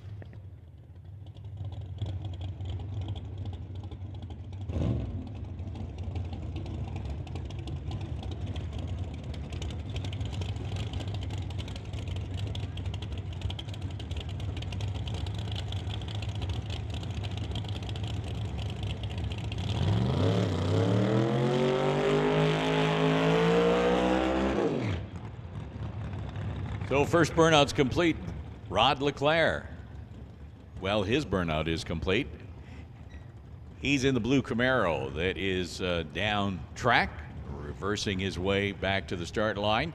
Victoria-based, self-employed Paradise Home sponsorship on the 67 Camaro. In the water box, his competition for first round will be Brian Ritchie from Poco. Ritchie Racing Engines, the black 68 Chevelle, just crossing the line now. 632 cubic inches under the hood on that Chevelle. 598 for Rod Leclerc. Leclerc, your number 2 qualifier at 673 at 204 miles an hour. Ritchie, number 12 at 787.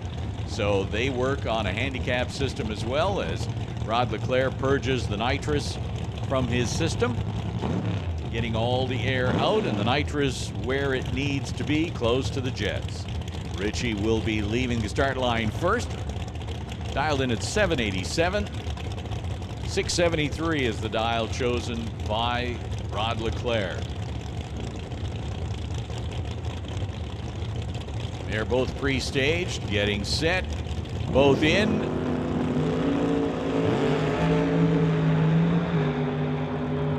It is down track that we'll see who gets there first. Wind light comes on for Brian Ritchie as Rod Leclerc actually goes too quick. 671 on a 673, so Brian Ritchie picks up the win, goes 790 at 173 miles per hour as our number 3 and number 13 qualifier roll forward from the burnouts. In the number 3 spot, 699 was the time that he set. in the third session. John West from Port Alberni. Kingsley Trucking, sponsorship on that 57 Chevy. Mark Schupanen from West Kelowna. In the other lane, Pendozzi Machine sponsored 95 Chevy. He leaves first, and here comes John West. At the stripe, wind light comes on for Mark Schupanen. 7:01 for John West, not good enough to take out the 816 with a 9 for Mark Schupanen. Had a double 02 reaction, and that set him on a charge at the top end that John West was not able to get around. And that brings up Paul Debris Jr. and Otto Schulte. Schulte, in that 2005 Cavalier, boasting lots of sponsorship money. Georgia Strait Collision, Rondex, Associated Tire, Next Gen Hearing, and Odlum Brown Investments. Here on the tower side, Paul Debris Jr., 66th Valiant, part of the Straight Line Race Cars Association. His sponsorship, BD Lift Trucks. Great reaction times for both drivers as they head down track, green and mean. It's a win light for Paul Debris Jr. as Otto Schulte, with a better reaction time, just ran too quick. He ran a 7:52 on a 7:53. Reaction time of 0:06, but Paul Debris was no slouch at 0:11. 8:39, 159 miles an hour. Good for the win. Here comes Kevin Ness and Devin Jansen. Ness, your number 8 qualifier. Jansen, number 18. So handicap is going to go to the 1970 Black Nova over on the Lordco side of the racetrack.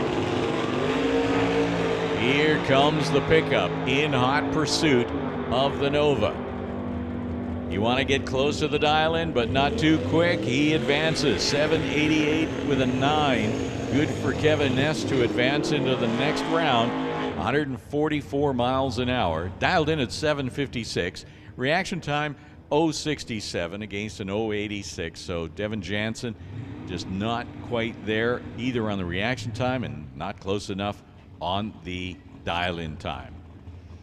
So Greg Field, who struggled with an aborted burnout or qualifying run, managed to get one in a little later, so has collected enough data. He has got a dial-in of 6:48. Best he's run today is 7:02, but he feels he's got a lot more in the car than he's shown so far.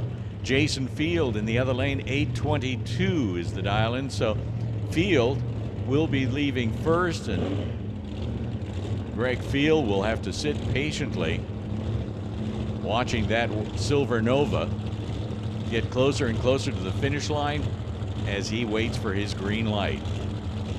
As I was saying earlier, short wheelbase on that Opel GT. It's a handful unless it hooks up at the start. When it hooks up, it's a strong runner.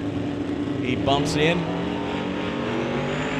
Red light start for Greg Field, and it was looking like a great run too. It is all, wow, 6:59, run 6:59, but red light start. So Jason Field goes 8:83, 116 miles an hour. Jason Field advancing into the next round. Dale Jansen and John DeYoung now. Dale Jansen, Armstrong, 66 Acadian, runs 7:85. John DeYoung, your number 1 qualifier, 6:69 is the dial-in. So John DeYoung has run a 6:68, 205. That put him in the number 1 spot. 7:83 and 7:90 are the times that Dale Jansen is running that 66 Acadian. 7:85. He leaves first. Here comes the Camaro of John DeYoung in hot pursuit of that Acadian. Will he get by him? He does not. Run 6:77, while 7:87 is better and closer to the dial-in for Dale Jansen. Also, his reaction time in 0:20 against an 0:91. John DeYoung just not on the game on that run. So Dale Jansen advancing into the next round with that 787, 174 miles per hour. Your number 11 qualifier takes out number 1. Here comes Paul Stretch and Adam DeYoung now. What Dad can't do, can Adam advance into the next round? That is the plan. Adam DeYoung making the step up from junior dragster to race this 67 Chevy Artex Barn Solutions sponsored Camaro. 8:32 is the dial-in for Adam DeYoung.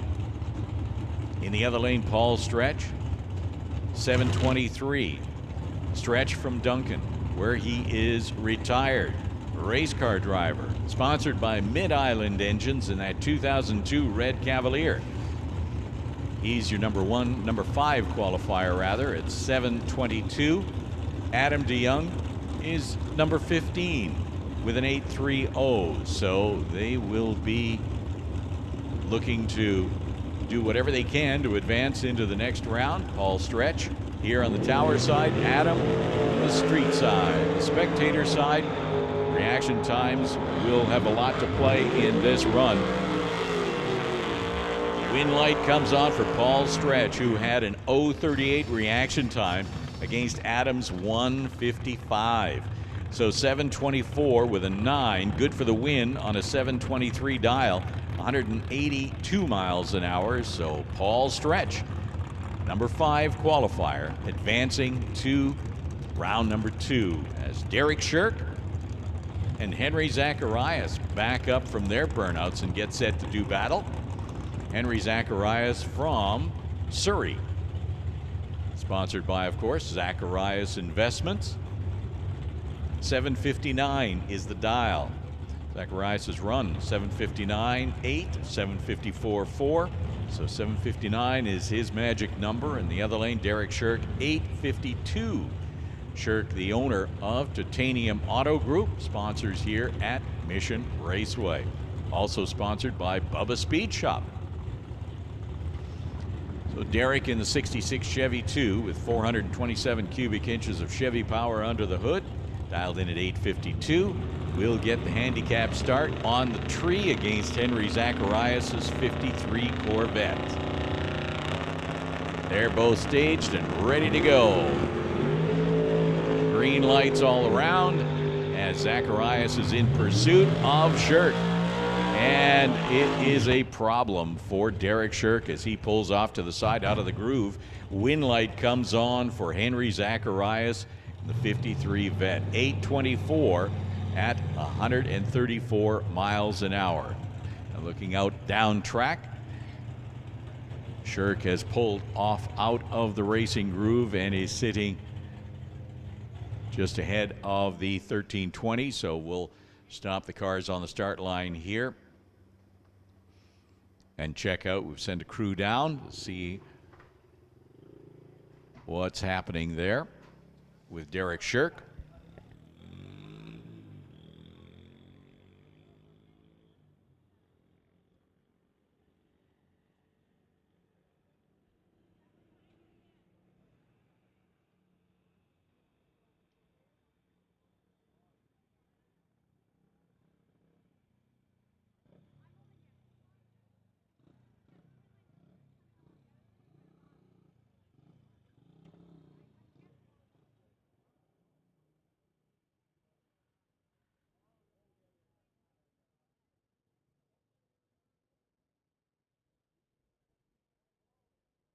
Associated Tire and Auto, the sponsor for this weekend's Canada West Doorslammers event.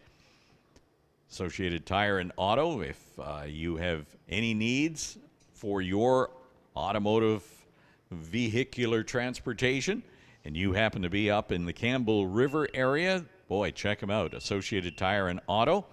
If you need tire rotation, tire repair, or if you're driving off-road and your muffler fell off, well, they can help you with that. If you left your lights on and the batteries are dead, they can help you with that. Boy, they can help you with just about any of your automotive needs. That's Associated Tire and Auto, this weekend sponsor for the Canada West Doorslammers Series. I believe this is going to be considered race number 1. They were scheduled to have a race 2 weeks ago, but because of the weather, that proved to be problematic for them, and so this is their first race over here at Mission Raceway.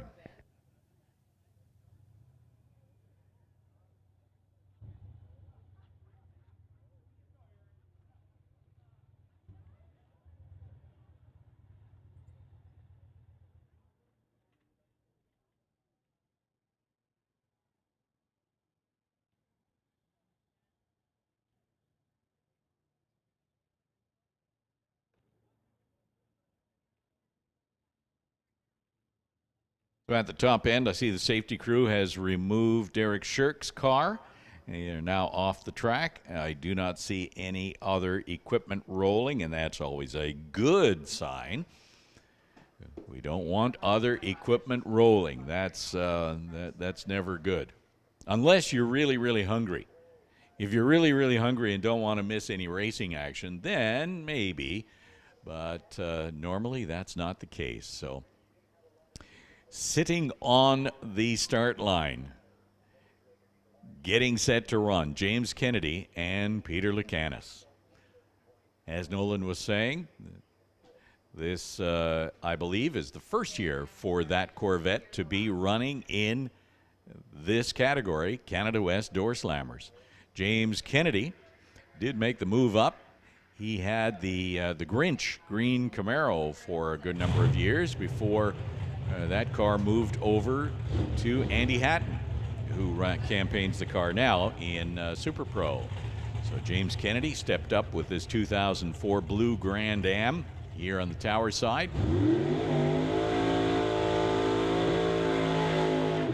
Lucanis has a dial-in of 870. He's your number 20 qualifier. Number 10 is where James Kennedy qualified. He's going to be sticking with the burnout that he completed earlier. Feels that those Hoosiers are still warm, hot, sticky, clean. So he is going to be sitting patiently while the Corvette leaves first. 870 is the dial-in. You got to run 870 or better to be in the program. And Peter Lucanis is off and running. And here comes James Kennedy in pursuit. Manages to pick up the win, goes 764 with a 178 miles an hour. James Kennedy advancing to round number 2.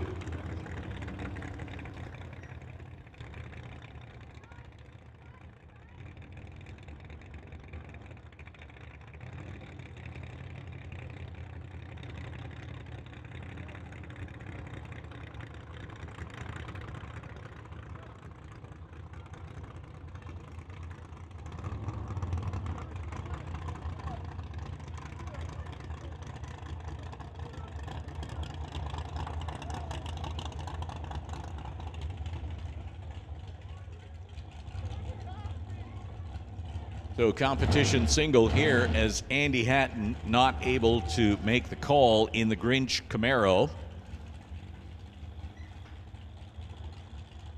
Grant Howell out of Victoria is going to be on a single. It's a competition single. So 761 is his dial-in.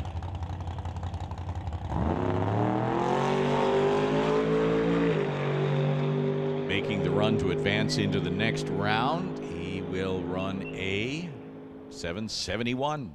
771 with a 0 at 175 miles per hour.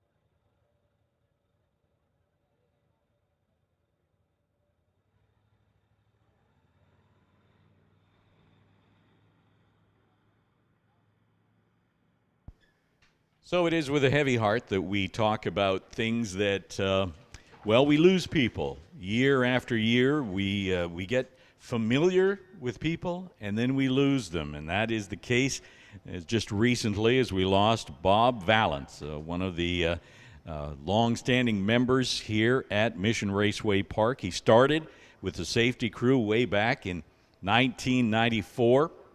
He worked at the top end for 25 years. Now that's dedication, right? 25 years. And safety was ever important to Bob, and all the racers knew that, and they appreciated his help over the years. They looked to him. He was a figure that they could always contend with. So today, on what would have been Sharon and Bob's 40th wedding anniversary, we honor Bob with his last ride. We thank you to Nate Gagnon and Jim Schellenberg for agreeing to honor top-end Bob this way. So we want to thank you also to Wally DeParent for throwing the switch at the start line, and Shannon McDonald for taking the pictures. The family thanks everyone who has supported them through these last 4 months. Ride safe, guys.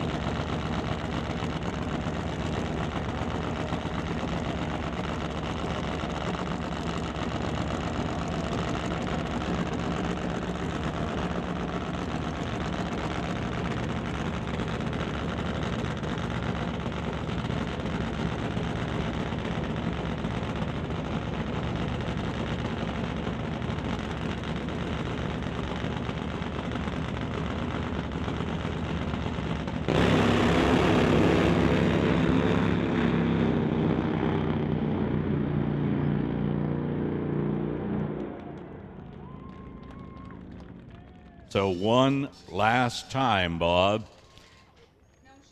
Top end is clear.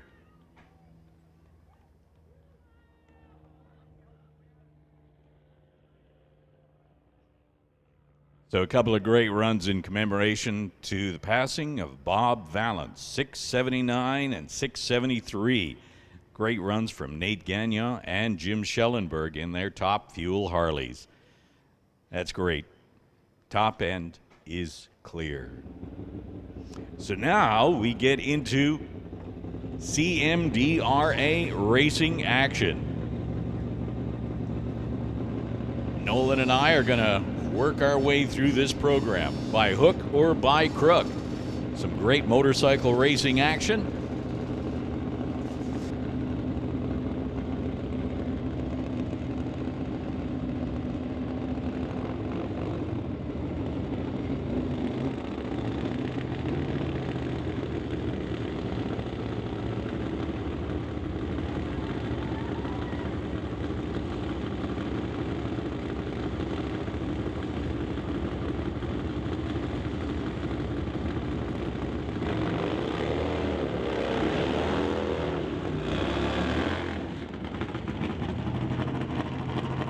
So this is the one main event here at Mission Raceway for the Canadian Motorcycle Drag Racing Association.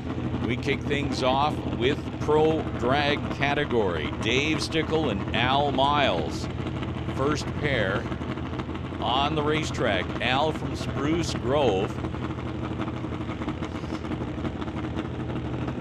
He's over on the Lordco side of the racetrack. Dave Stickle over here on the tower side.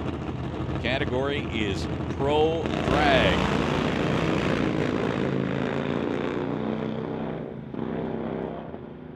Stickle getting close to the wall here on the tower side. It's a win light for Al Miles. Goes 877, 111 miles an hour.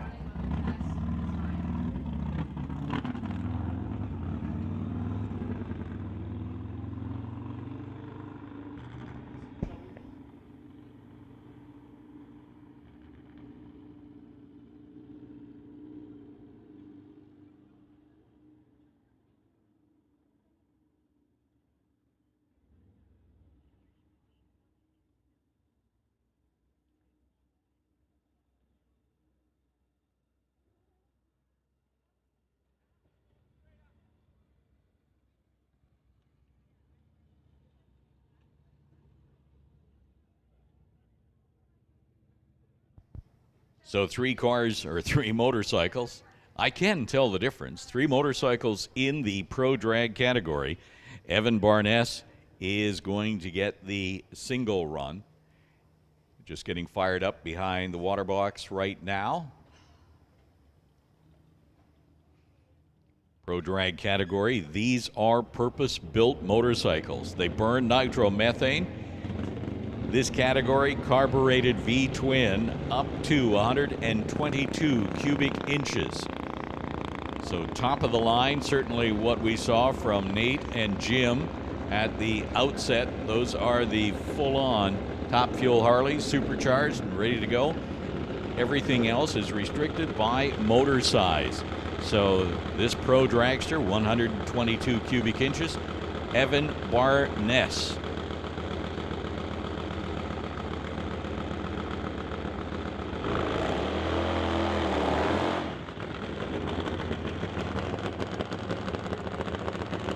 The horsepower to weight ratio is absolutely ridiculous.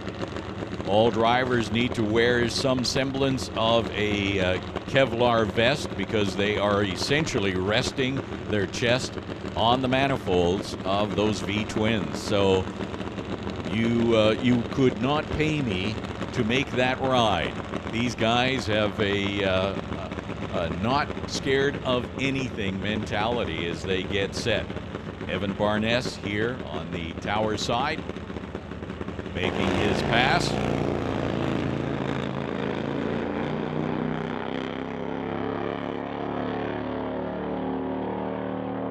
Great run, 831, 158 miles an hour. So he is going to go into the final against Al Miles. And that, I believe, is going to bring up our next class, which is Pro Mod, or I think they're calling it Pro Extreme now.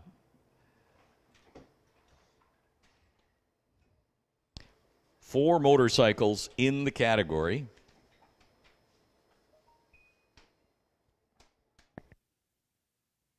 What you will see as we progress through the program, that there are a number of motorcycles that are double classing, or in some cases triple classing. So their job, perhaps one of the toughest jobs, is going to be getting from the top end after making a run back through the pit area into the staging lanes to make a run in another class. How they do that, I'm not sure.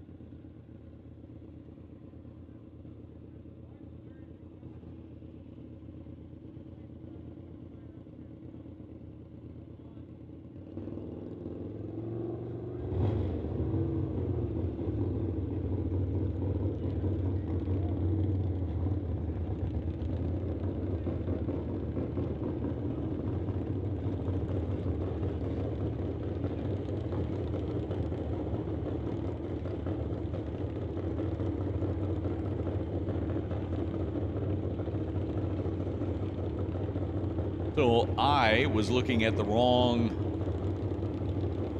category tag. You can see the categories that the motorcycles are running. They're posted on their wheelie bars. In this case, it is Super Gas. That's what we are seeing, two of them. Carl Mills and Garrett Price. Super Gas is a V-twin of any frame configuration. It's a heads-up Pro Tree class. 990 is the index on the Super Gas, just like full-bodied NHRA Super Gas cars. These motorcycles run on a 990 index. So over on the spectator side, that is Garrett Price. Here on the tower side, that is Carl Mills. Mills running the, wearing the Harley colors, leads me to think he is Harley for sure. It's going to be a red light over here, or sorry, on the Lordco side, and in the meantime,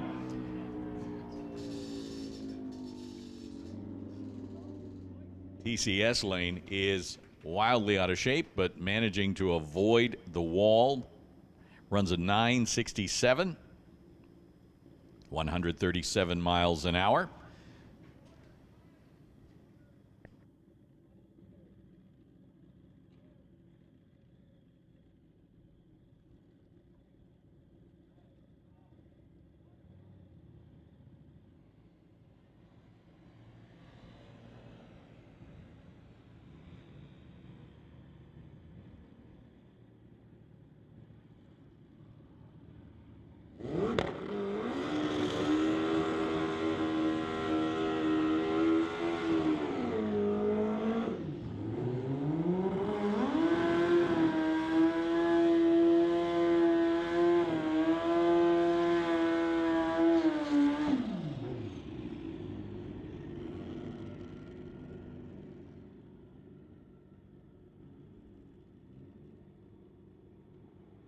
So just a point of order for all racers here at Mission. If you're out of competition, there are no test runs.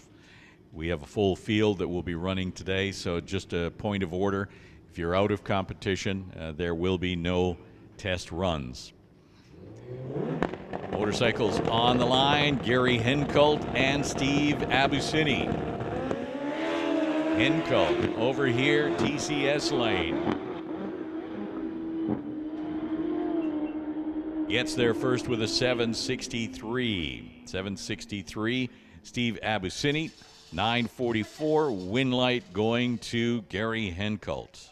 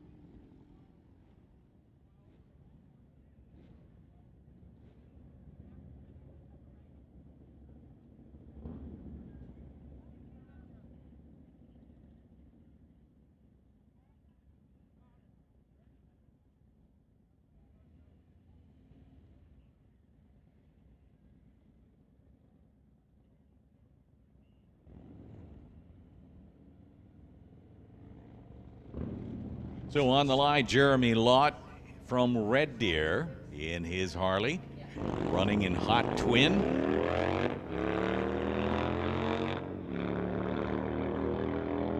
Competition single as his competition, number 438, not able to make the call.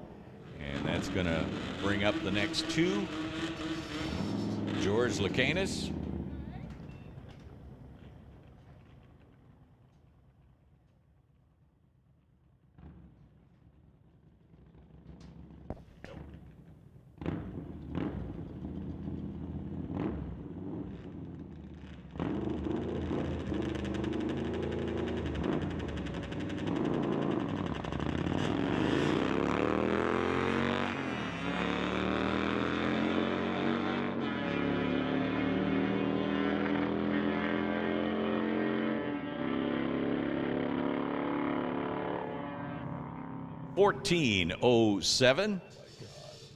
.1407 for the Lordco side, 95 miles an hour.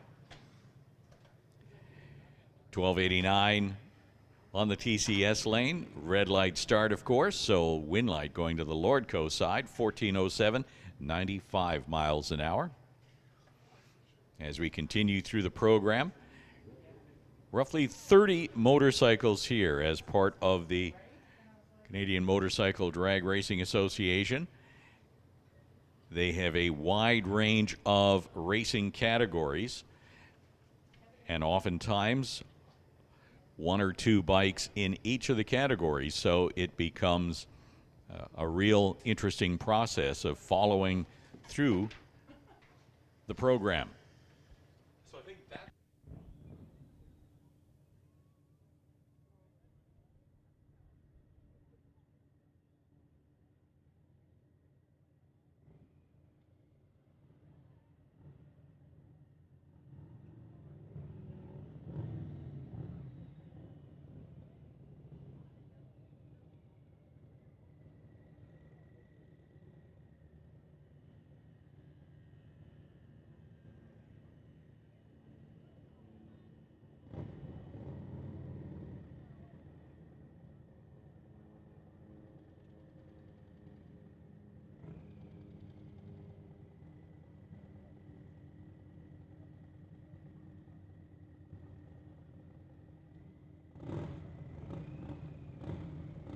So here we go with the second pairing in Hot Twin, which is an ET class reserved for street legal Harleys. You can probably see that as they approach the start line.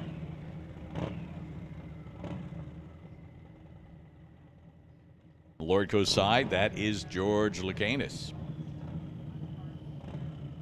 George is runner-up in the local NHRA motorcycle class. He's on the Lordco side. And over here, bike number 67.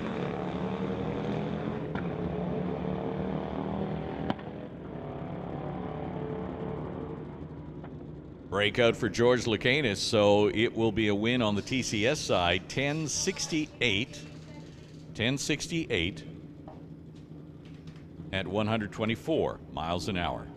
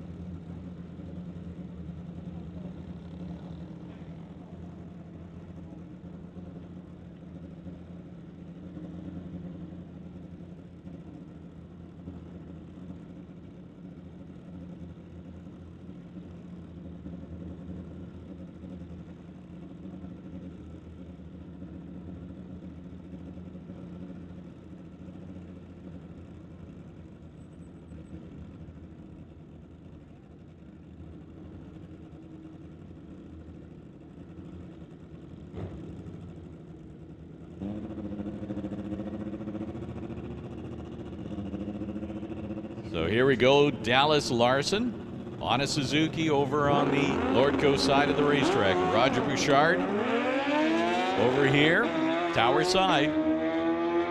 Category is Superbike. Win light goes to Dallas Larson, 995, 136 miles an hour on Suzuki.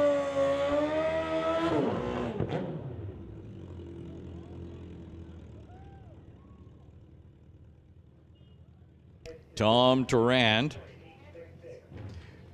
he is in the TCS lane, that blue motorcycle. In the other lane, Clayton Potter on a Kawasaki, sponsored by Universal Cycle, Affordable RV, and FB Speed. Their stage set to go. And Tom Durand and Clayton Potter head down track. Durand is one of those doing a lot of double classing, and he will be out of the action in this class as Clayton Potter runs 924 for the win, 138 miles an hour.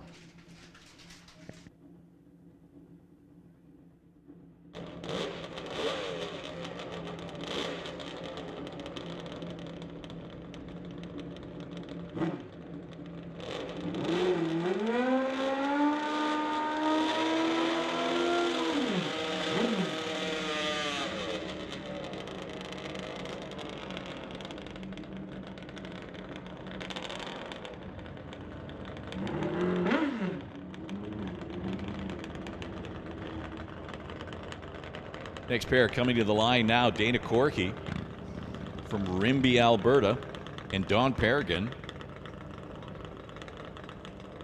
Don's over here on the Kawasaki Tower side. Dana from Rimbey on a Suzuki. He's over on the Lordco side. Watts Racing, JC James Performance, providing support for Corky. 866 is the dial. Handicap going to Don Paragon. Not enough as he's off the throttle, and at the top end it's an 899, 123 miles an hour for Dana Corky.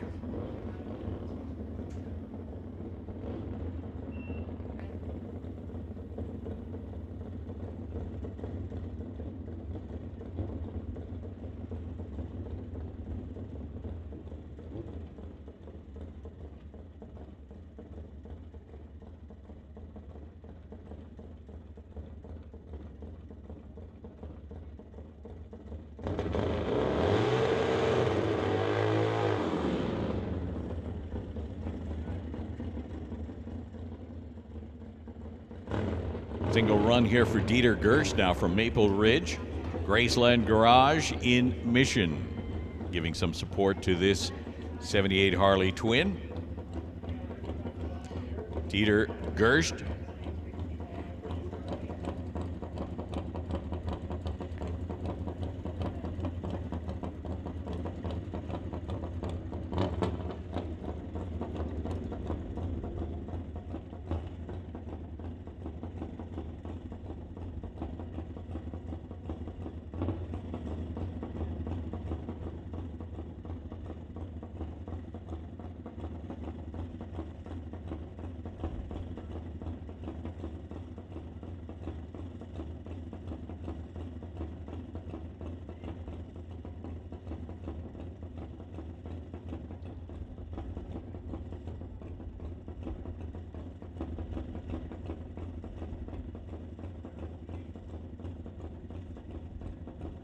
So Dieter Gersh waiting on the start line, not able to make the run as we're waiting to clear the top end.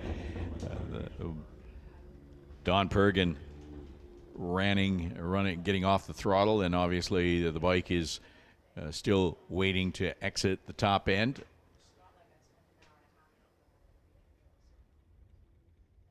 Looks like we're just about clear. So probably back up, Dieter, and get another burnout, warm up the tires.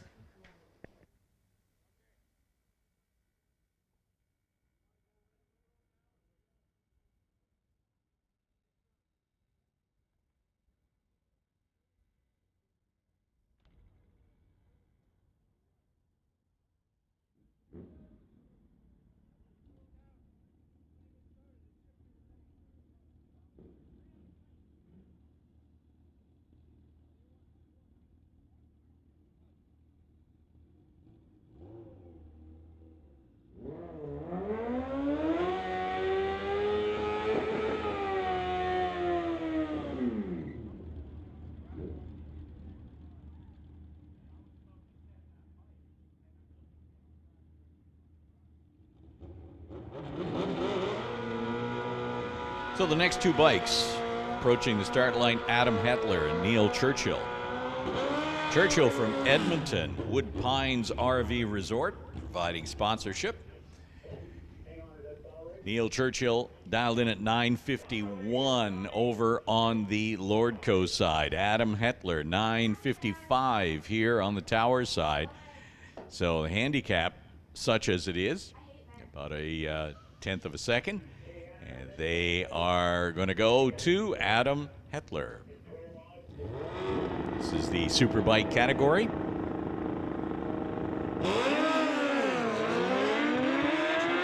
Wheels up, launch for Hetler, and he is away. Win light comes on, though, for Neil Churchill. 9:51 with an 8 on a 9:51 dial. So dead on, 9:51 at 146 miles an hour. Your number 18 qualifier, he's going on. Just in the water box right now.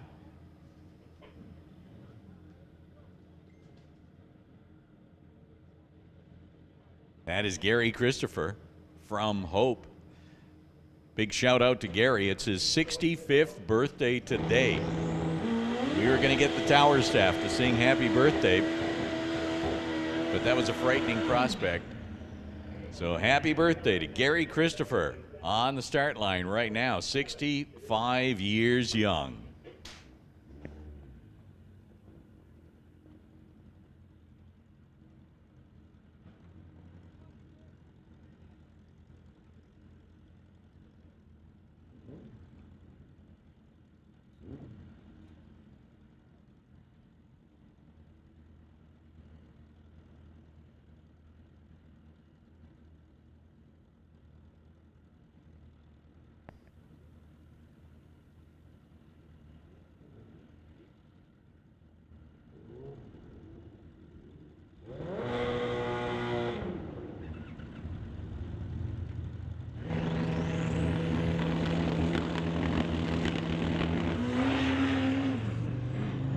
Wow, getting close to the center, and he gets off the throttle, but right back on it and lays a patch down as he heads down for an 8:05, 189 miles an hour.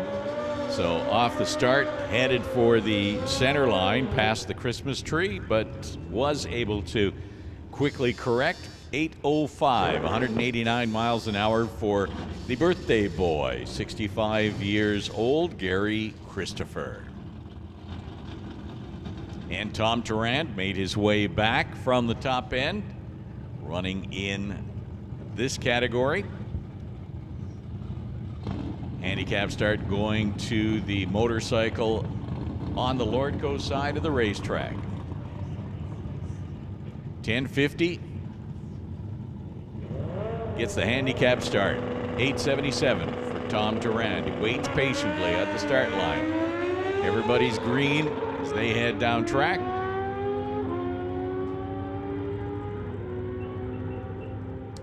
Win light comes on for the motorcycle in the Lordco lane. 10:52. Even with the much slower reaction time, Tom Tarrant had an 0:44. The bike in the Lordco lane, 2:05. Tarrant was way off that 8:77 dial. He ran a 9:43. Attention in the pits. Attention in the pits. Sportsman. We need Sportsman to the lanes. This is your call.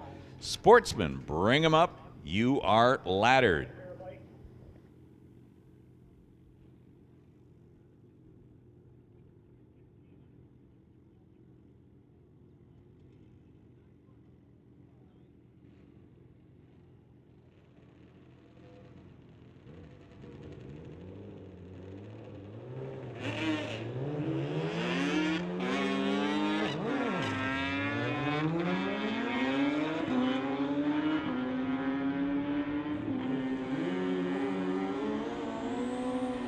Win light comes on for the motorcycle on the TCS side. 9:53 with a 5, 154 miles an hour. So the handicap was able to be surmounted. by the motorcycle on the TCS side, who left second on a 12-second handicap start. Ran a 9:53 with a 5 for the win, 154 miles an hour.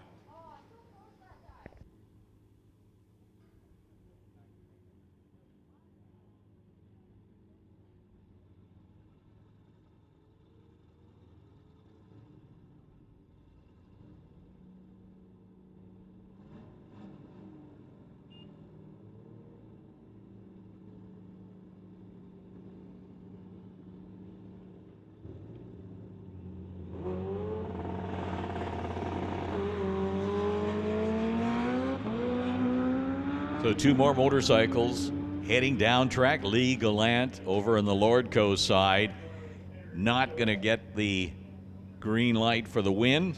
Instead, it goes to the bike on the TCS side, 1064, 114 miles an hour.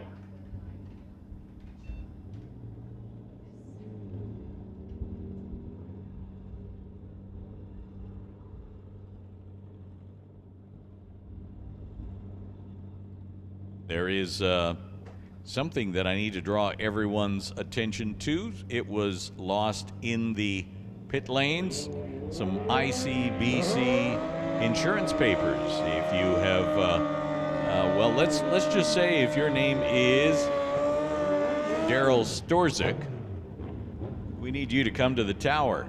Daryl Storzik, we need you to come to the tower because we have some papers that you're probably going to want to have back in your vehicle. Daryl Storzik, if you're within earshot, please come up to the timing tower.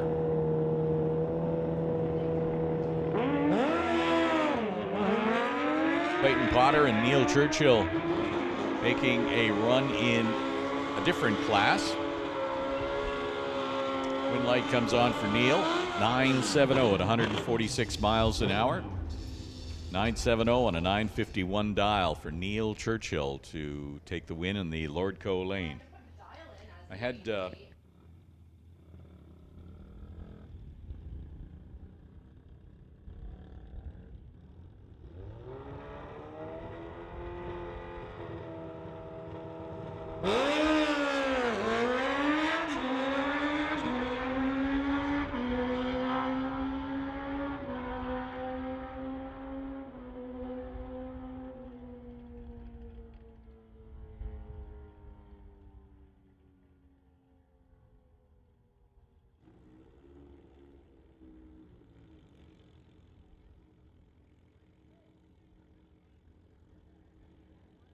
Adam Hetter, 968, 137 miles an hour. Hetler will advance into the next round.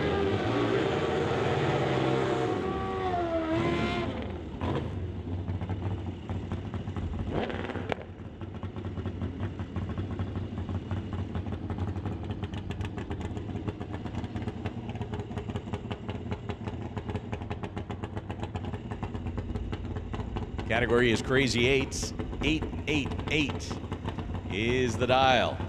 Tom Turand and Carl Mills.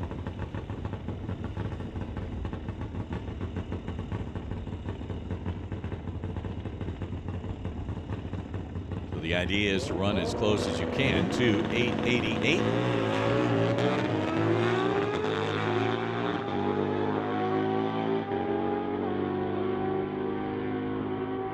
Win light comes on for Tom Turand, goes 888 with a 5, so dead on 888 with a 5, 138 miles per hour. So Tom Turand picks up that win.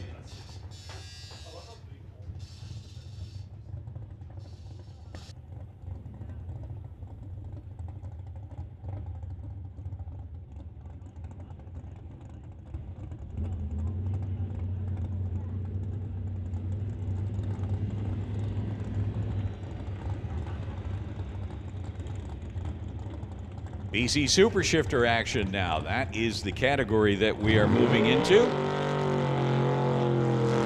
As we say, this is a busy class. This is probably one of the most busiest classes ever because You're using every part of your driving capabilities to get down the quarter mile. 1 foot on the gas, 1 foot on the clutch, 1 foot on the, oh, it's, we're actually in combo.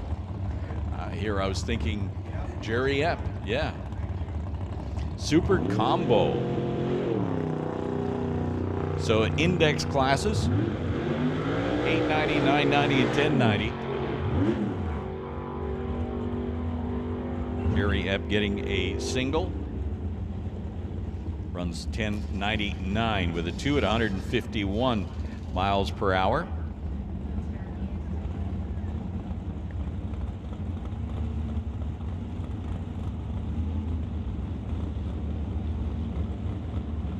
That'll bring up Dean Peterson in his Mustang, going alongside Dan Parsons in the Quality Racing Duster.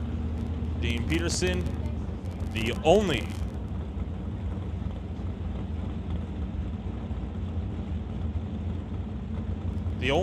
driver running a super gas index today.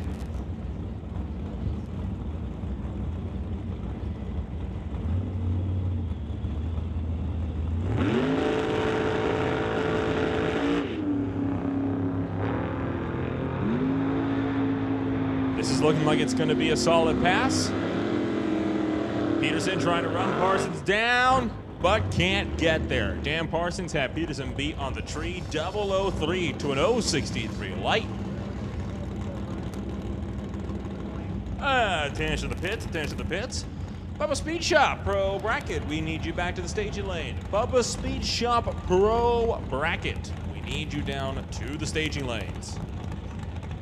And with that, we're also going to put Image Motorsports Super Pro on standby. Warren Jacobson, Stephen Vitch trying to go up against each other.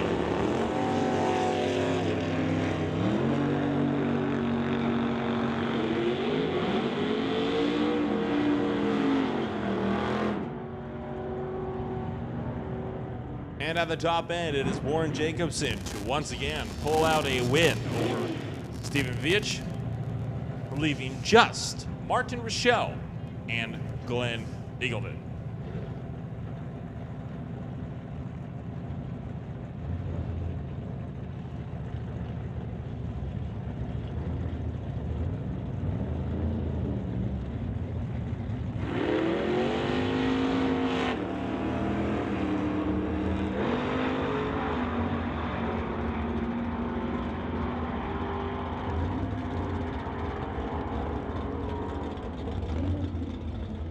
Seven thousandths of a second, says Glenn Eagleton, has won this one as we roll into BC Super Shifters.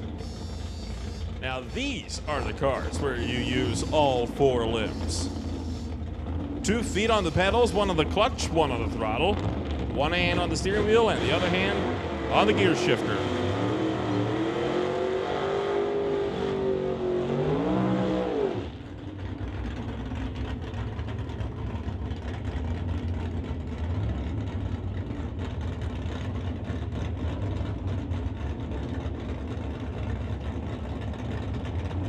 Weep out of Chilliwack, dialed in at 10:39, means Keith Winterbottom in the Rags to Riches Top Shop Nova will have to be very patient. He'll be leaving almost 2 seconds later. Well, unfortunately, it looks like he won't be leaving at all. Keith Winterbottom still leaking on his car. And this has just turned into a competition single. As Keith Winterbottom has another run fall out from under him.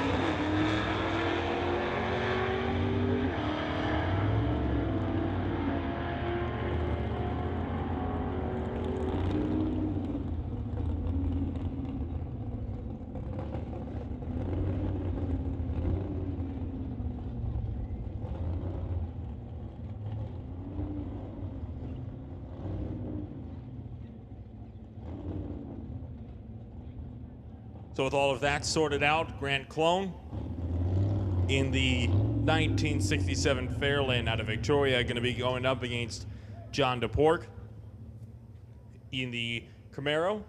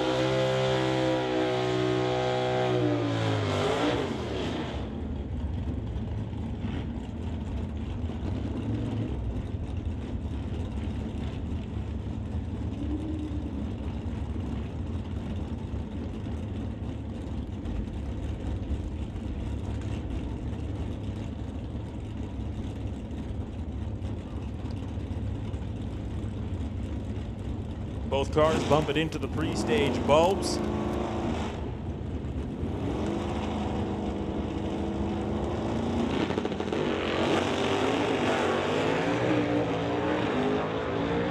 Another big wheel stand launch as Grand Clone rockets down and will not be able to overtake John DeBork, who stays out in front.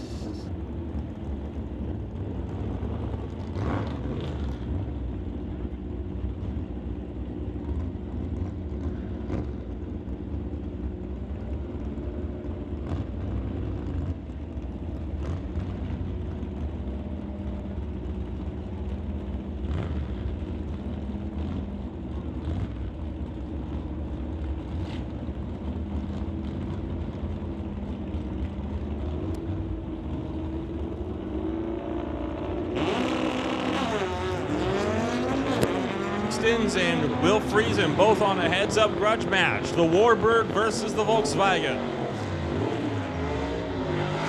But Hoogsten does not launch well. Oh, but Will Friesen breaks out at the top end, and Terry Hoogstens, having a faulty run, gets a freebie nonetheless. Friesen had that thing won, did not have to push it, but push it he did, and went under by almost a full second.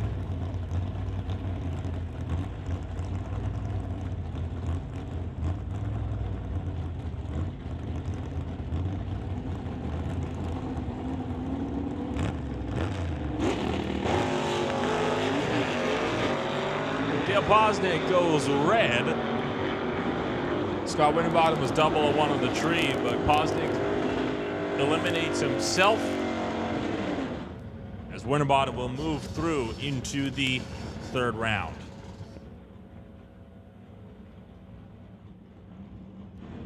And that'll bring up Alan Lougheed and Jamie Roth.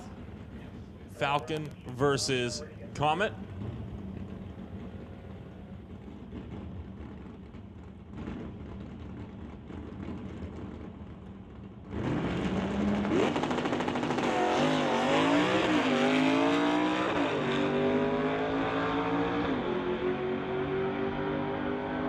At the 8th, Lougheed being chased and does get overtaken. Jamie Roth will also move on to the third round. Attention in the pits, attention in the pits. Peden Industries Junior Dragsters, we need you to the staging lanes. Peden Industries Junior Dragsters, we need you in the staging lanes. Bubba Speed Shop Pro bracket, you should already be in the lanes.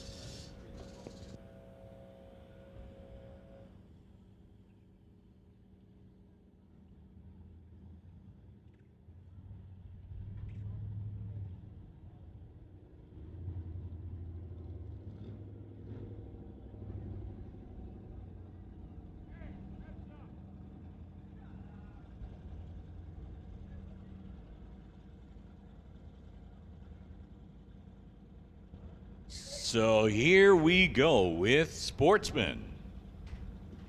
This is going to be round 2 competition. Sportsman, as part of the Summit ET Racing Series number 7. So as we talked about earlier, all of these racers collecting points for each round that they advance.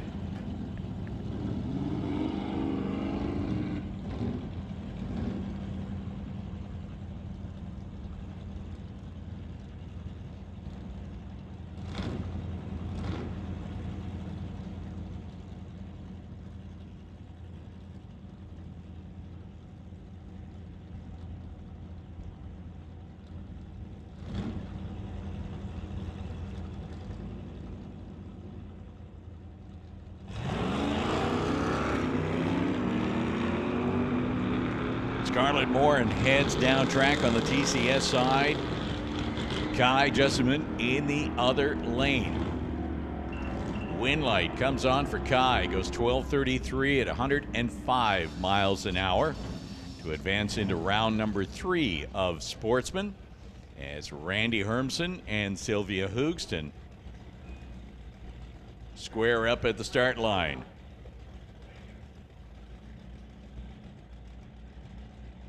Both cars pre-staged. advance.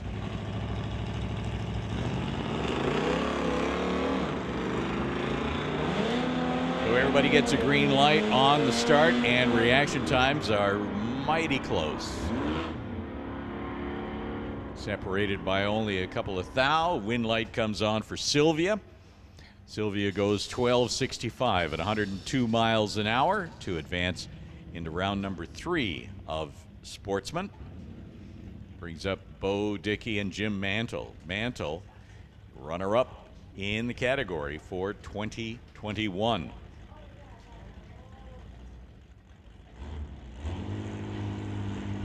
Bo Dickey, part of the Motorsports group in the pickup. Red light for Mantle, so Bo in the pickup gets automatic advancement into round number 3. Goes 13.14, 102 miles an hour. And there is a single run with the odd number of cars, so Eric Hansen gets the bye. Bye run.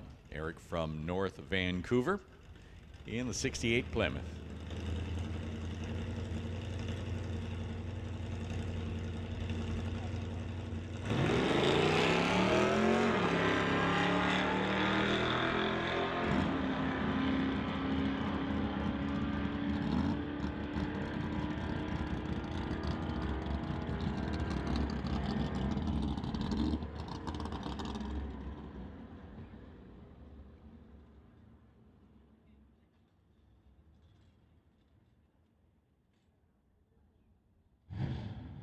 So Eric Hansen runs a 13.15, 101 miles an hour to advance into round number 3 of Sportsman, and that takes care of that. Got a shout out going to Ken and Jazz Sahota. Hey, happy anniversary. 29 years. It's their 29th anniversary. Ken and Jazz Sahota, congratulations.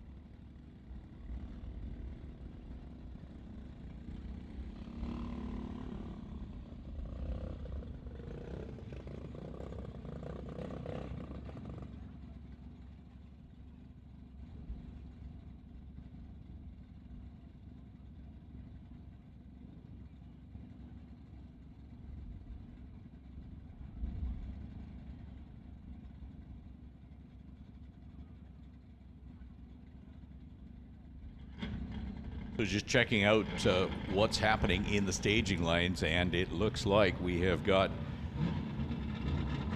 pro bracket that is there. All the junior dragsters are there, and we have got cars moving from under the bridge.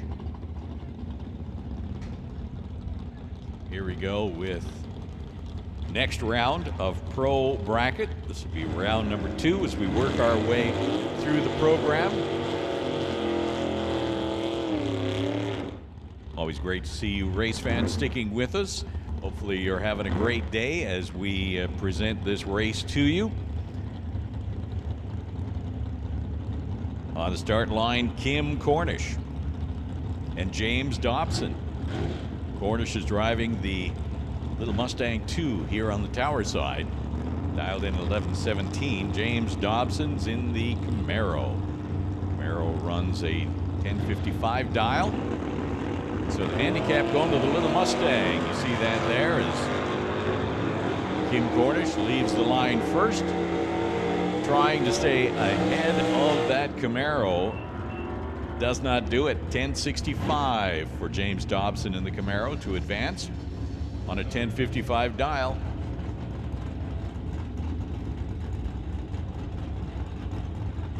That brings up Daryl Stobie and John Barrichello. Stobie, a contractor out of Abbotsford.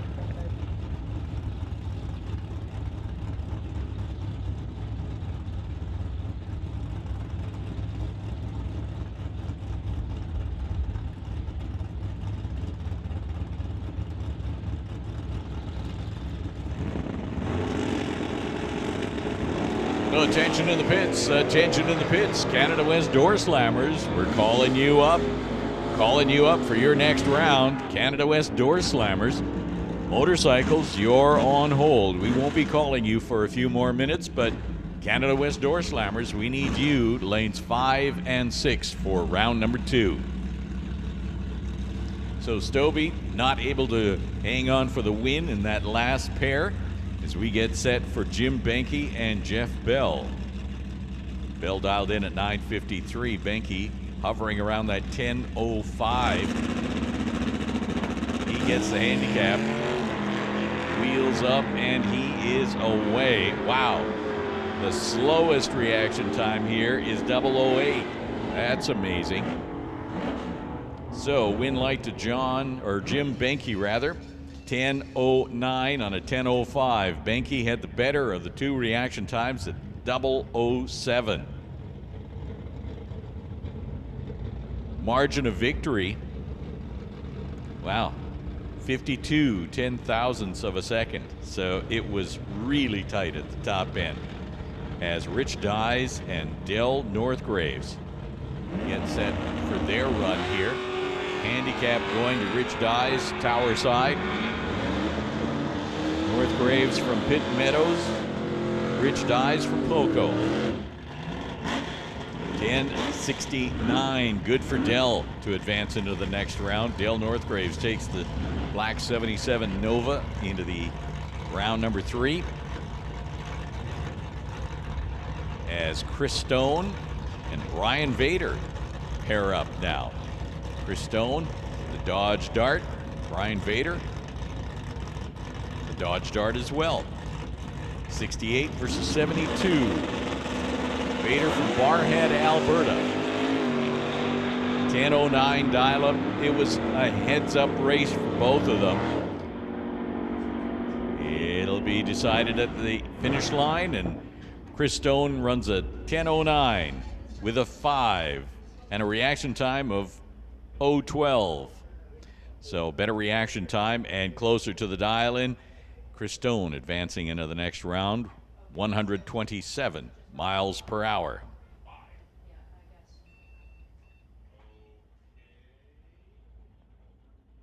And Dennis Winton is now on the start line, and looks like it'll be a competition single as his competition not there. Craig Johnson.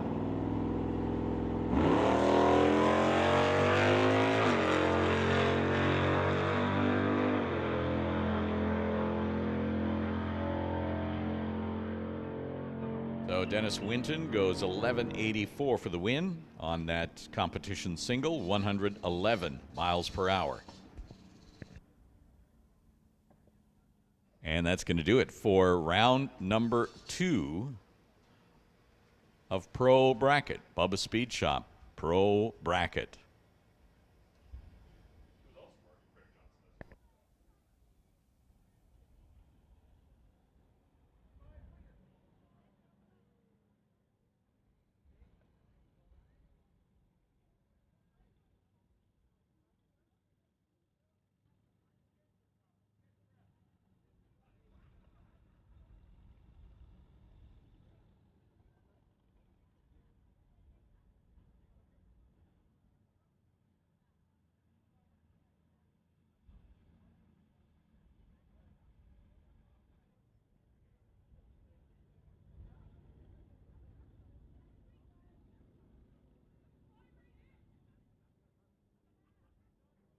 Based on the schedule, if I were to be a betting man, we are, having finished pro bracket, we're going to be going into juniors. I see all of the junior golf carts parked here, and I hear a junior. So there we go. Junior dragster coming to the line, and this will be round number 3. Junior Thunder, ages 5 to 12. That's who is driving these junior half-scale dragsters. Although technically, they're probably a little bit more like a third-scale dragster. Hunter Gallant from Chilliwack is first up to the line. Hunter gets the bye, the odd number of cars advancing into the next round. Hunter picking up sponsorship from BDL Auto and Super Steve Tires. It's a DMW chassis, tuned by Duda and painted by Rodrigue.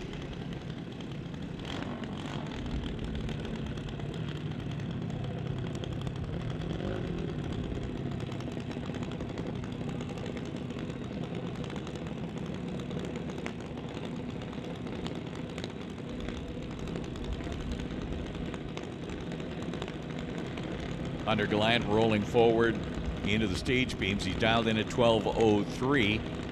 And while he doesn't have any competition in the other lane, he still does want to work on his reaction time, and he wants to work on his dial-in time. So each run is important as they collect data and driver experience. So Hunter Gallant heads down track, racing to the 8th mile. And he goes through with 12:52 at 48 miles per hour. Again, the idea is with every run, you want to try to get as close as possible to your dial-in, which was 12:03 in Hunter's case, and you want to work on your reaction time, which was 0:79 in Hunter's case.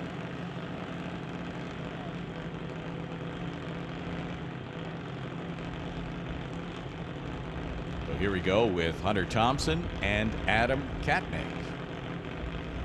Hunter here on the Tower side, Adam on the Lordco side. Adam's dialed in at 9:02, 11:48 for Hunter, so pretty sizable handicap start for Hunter with that 11:48. Be leaving, looks like about 3 seconds ahead of Adam Katnick, sponsored by TK Performance out of Maple Ridge.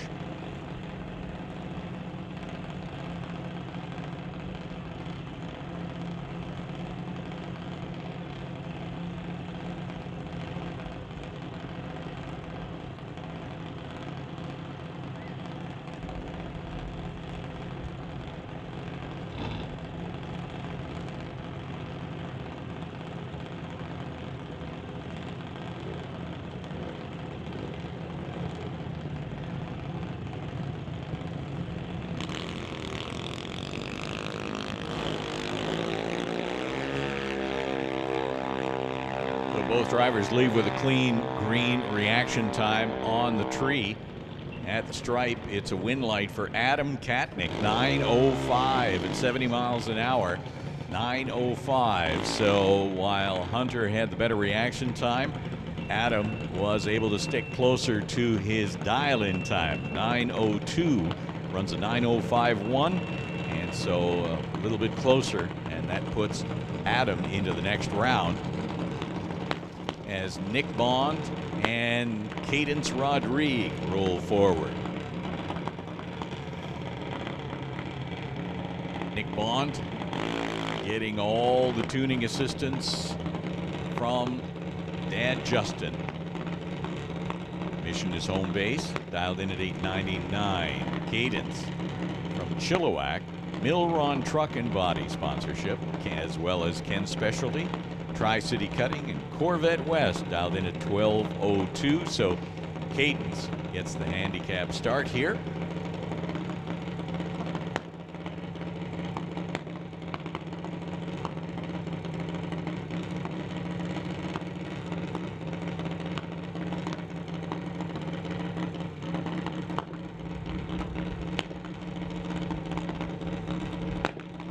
Attention in the pits, Super Pro. We're calling Super Pro 2 lanes 1 and 2.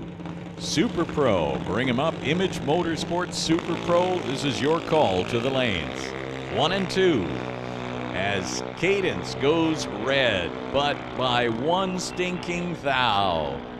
001 red takes Cadence out of competition. Nick Bond advancing into the next round.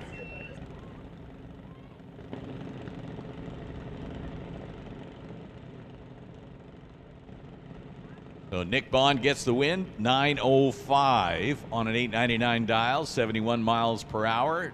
Nick advancing into round number 3 as our last pair in Junior Thunder get to the start line. Alex Green and Alana Everett, two of our younger Junior Thunder racers. Alex Green dialed in at 1390. Alana 1569. So they're both heading down track to the 8th mile. Win light will come on 4. Oh, it's a breakout for Alana Everett. She goes too quick, 15:04 on a 1569 dial. So Alex Green picks up the win, 14:15 on a 1390 dial. So Alex advancing into the next round of Junior Thunder. And you can hear the cackle getting a little bit louder, a little bit sharper, and that's the sound of Junior Lightning, our next category going into semifinals here. 4 junior dragsters left in competition. First pair is going to be Lincoln Shirk in his newly wrapped junior dragster, sponsored by Titanium Auto Group, Rad Torque, and JS. It's a 2005 Mike Boss junior dragster. And Dee Dee Stanley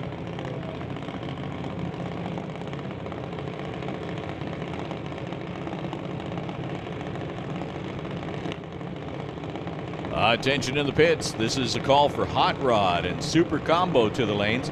Hot Rod and Super Combo. We need you to the lanes, please. Bring them up. Hot Rod and Super Combo. So handicap start going to Dee Dee Stanley. And they are green. Heading down track. Win light comes on 4. Dee Dee Stanley manages to stay out in front of Lincoln Shirk. Goes 9:22 on a 9:22 dial. So dead on the dial. Reaction time was better than Lincoln's as well. 0:92 reaction time for Dee Dee Stanley. So that team's going to be happy as they go into the final.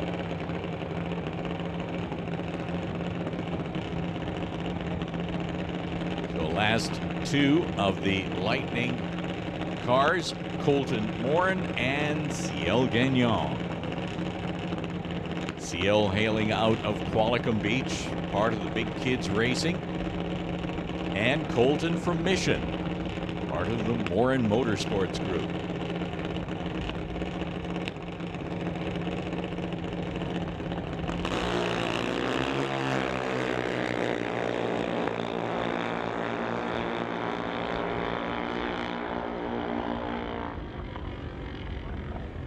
Win light for Ciel Gagnon, 799, 80 miles an hour, 799.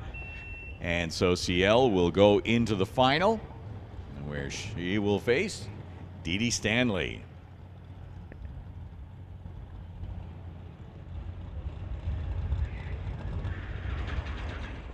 So attention in the pits, Kevin Ness, wherever you are, they are missing you in the Doorslammers lineup.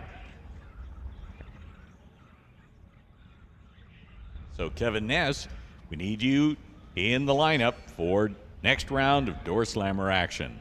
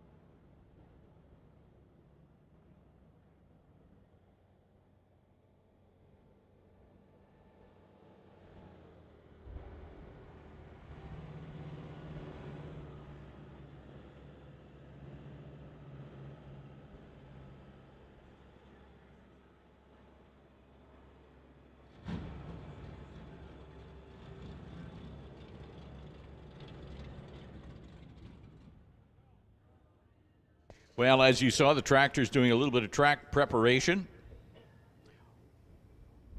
as we're getting set for, I see Canada West Doorslammer action in the staging lanes. Presented this week by Associated Tire and Auto.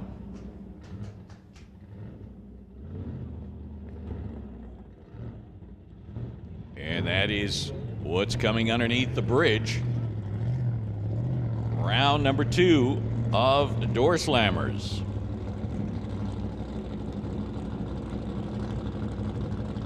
And first pair, Paul Debris Jr. He's over there in that Valiant.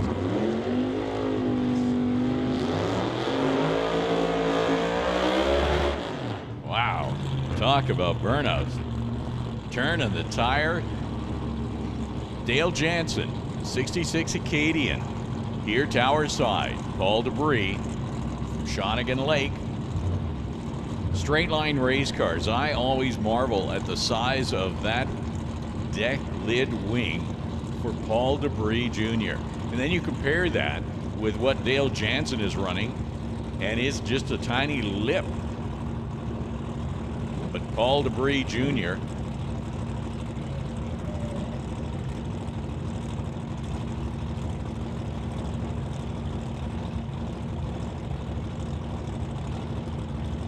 Attention in the pits, attention in the pits. Approved license and test runs. We can call you up to lanes 5 and 6. Those who are approved. Problem set in for Paul Debris Jr. Not able to make the run. Dale Jansen gets high on the back tires, and he has to get out of it as he finishes up his run running an 8:36, 171 miles an hour. So Dale Jansen picking up that win. Misfortune besets Paul Debris Jr. from Shawnigan Lake, not able to make the run. Once again in the pits, approved license and test. You can run in lanes 5 and 6. We can bring you up. If you're approved for license and test and you know who you are, bring them up to lanes 5 and 6. So Grant Howell from Victoria in that orange and purple 37 Chevy. Jason Field over here tower side. He is in the business of looking for a 6-second run. Today it's in the 8s. He's got a new engine, new system, making some shakedown runs. Sponsors include Greenlight Auto Finance and Ritchie Racing Engines. Jason Field over here in that silver 71 Nova. He's your number 14 qualifier, 816. He's got an 830 dial on the window. Grant Howell, a little quicker, 769, qualified in at number 9. He's from Victoria. It's a 37 Chevy up against a 71 Nova. They're pre-staged, bumping in, they're set. Here's the tree.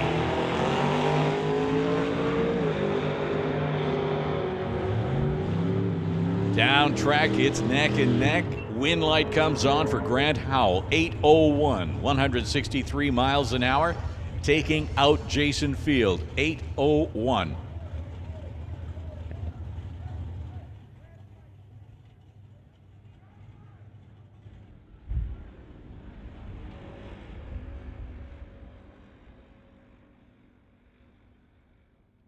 Word from the top end says the safety crew rolls. They're tending to one of the cars. Report that there was perhaps some fire. We'll wait for official word at the top end as the safety crews are attending to that. Looks like all cars are off the racing surface.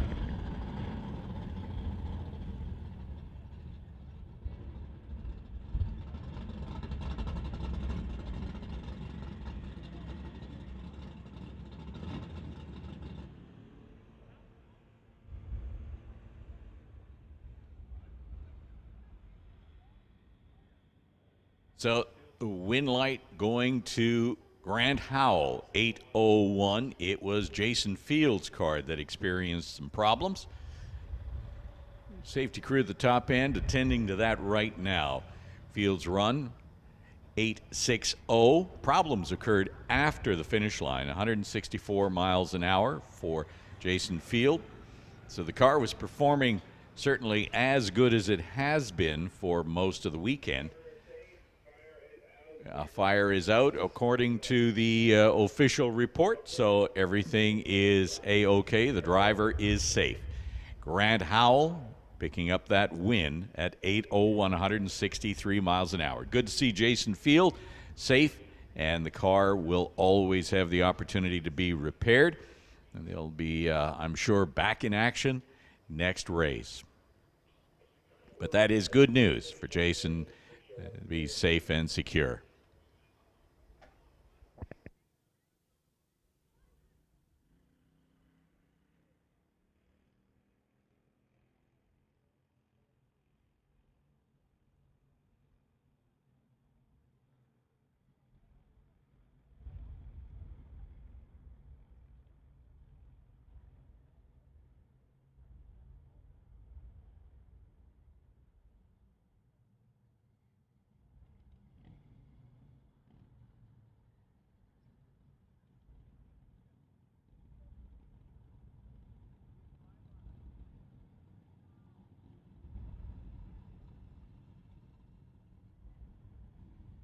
While we have a little bit of quiet time, just want to make a mention that we're going to put the CMDRA motorcycles on standby. So you are on standby for your next racing rounds, and we're going to try and get you in right after the license and test. So CMDRA, if you could be on standby, that would be great. We'll call you up momentarily.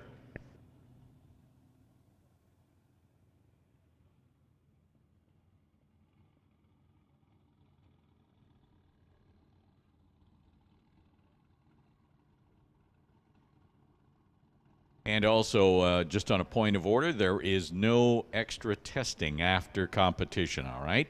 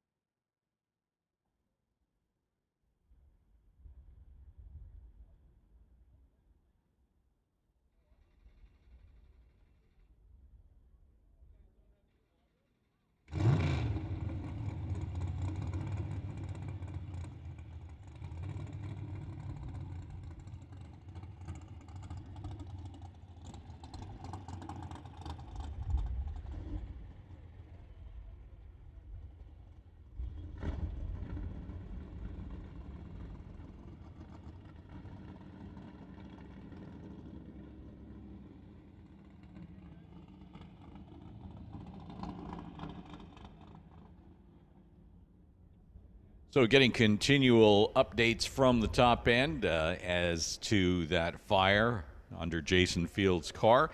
It was brake line related, I guess, and but everybody is safe and sound. The track is in good condition at the top end, so there's nothing on the track. We're just making doubly sure that there's no parts or pieces up there before we run the next pair of Doorslammers. And that next pair will be 2002 Cavalier and a 2004 Grand Am. Paul Stretch and James Kennedy.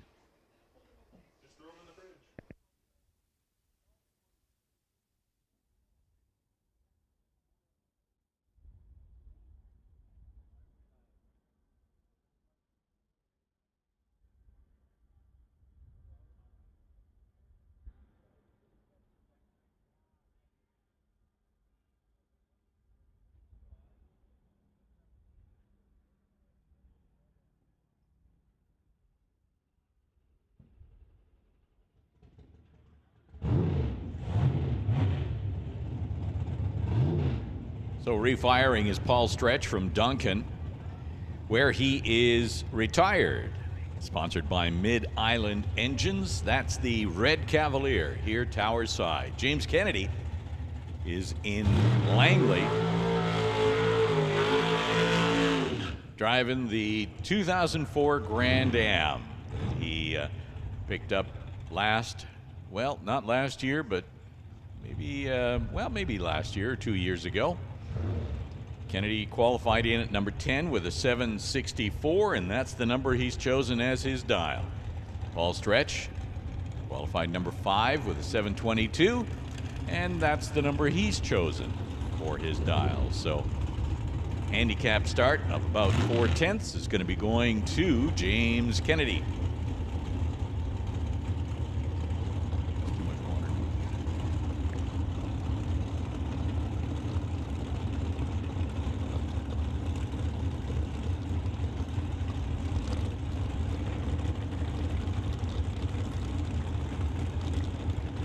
We are staged, ready to go. Red light start for James Kennedy. He goes 2,000 red. Oh no, so the Cavalier will pick up the win, goes 726. Good news for Paul Stretch as he advances into the next round. 726 at 190 miles an hour, and we have got burnouts complete for our next pair, Brian Ritchie and Henry Zacharias. Henry Zacharias based in Surrey. Zacharias Investments on that 53 Vet, qualified number 7 at 754. He's got 759 for the dial, playing it just a little bit safer. And Brian Ritchie, 789, dialed in at, he's dialed in at 789 on a 787 best run. Number 12 was his qualifying position. Brian Ritchie driving the black 68 Chevelle here, Tower Side. Zacharias in that white 53 Vet. So it's the black Chevelle that leaves the line about 3/10 ahead of Henry Zacharias.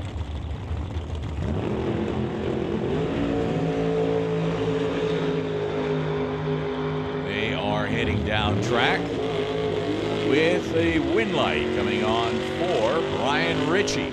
Ritchie having a much better reaction time, 0.26 to Zacharias' 261. So Ritchie goes 794 at 161 miles an hour to advance into the next round as Kevin Ness and Mark Schuppinen roll forward. Kevin Ness driving the Dakota, Tower Side, 756 is the dial-in.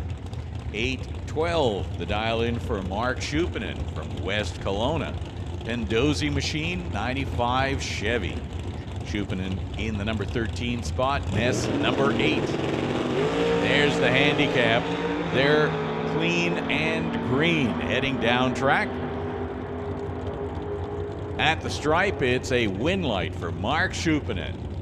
Better reaction time, an 0.15 versus Kevin Ness's 0.43. Schuppinen goes 8.13 on an 8.12 dial, so he was better at the start and closer to the dial-in. That gets you to the next round. Mark Schuppinen advancing 167 miles an hour, 8.13. And that'll do it for that round of Doorslammers as we move into Super Pro. Image Motorsports Super Pro action now. Round number 2.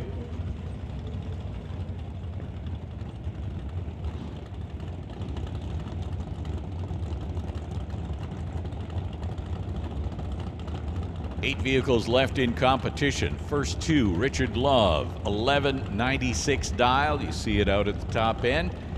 And Jan Christensen, 854 dial. Big handicap start going to Richard Love as both leave the line clean and green. At the stripe, who gets there first? It's a win light for Jan Christensen as they both break out. Christensen closer to the 854 dial-in with an 852.7. So that's 67 green Nova. Moving on to the next round. Next pair, Ted Buss, Kelly Voss. Kelly Voss driving the dragster. Based out of Pitt Meadows. Buss in the 34 Ford. From Shawnigan Lake. 897 dial for the Roadster, 905 for Voss, but it is a red light.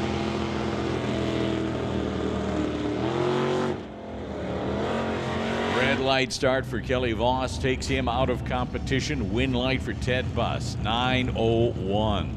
143 miles an hour, so that Roadster moving on to the next round as Craig Johnson brings the wagon up to the start line. Johnson's Custom Exhaust, 79 Malibu wagon, and Wes Vath in the Firebird in the other lane.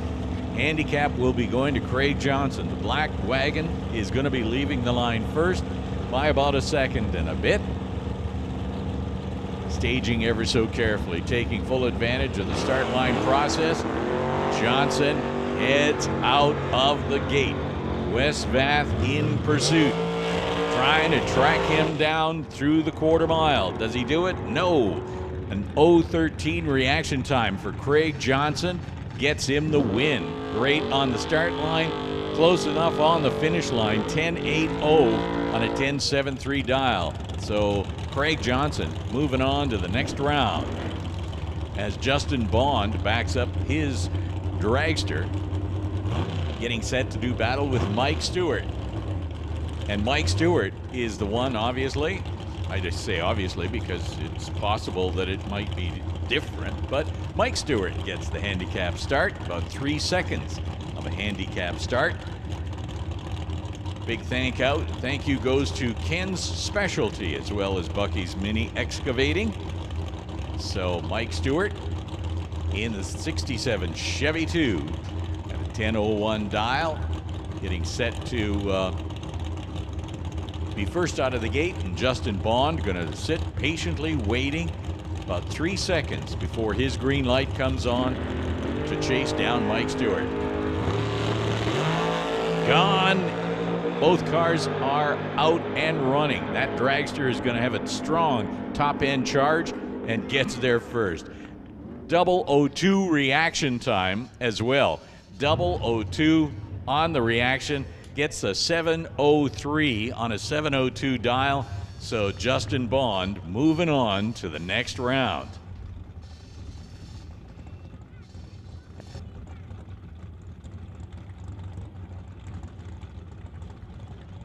All righty, we're going to turn things over to Nolan for a little bit.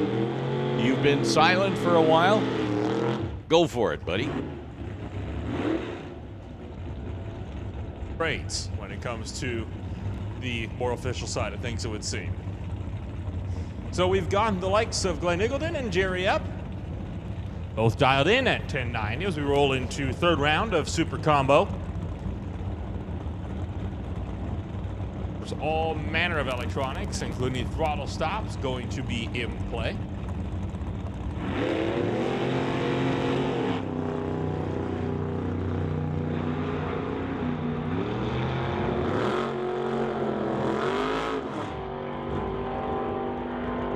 And at the quarter mile, Glenn Eagleton manages to pull out a solid win, goes 1090 with an 8.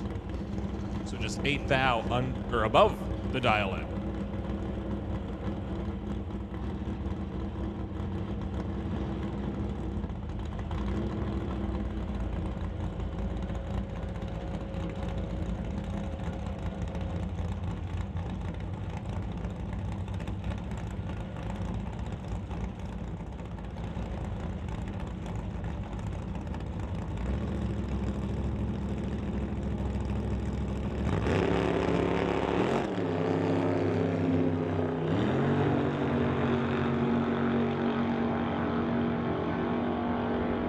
And we're going to make the call for BC Super Shifters to come on down to the staging lanes. BC Super Shifters, we need you on down to the staging lanes.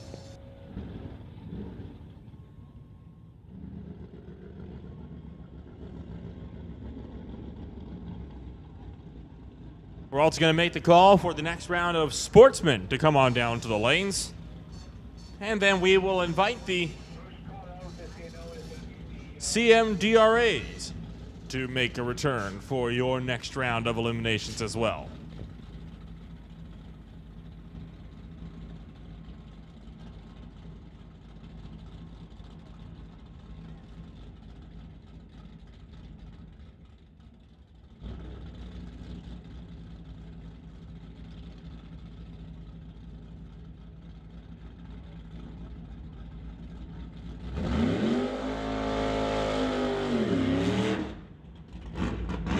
So Jim Benke on a single pass in Hot Rod with the bye. Gets a free trip into round 3 of eliminations.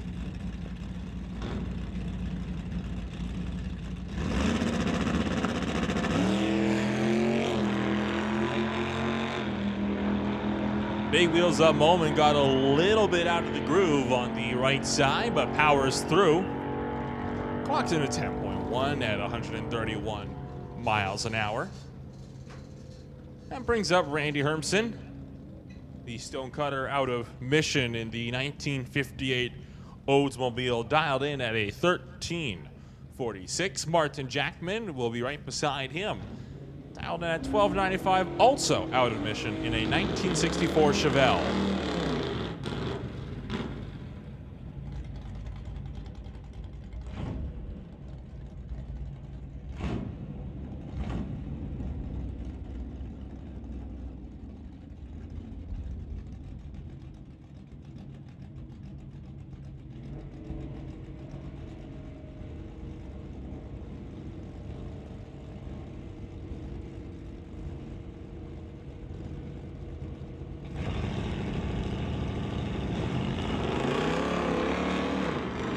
Both drivers away on green bulbs.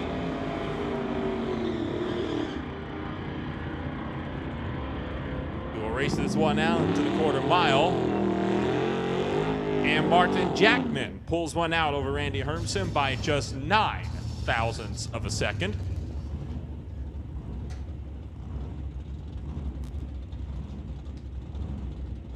Now make the next pair. Bill Hillicky in the 1965 Ford pickup going up against Rob Monroe Sr. in his Model A Roadster. 1110 compared to Monroe's 895 dial. Oh, and Rob Monroe Sr. goes red by just 1/1000th of a second. And Bill Hillicky will move on into round number 3.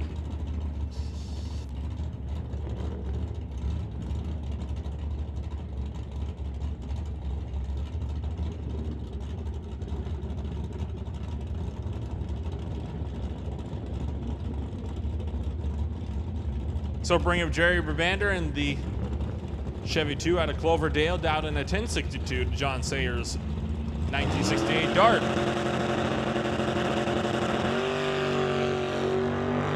Two red bows, but Jerry Brabander went red the least. 17 thousandths red compared to John Sayer, who went 031. Jerry Brabander gets a free pass.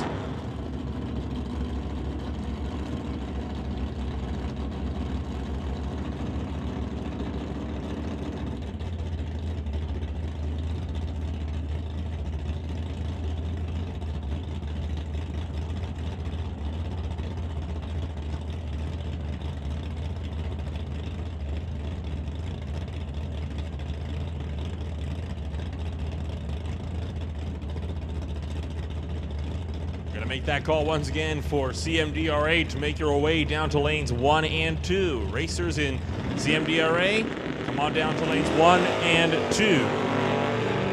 Barry Patterson off and away with an 011.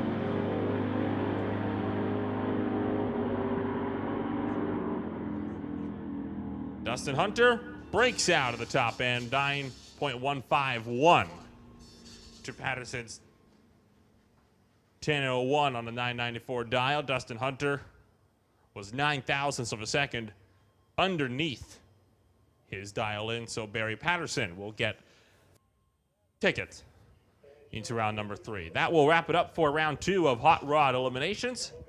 Going to be down for just a few minutes to do a little bit of track prep, make sure everything's are nice and set, and then we'll be rolling into a few licensing and test hits.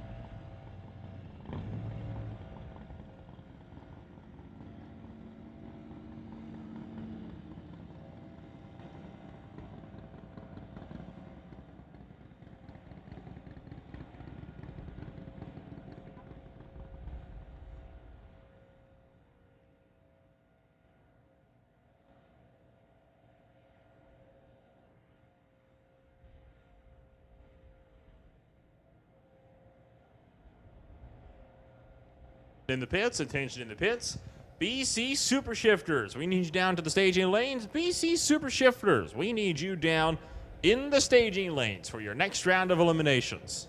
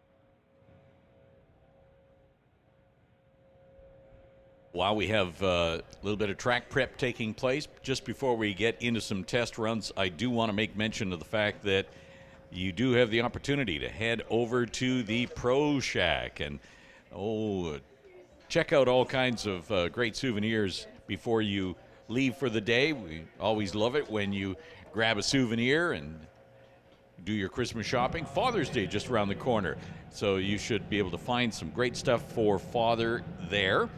Badass Garage is also on the property with signs and vintage materials for any garage or office that is looking for that kind of stuff. All kinds of guy garage decor, new vintage signs, arcade machines. You can actually check out the Badass Garage on their Facebook page and Google. So check them out. While you're here, they are there with all kinds of stuff for you. So one of the other things that you can take advantage of here at Mission Raceway. So test runs happening right now. These are authorized test runs for people who have prearranged for that.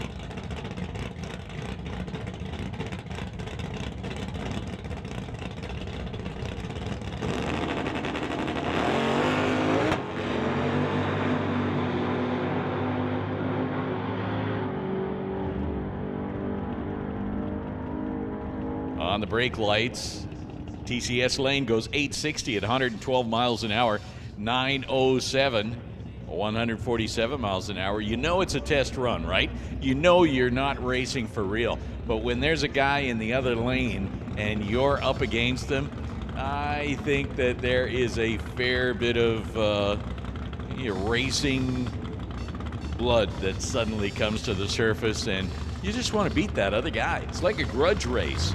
There used to be a lot of that happens. Maybe not as Friday night street legals. There's a little bit of grudge racing that goes on, eh?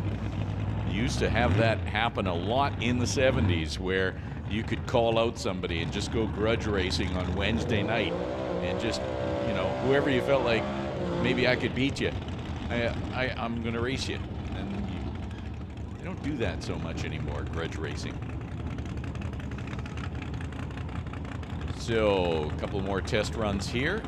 Looks like they're going the full quarter mile, although car on the tower side typically is an 8th mile car, I think. Looks like that small little tire.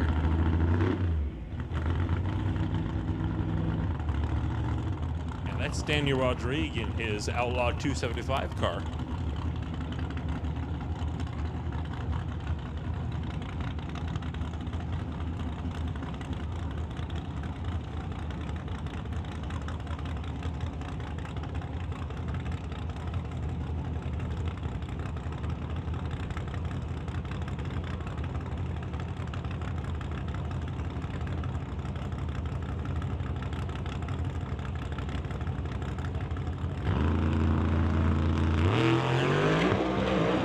Having trouble keeping it on the line. Harman Chan. And it looks like Daniel shut it off early and is just coasting through the top end. Hopefully still under power. And maybe take the early turn off. What do you think? I think that might be a bit of a safe bet. He was only going about 330 feet, and then you could see the smoke flying from one of the tires with how much he was spinning them up. So he's decided to go a little bit further. There he goes off the track. So this is a nice looking car here. Looking forward to when they get all the bugs worked out of it and see it in competition.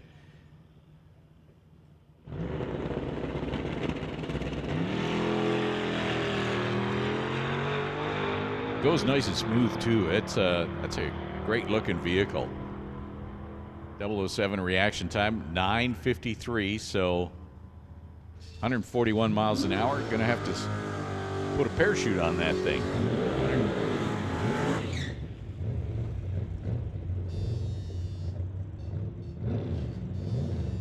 And Justin Gibson out of Surrey. Not sure what the Hollywood designation is all about. Maybe I need to find out more about what Justin Gibson does for a living. Get some Hollywood sponsorship. 1988 Mustang.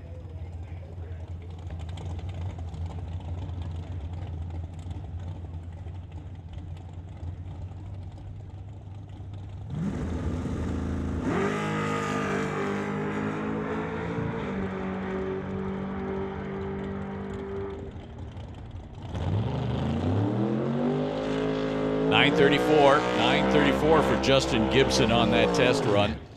Here's Derek Shirk doing another shakedown run. License pass for his faster car. He's running the Doorslammer in the Canada West Doorslammer Association. But this is a car that is in a league of its own. Freshly wrapped, I might add. Did you notice that? It is freshly wrapped because Image Motorsports made it that way. Put the titaniumracing.ca on the side of the car along with Lincoln's Junior Dragster, all freshly wrapped. That chrome colored wrap is quite something special to behold. So Derek with a faster car needing to make a number of licensing passes to upgrade his license to race this car on a regular basis.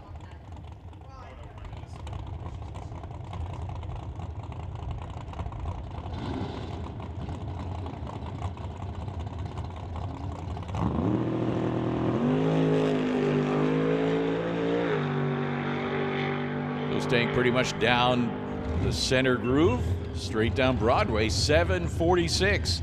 185 miles an hour, 746, 185. And he pops the chute, brings the car to a stop, and will get off the track as we bring up this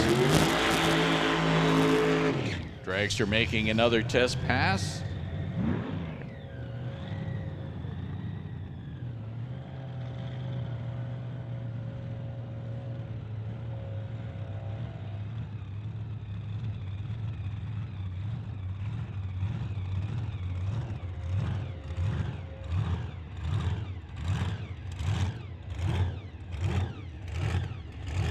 That's a lovely sound, that loping sound of the blower just sort of rotating that engine. Something tells me that it is running on alcohol because they do spray the injectors to keep them from freezing up. So my guess is he is running alcohol in that car.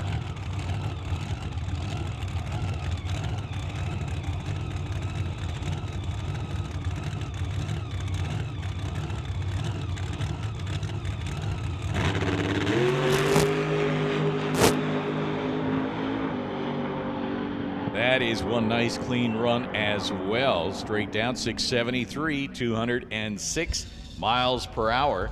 And that is Steve Horn driving that car from Burnaby. Steve Horn used to race, if you're a longtime watcher here at Mission Raceway, he used to have that 41 Willys that was actually up for sale for the longest time. If he sold it, I know what he bought. He bought a new dragster. So Steve Horn, nice pass, 673, 206 miles an hour. And that is a 2006 undercover chassis that hopefully we'll be seeing a little bit more of in the months ahead.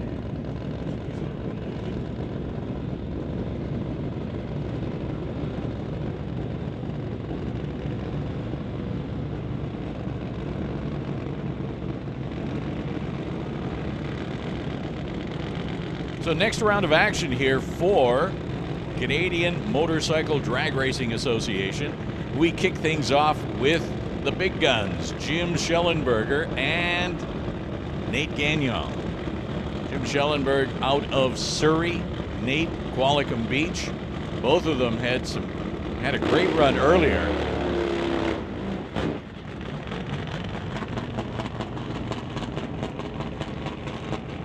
So when it comes to Nitro Harley, we're talking super fast.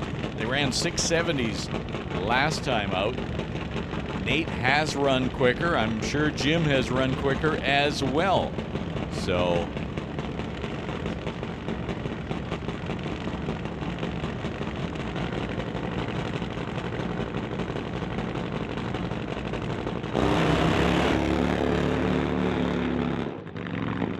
Jim, you can see with the wheels up a goodly way. He started drifting towards the line, and yeah. So Nate trying to get that thing under fire once again. It's a wild ride. You're talking about a 1,000-pound motorcycle and 1,000 horsepower, and on a good run, that front wheel isn't touching the ground until at least 330 or the 8th mile. So on a good run, you're going very fast with very little resistance, and it's tricky. Let's just leave it at that. It's tricky. So Jim ran a 7:14, Nate 12:33.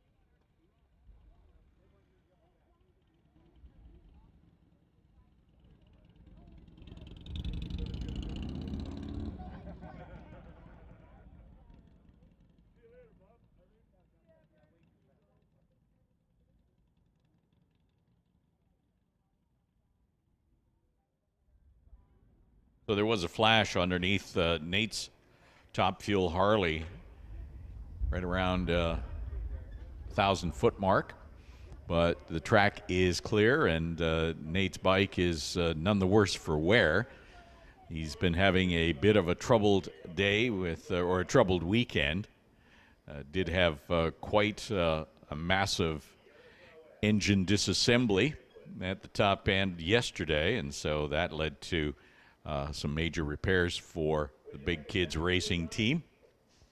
Great run middle of the day here at 670, and on this afternoon's run, well, it was a bit of a flash at that 1,000-foot mark, and everything looks all right.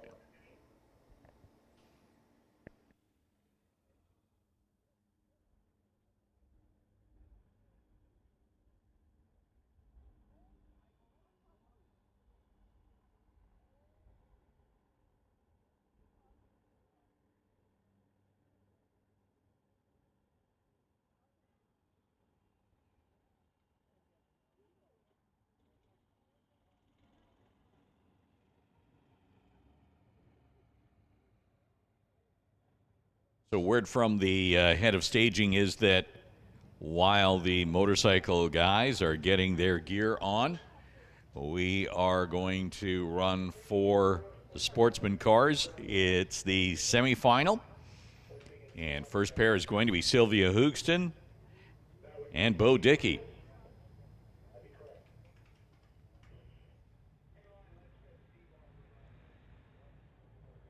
No.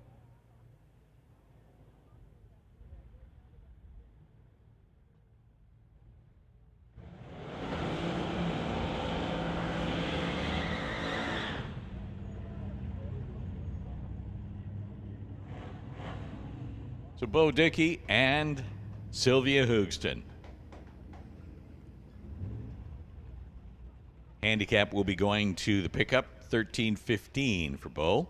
More in Motorsports. And Sylvia dialed in at 12:60.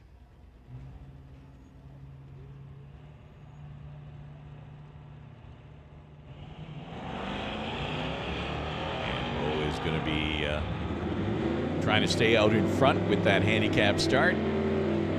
Sylvia will be trying to undo that handicap advantage. And they both break out, so the win light goes to Bo. 13:11, 101 miles an hour, so Bo is going into the final. And next up is going to be Eric Hansen and Kai Jesseman.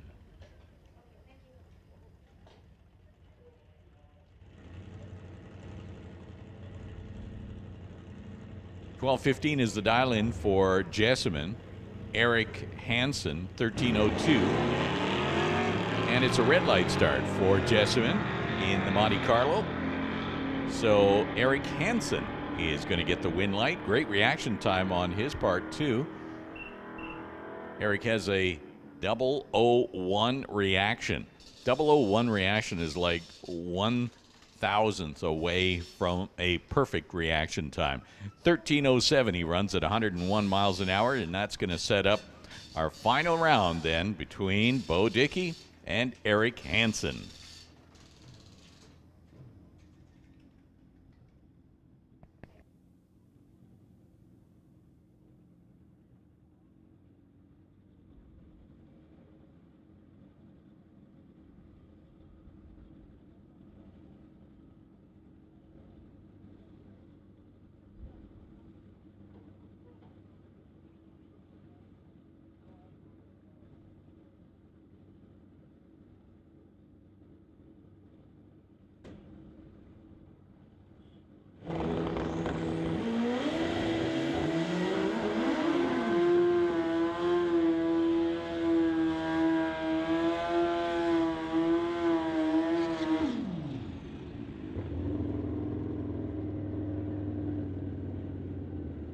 So in the Lordco lane is Gary Christopher, who I mentioned earlier. We should be singing happy birthday to Gary Christopher on that orange motorcycle, celebrating 65 years of age today. 65 and having a blast on that motorcycle. He is based in Hope. He is racing Gary Henkult from Cold Lake.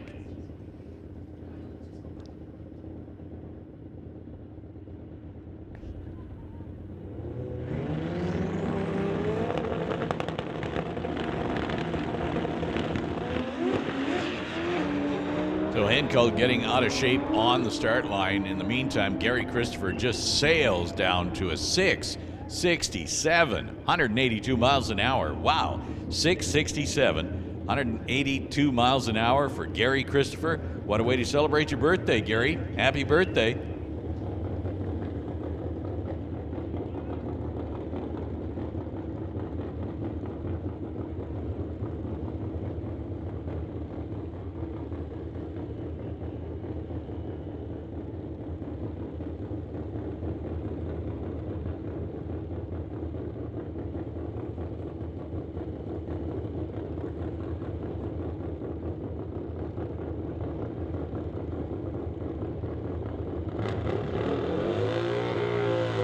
Attention in the pits. Attention in the pits. Bubba Speed Shop Pro Bracket. We need you to the lanes. And we need Peden Industries Junior Dragsters. Junior Dragsters. Lightning and Thunder. Bring them up. Thunder lane 1. Lightning lane 2. And Bubba Speed Shop Pro Bracket. We need you to the lanes as well.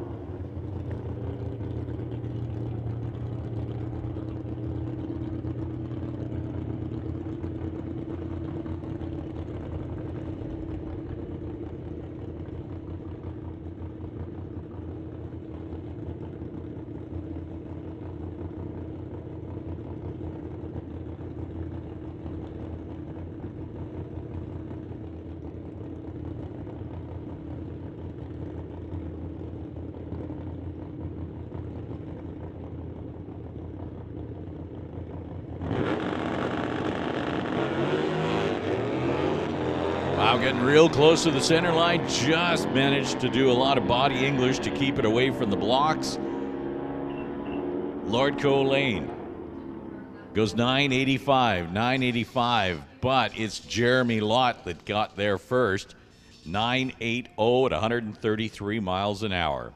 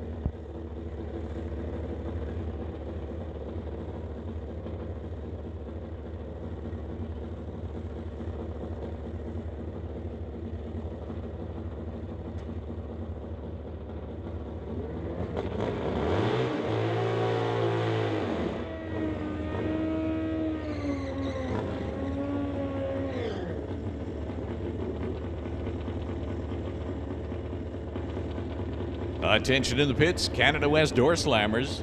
You have got a 30-minute standby call for your next round. 30-minute standby call for your next round.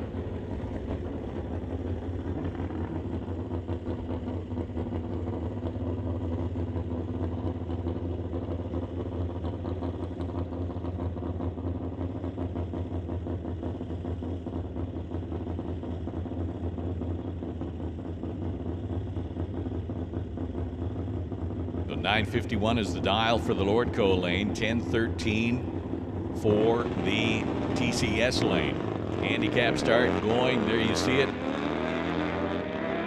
Now, Lordco lane in hot pursuit. I believe that is Neil Churchill. But the win goes to Dieter Gerst. 1013 with an 8. 1013 with an 8 for the win.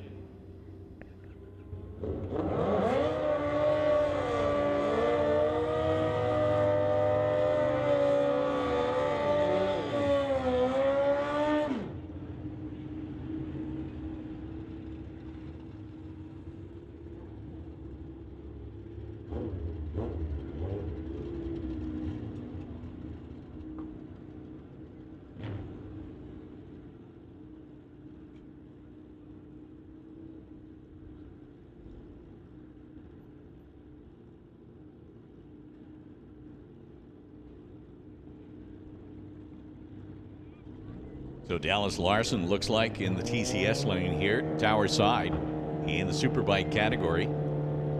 And Clayton Potter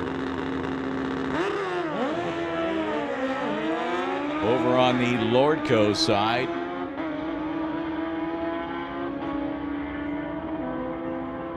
Win light comes on for Clayton Potter. 930 at 140 miles an hour against the 984 for Dallas Larson.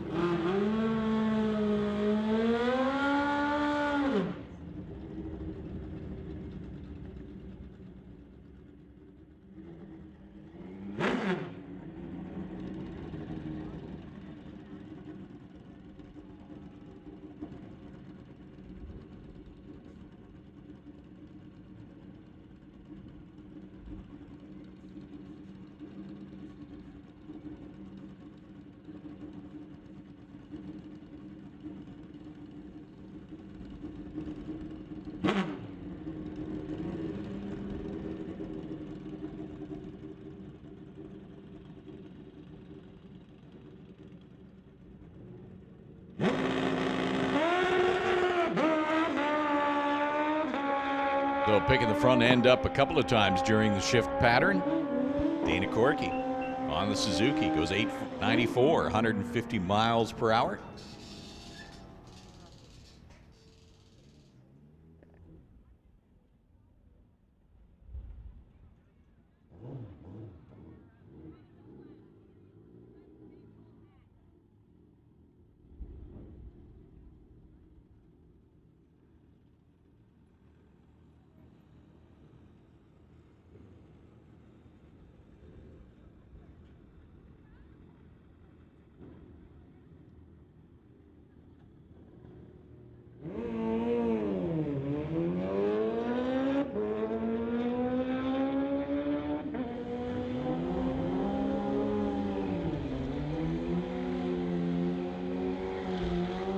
the Lordco lane run goes at 10:46. 10:46, 136 miles per hour on that single pass.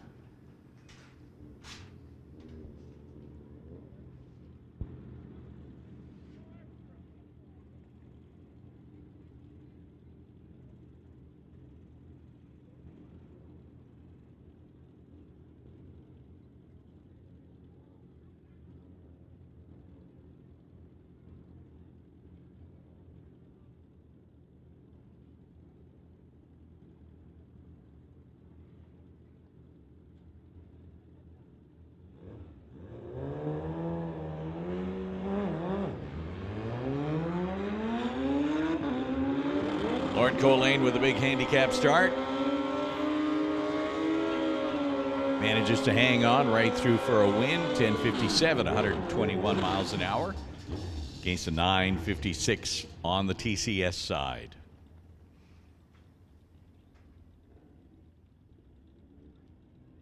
Next pair going to be Adam Hetler and Neil Churchill.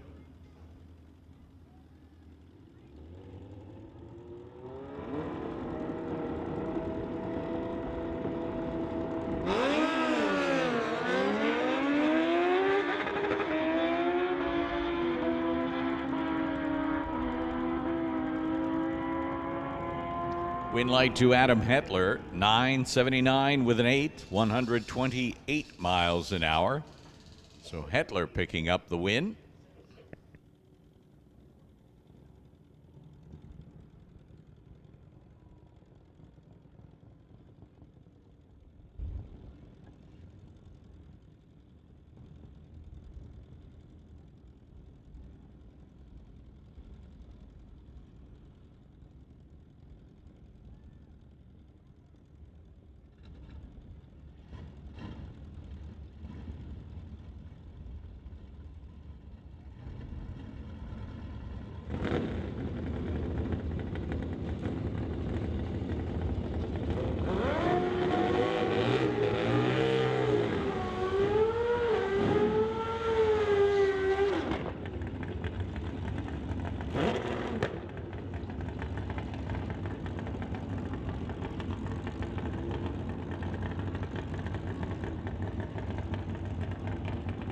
So Tom Turan making his pass over here on the TCS side.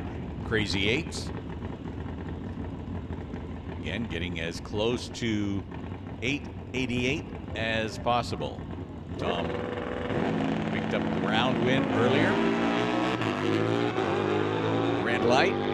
He's got an 8 in the red light. 877 with a 5 for bike in the Lordco lane. Tom Turan goes red.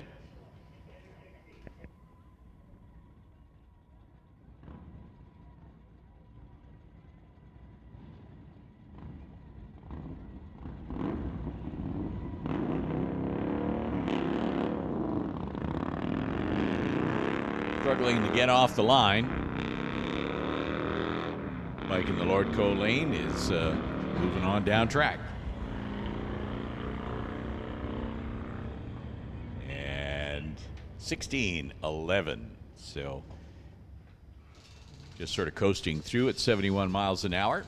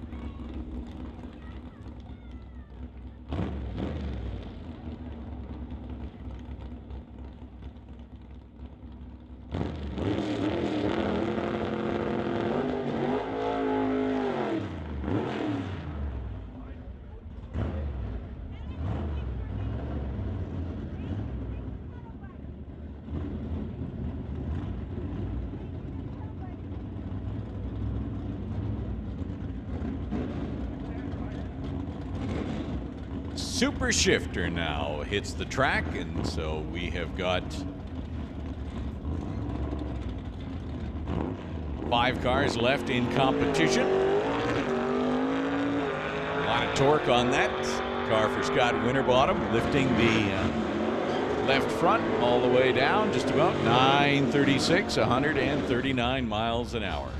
Scott Winterbottom getting the bye run. And next up is going to be Jamie Roth and John DePort. Jamie Roth over here, tower side, in that 1964 Comet. 347 cubic inches of Ford power underneath the hood, while it's Chevy power under the hood of that Camaro of John DePort. They're going to be leaving pretty much heads up. The handicap start is going to be about 0.04 of a second in favor of Camaro. But John DePort goes red, trying to take even more than 0.04 of a second. So he goes red.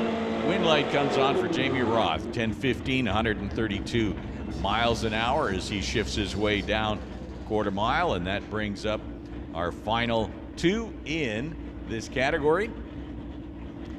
Terry Hoogston and Alf Weave. So Terry is running the 71 VW from Maple Ridge. 1170 is his dial-in. And 1042 is the dial-in for Alf Weave and that 1970 Buick. It's a sleeper of a car. Looks absolutely stock. But it's a quick little Buick. So the handicap start went to the VW. Will the VW stay out in front? Yeah, he does. Terry Hoogston stays out in front, runs 1174 at 96 miles an hour to go into the semifinal. Attention in the pits, attention in the pits. Super Combo. We need you to the lanes. This is your call. Super Combo. Bring him up to the staging lanes.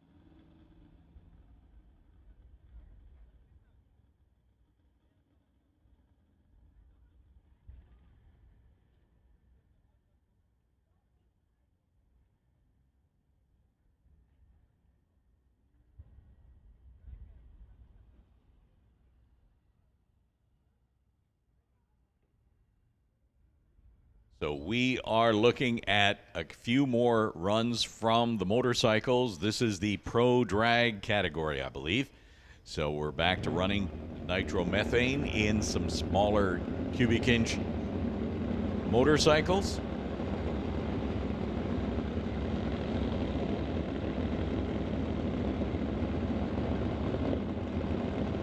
Al Miles will be one of the pair. He's rolling forward into the water box right now. Al Miles, based out of Spruce Grove.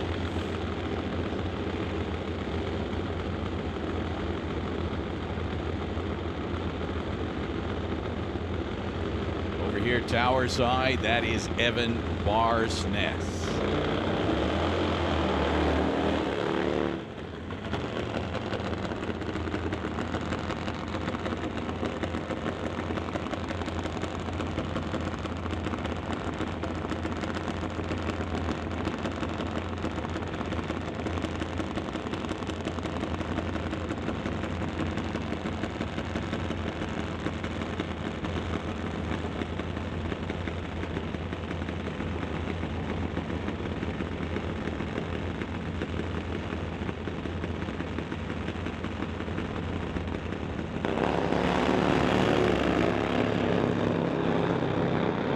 Riders heading down track.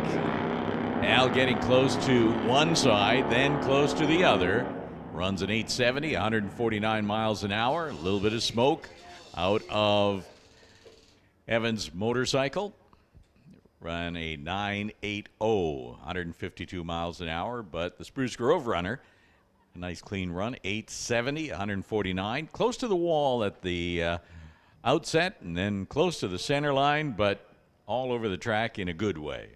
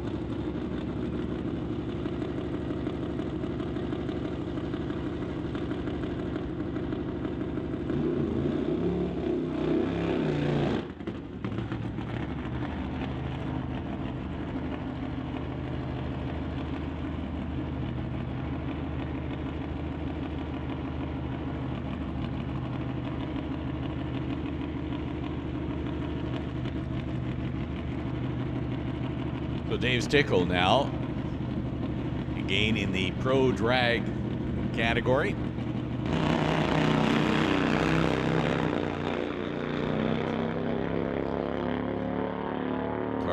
Motorcycle is drifting to the edge of the groove, but stays in it. 820, 156 miles an hour.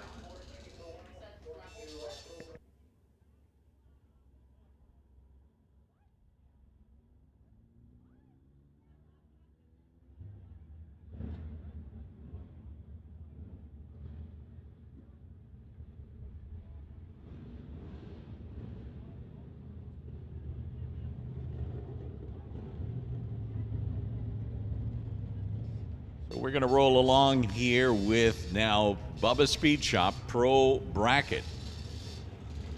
Work our way down to the semifinal. So we're in the quarterfinals. 6 vehicles left in competition.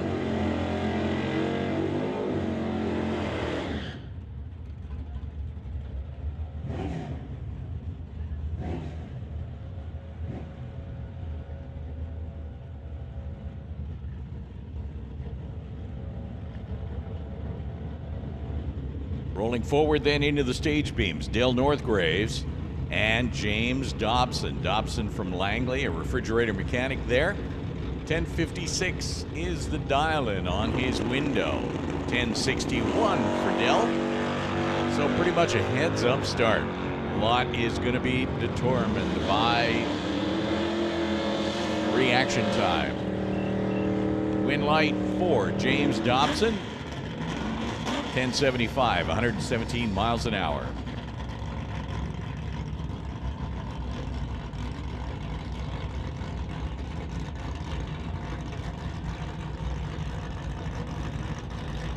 Attention in the pits. Canada West Doorslammers, we need you to the lanes for your next round. This is your call. Bring them up 5, 6. Those are the lanes. Canada West Doorslammers, bring them up. And Super Pro, you are going to be on standby. But Canada West Doorslammers, we're calling you to lanes 5 and 6. Here is Chris Stone and John Barrichello now. Barrichello in the 67 Coronet. A lot of Mopar on the start line as Barrichello gets the handicap start against Chris Stone in the Dart. Reaction time's pretty equal. Breakout for John Barrichello. He went too fast. 10:10 is the time for Chris Stone on a 10:09. Barrichello actually went 11:25 on 11:28.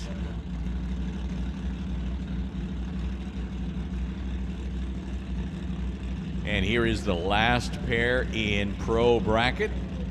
Bubba Speed Shop Pro Bracket is going to feature Jim Benke and Dennis Winton. Handicap will be going to the station wagon from Abbotsford over on the Lordco side. They're staged. Here we go. The tree comes down. Problems for Jim Benke right at the hit. He is off the gas. Dennis Winton goes through for the win. 11:92 at 106 miles per hour. So unfortunate for Jim. He is broke. And he will have a bigger problem as they have yet to run the final from yesterday. So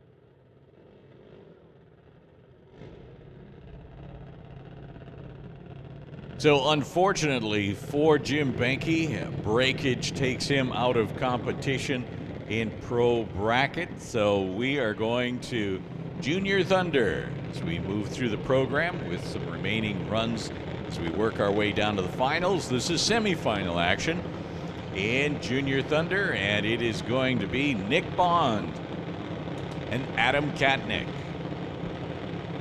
Nick Bond from Mission, Adam Katnick from Maple Ridge.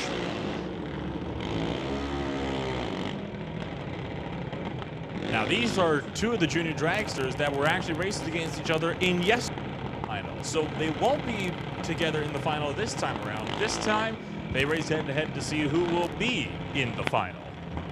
True enough, 8:99 is the dial-in time for Adam and 9 flat for Nick Bond. So this is going to be pretty much a heads-up race with basically 1/100th of a second separating that tree for either side. If you can tell the difference in a 1/100th of a second, I'll give you a prize.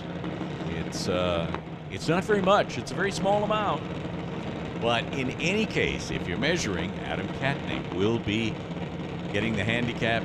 No, actually, Nick Bond gets the handicap start, as Adam is dialed in just a tick quicker.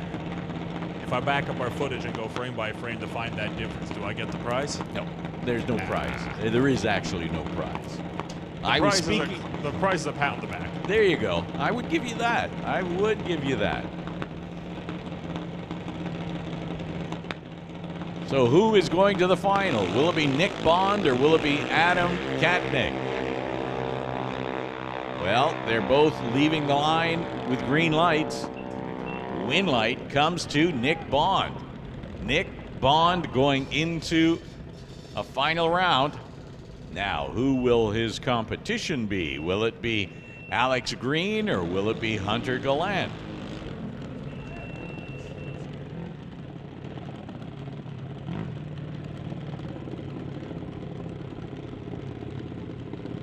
So Alex Green, the slower of the two junior dragsters in this particular pairing, Hunter Gallant 12:06. Alex Green, and I don't have to tell you, he's in the, yes, green dragster, 14:18 is his dial-in. You can see that on the reader board at the top end and also on the junior dragster's tail. So Alex Green will leave a couple seconds ahead of Hunter Gallant in the Lordco lane.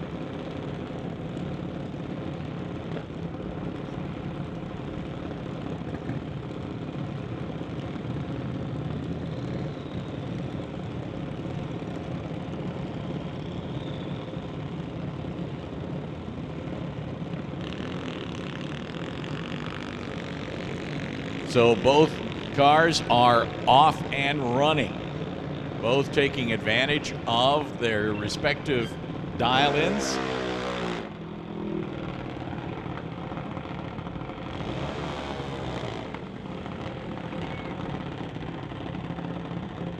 So Alex Green goes too quick, breaks out 14:13 on a 14:18 dial. So Hunter Gallant picks up the win. It'll be Hunter Gallant going into a final round against Nick Bond when they return. Lightning. Now, Peden Industries Junior Lightning, this is a final round. So whoever wins this, it's for all the marbles. And it is CL Gagnon and Dee Stanley. CL 797, Dee Stanley 922. So Dee in the car here on the tower side, getting the handicap start of about 1.5 seconds. That's her ballpark. 1.5 second head start against CL from Qualicum Beach. Red light start for CL Gagnon. She goes red. Win light goes on for Dee Stanley. So Dee Stanley picks up the win for today. Congratulations to that whole team, the whole family, for all the work that they do and getting that win. Dee runs a 9:33, 67 miles an hour. So congratulations to that whole team for their win here today. That win in Junior Lightning.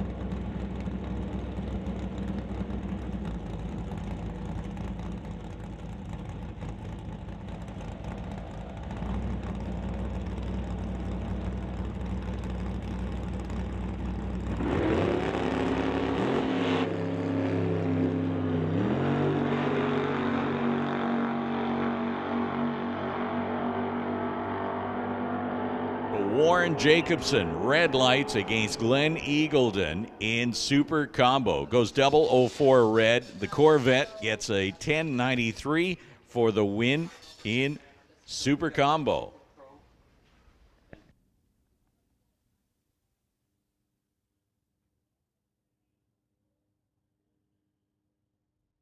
So there was a final win with Glenn Eagleton picking up the win. That was a final round, 1093, 136 miles an hour.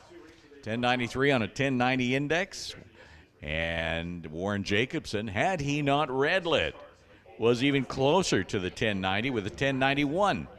But it was the red light that took Warren Jacobson out of competition. So congratulations to Glenn Eagleton for all of that team's efforts. 1093 Ford, 136 miles an hour. Good for win in Super Combo here today in race number 7 of the ET Series.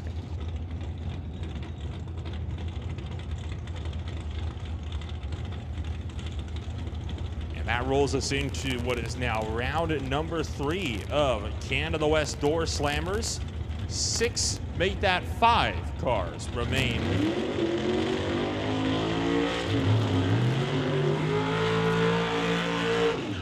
in Doorslammer competition. Paul Stretch in the Mid-Island Engines 2000 Cavalier, dialed in at 725. He will be leaving a little bit later than Mark Schuppanen out of West Kelowna in his Pendozzi Machine 1995 Chevrolet.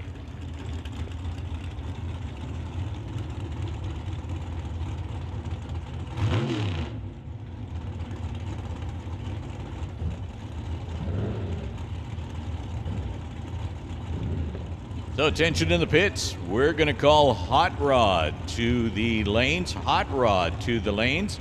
And we're going to need Bubba Speed Shop Pro Bracket. You have a couple of rounds that we need to take care of. So Hot Rod, bring them up to the lanes. And Pro Bracket, we need you to the lanes. Oh, this is going to be a close race. Not a lot separating them on the tree. Paul Stretch has the upper hand, and that upper hand is going to get him. He had a 001 on the tree, and that beat Schuppanen by just 16 thousandths. And that helped him pull out the difference as he made the pass. In that Cavalier, he will be moving on to the semifinals. You mentioned that great reaction time of Paul Stretch, 001, That's he was ready for that tree. Here we go. Next pair. 5 cars left in the Doorslammer category. One's already decided. Here's Brian Ritchie and Grant Howell now. Howell in that Victoria Base 37 Chevy. 769, 769, 790 for Brian Ritchie. So Ritchie Racing Engines over here on the tower side. So handicap is going to go just a little tiny bit to Brian Ritchie.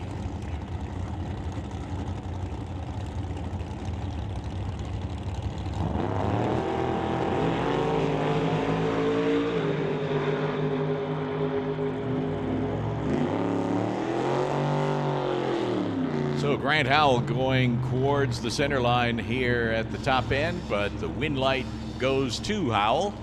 769 with a Ford, 174 miles an hour. So Grant Howell picking up another round win as he goes into the semis. And we have got one single.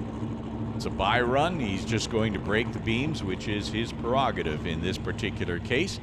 When you have a single like this on a buy run situation, all you have to do is go to the staging lane, stage the car, and break the beams, and basically that is it. It's particularly helpful where lane choice is not necessarily that important or not critical for you. So David Jensen will advance into the semifinals, where there will be 3 cars left in Canada West Doorslammers, presented by Associated Tire and Auto this weekend.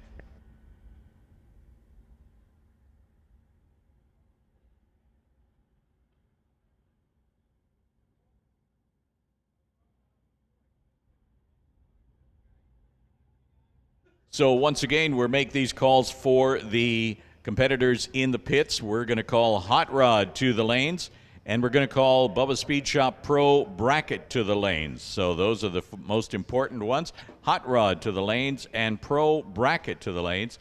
Super Pro, you are on standby, all right? Super Pro. So we're going to change that. We're going to call Super Pro. Actually, you're in semifinal round, so we're going to call Super Pro as well. So all three, Hot Rod, Pro Bracket, and Super Pro, bring them up to the lanes ASAP.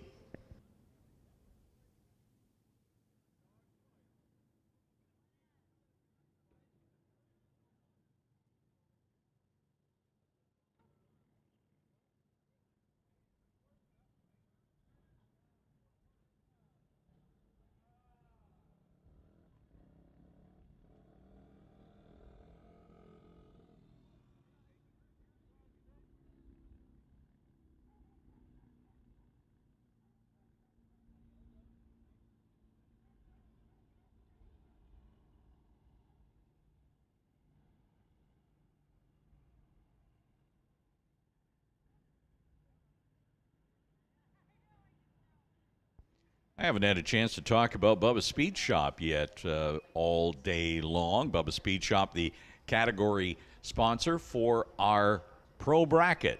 That's right, Bubba Speed Shop Pro Bracket stepping up. You know, from the cleanest installs in the business to top-of-the-line hot rods and muscle cars, Bubba Speed Shop's team can transform your grocery getter, your mudslinger, your pavement pounder, or anything that gets you down the road into a speed machine. It's all about the details at Bubba Speed Shop. From metalwork to paint, the right tools and expertise to use them makes Bubba's your best and only choice for the custom car, the cool install, or wicked ride of your dreams. You know, from concept to reality, you know you're getting the absolute best from Bubba's. Stop by and see them in person to see one of their current custom projects in the shop. The best of the best, consult with Bubba's team to create individual jewels of automotive excellence, such as Titanium Auto Group's multiple drag cars. That's right. The cars you see here on the racetrack are all prepared at Bubba's Speed Shop. 310-20630 Mufford Crescent in Langley. Check them out when you have an opportunity.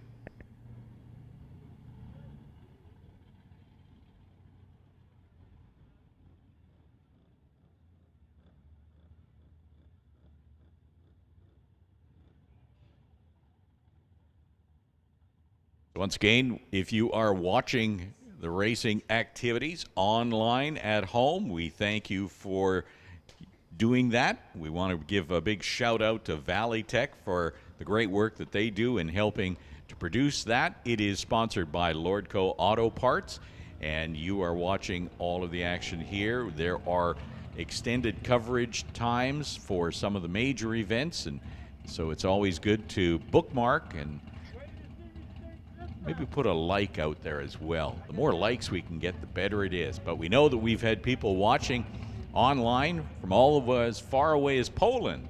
So that's kind of a neat deal. So welcome to MRP Lordco TV, presented by Lordco Auto Parts, available on YouTube. And the best part, it's all free. So we love to have you fans out here in person.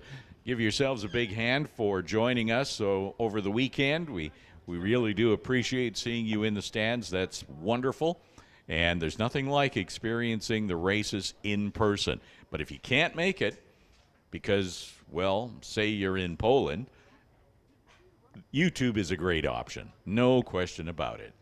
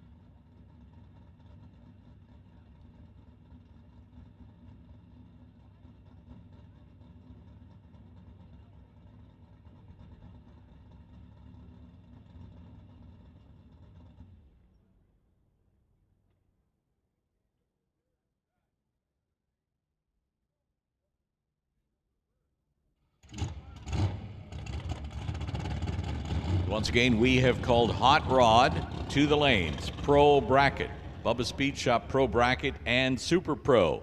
You should be making your way to the lanes if you're not already there.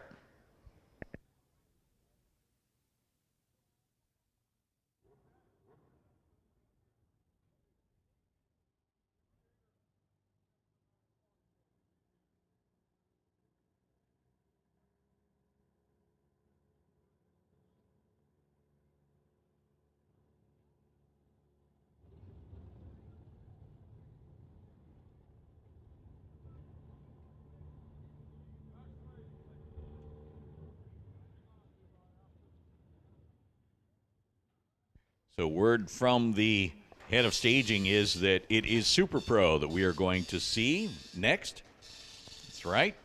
Image Motorsports Super Pro. This is a category that is, let me get to the right information. Super Pro is 7 seconds to $11.99, and you get a wide range of cars from dragsters to altereds to door cars. So Super Pro, we've got 4 cars left in competition.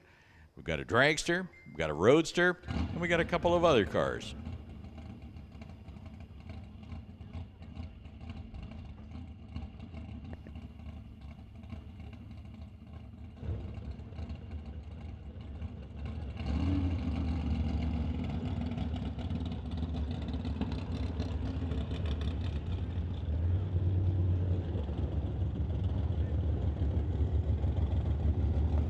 So taking time out of his Pro Mod driving duties, when he's home, Justin Bond is driving this dragster.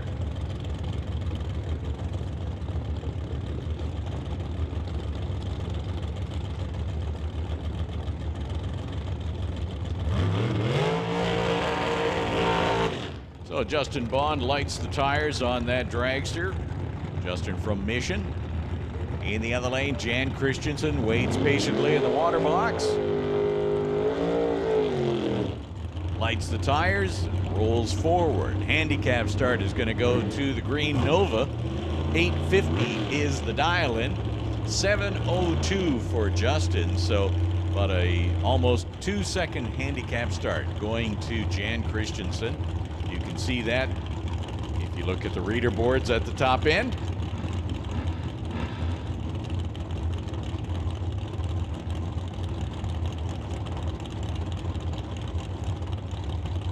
This will set up one half of the final in the Super Pro category.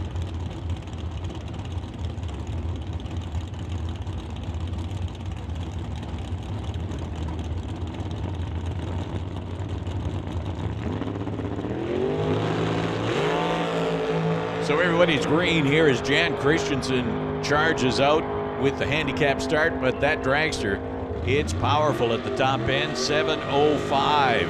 So Justin Bond advancing into the next round, 7:05 on a 7:02 dial. Who will Justin Bond race? Will it be Craig Johnson in the black Malibu wagon? Or will it be Ted Buss in that 34 Ford Roadster?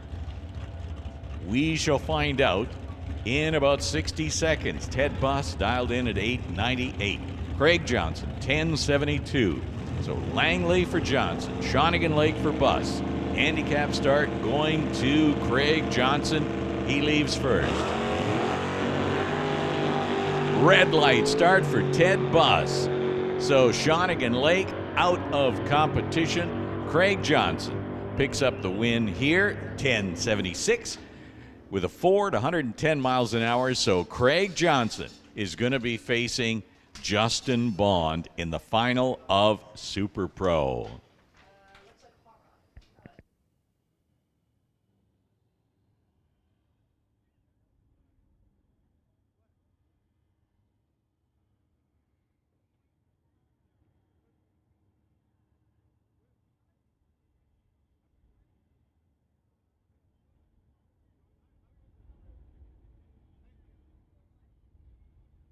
Once again, we make the call for CMDRA bikes to the staging lanes. For all remaining runs, CMDRA bikes to the staging lanes.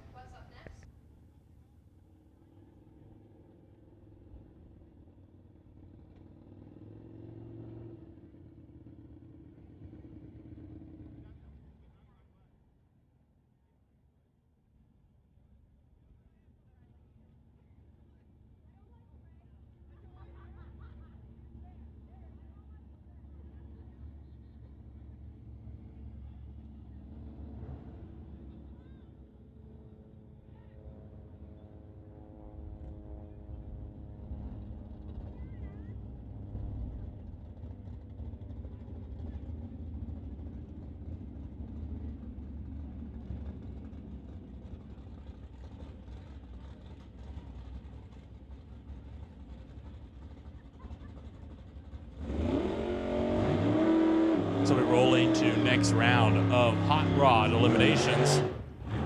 Bill Halicki in the 1965 Ford pickup dialed in at 1130 TCS side and Lordco side.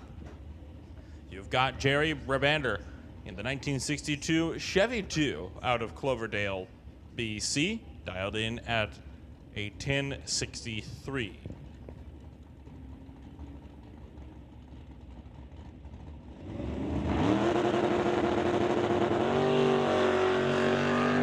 Two green lights. This will be a decider for the final.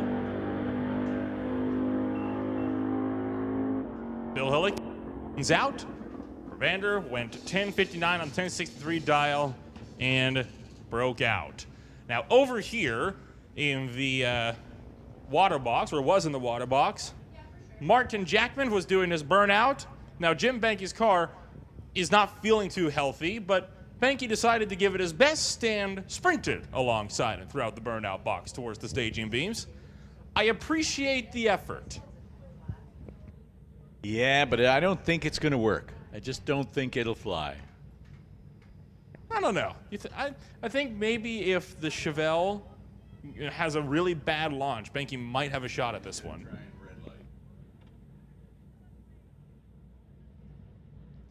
I don't think I've ever seen this before. Banky is actually staging a quote-unquote car with his foot.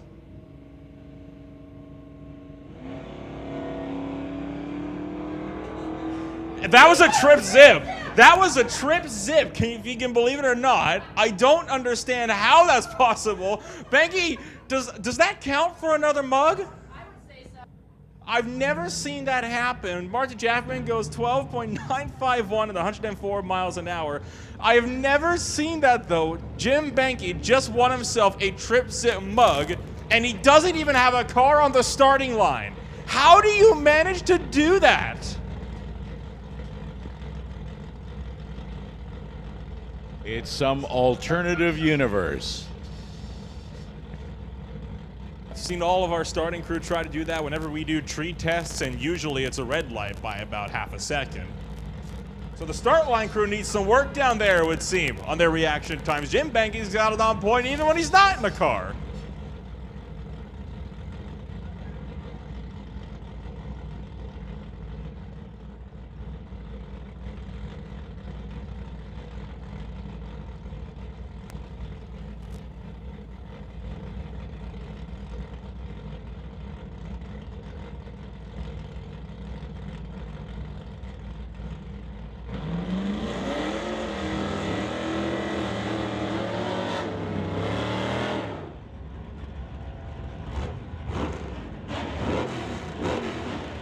So to figure out who is in the final, Dennis Winton and Chris Stone will be our next competitors.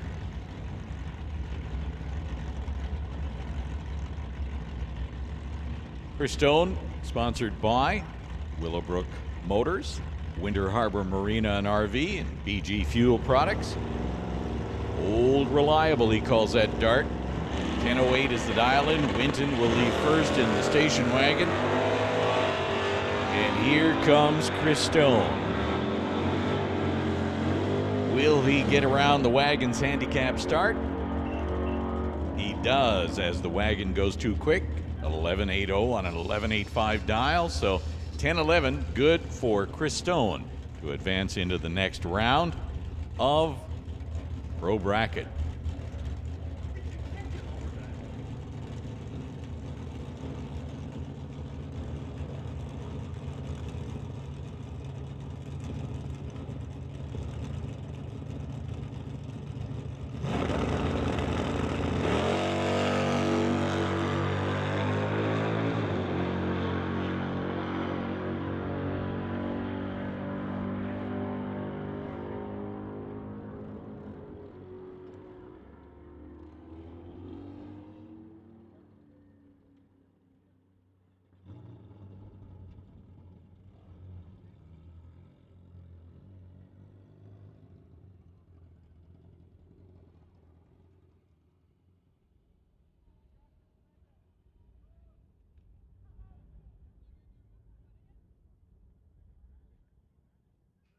So the final is set up for Bubba Speed Shop Pro bracket. It will be Chris Stone and James Dobson.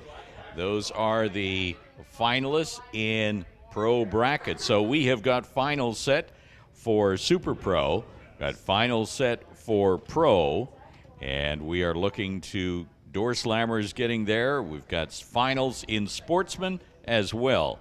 So working our way quickly through the field to get to final rounds all around.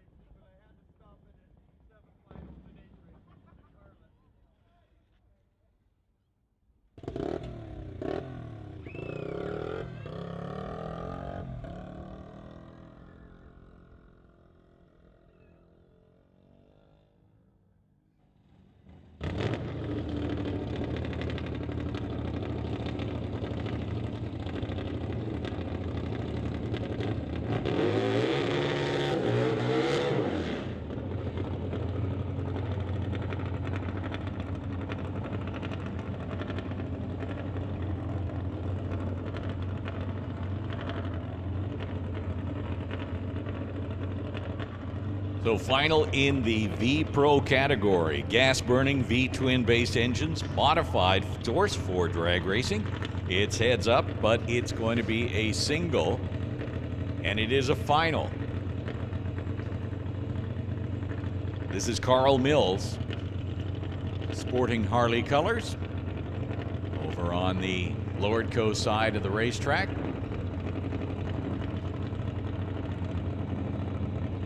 Challenge with all these kinds of motorcycles is using the body English to keep it in the groove. Bike wants to move around, but this time it is straight down Broadway as he clocks in at 8:44, 149 miles an hour. So Carl Mills, your V-Pro finalist.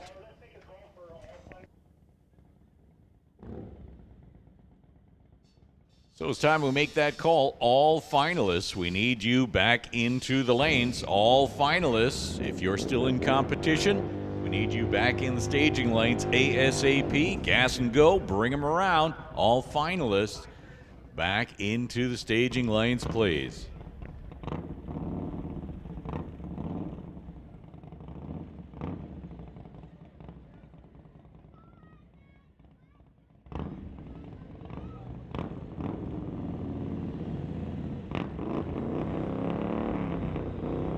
Hot twin category.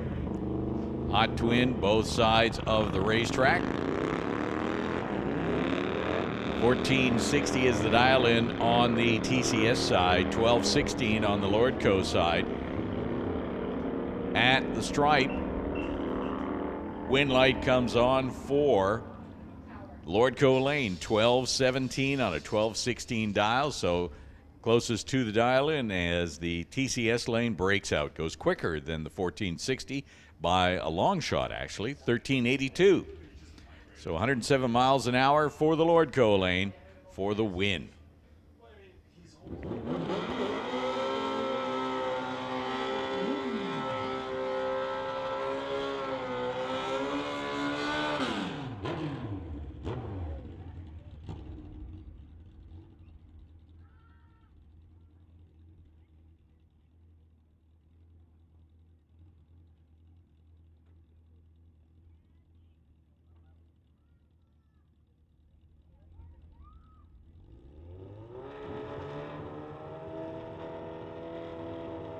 Both lanes staged and ready to go. Handicap going to Legoland on the Lordco side of the racetrack. Adam Hetler in hot pursuit. Hetler gets there first. 972, 126 miles an hour. Adam Hetler picking up that win.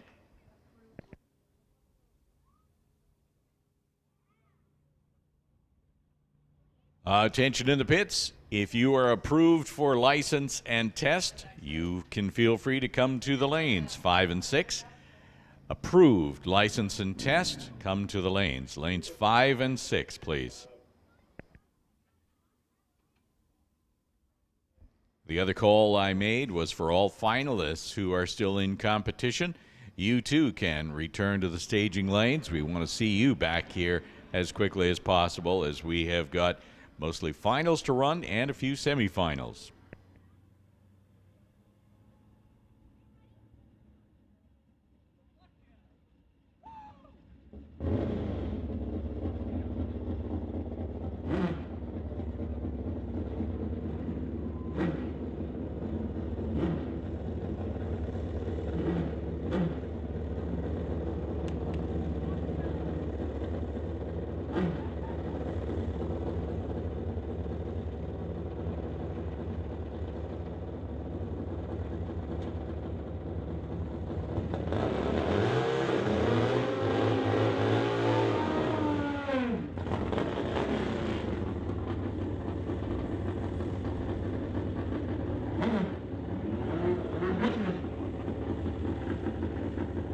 Next pair on the start line, out of the water box. Lordco lane is Dana Corky from Rimbey, Alberta on a Suzuki.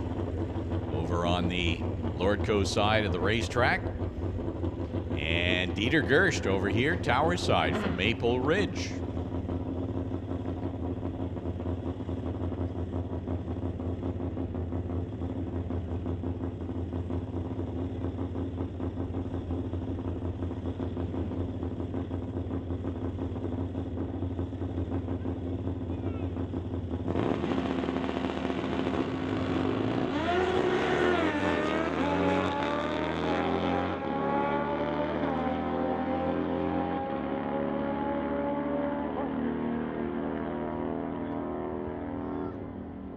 Wind light going to Dana Corky, 9:05, 130 miles an hour.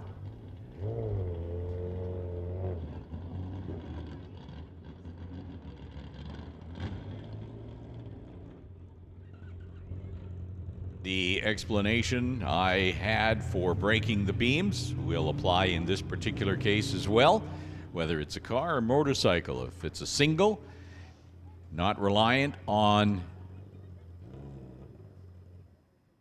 your reaction time or your elapsed time for lane choice, well, you can just take the beams like that, break the beams, let the green light go, and then save all of the running parts for a real run.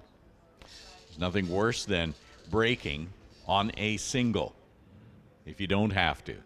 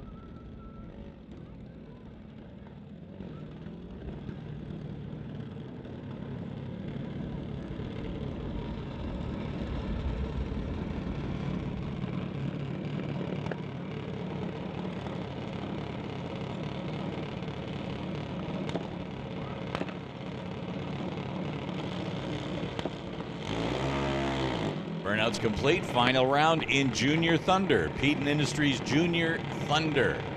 Justin Bond backing up his son. Over here, Tower side, Nick Bond. Dialed in at 899. We'll see Justin in the final in Super Pro in his dragster.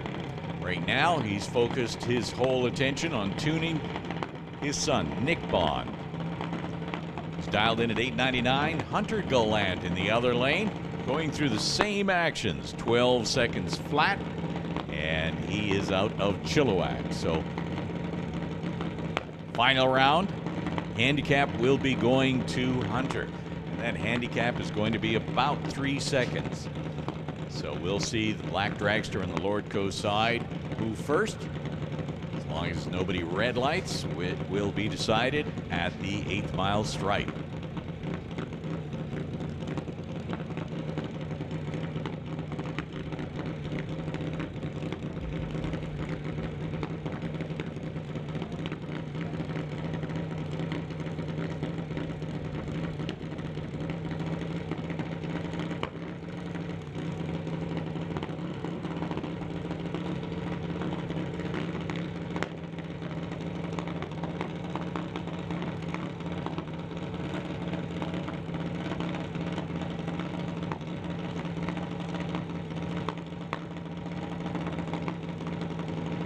So Nick, the last to stage, gets set. Here comes the tree for Hunter.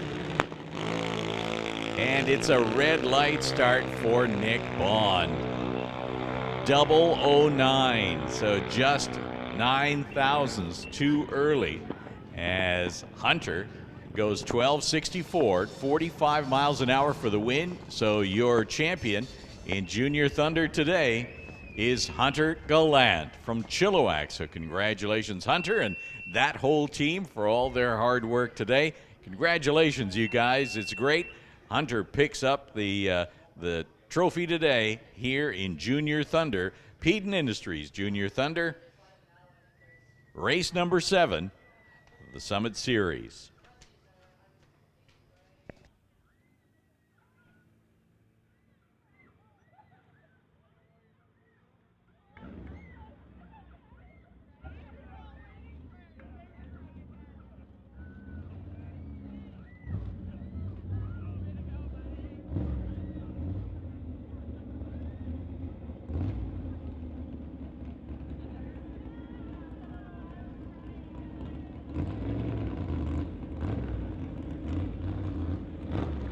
Looks like semifinal for Super Shifter action here. Terry Hoogston and Scott Winterbottom. Hoogston in the 71 VW. 1167 dial in as Scott Winterbottom clears the water box. 934 is the dial in for that little Chevy 2. 415 cubic inch small block Chevy in that blue Chevy 2. The 71 VW. It's got a whole bunch of numbers, but I think that's 2,386 cc's. I don't think that's cubic inches. Would be cc's in a VW, right? So the handicap will be going to Terry Hoogston. 1167 versus Scott's 934. The challenge for Scott is watching that red VW go further and further and further down the track. But they stay green. And Scott is torquing his way down the quarter mile. Will he get him? He does. Goes around him. 935 at 129 miles per hour. Scott Winterbottom heading into the final round. And it is going to be against Jamie Roth. Roth completes his burnout. He's a mechanic from Langley driving that 64 Comet. Roth has been the champion in Super Shifters in the past. So he's certainly looking to gain as many points as possible and do that again. Nothing wrong with repeating, is there? Jamie Roth making the run, choosing not to just break the beams. He's going to make the run. 1017 on a 1013 dial on that single pass, 131 miles an hour. So we'll see Jamie come around again for the final in Super Shifter. Now, you mentioned that the 2386 was probably not for cubic inches, more for cc's. Now, as somebody that is not very technically versed in engines, shall we say, what's the difference between a cc engine and a cubic inch engine? You're talking to me? I'm guessing, well, cubic inches is different from cubic centimeters. There you go. cc is cubic centimeters. So smaller size, right? Cubic inches, big size. If you had an engine that was 2,300 cubic inches, that would, I don't think you can make them that big.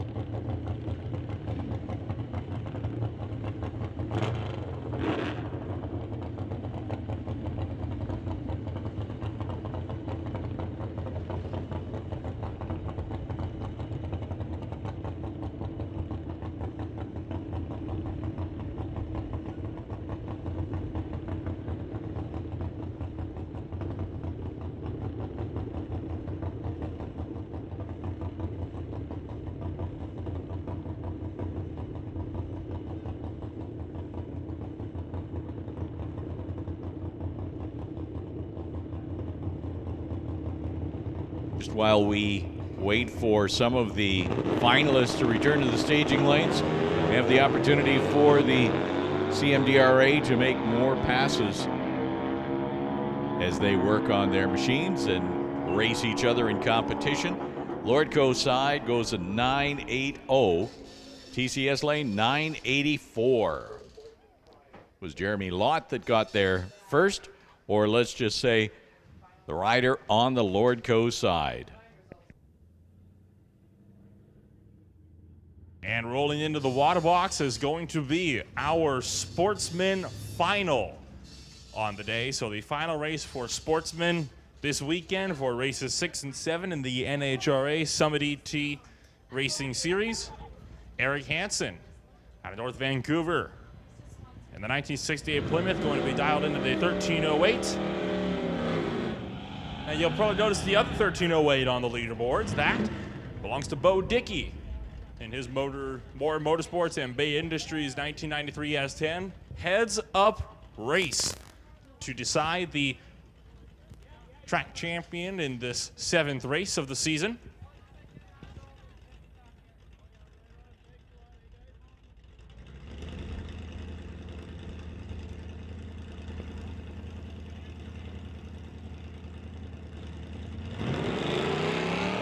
Two green balls. Bo Dickey trying to get his first win in sportsman competition and his first ever start in sportsman competition, trying to stay in front of Eric Hansen. And at the quarter, Bo Dickey gets it. What an achievement for Bo Dickey. 100 flat miles an hour at 13.156. Getting his first ever win, just licensed to run a Sportsman last week, and takes his first win in his first ever start in sportsman competition. That is a monumental achievement. And hopefully will be the start of a very great career for Bo Dickey in the sportsman category.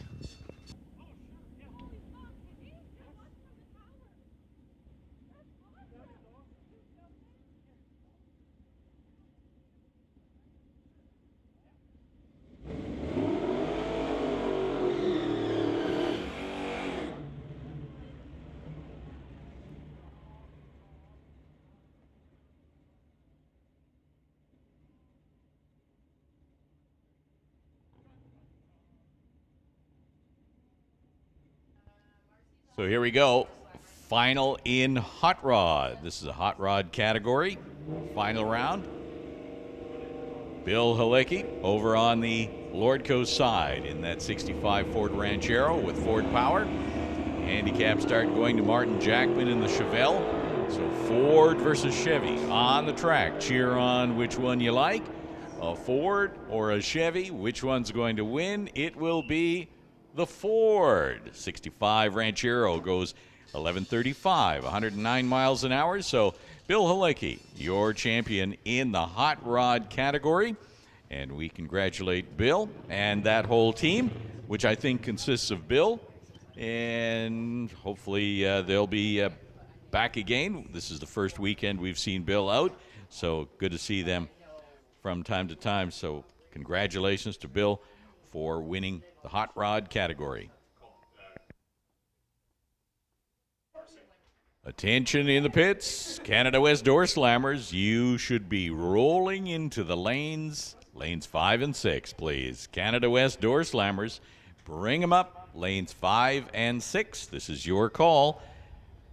Semi-final round, 3 cars left. Doorslammers, bring them up, lanes 5 and 6.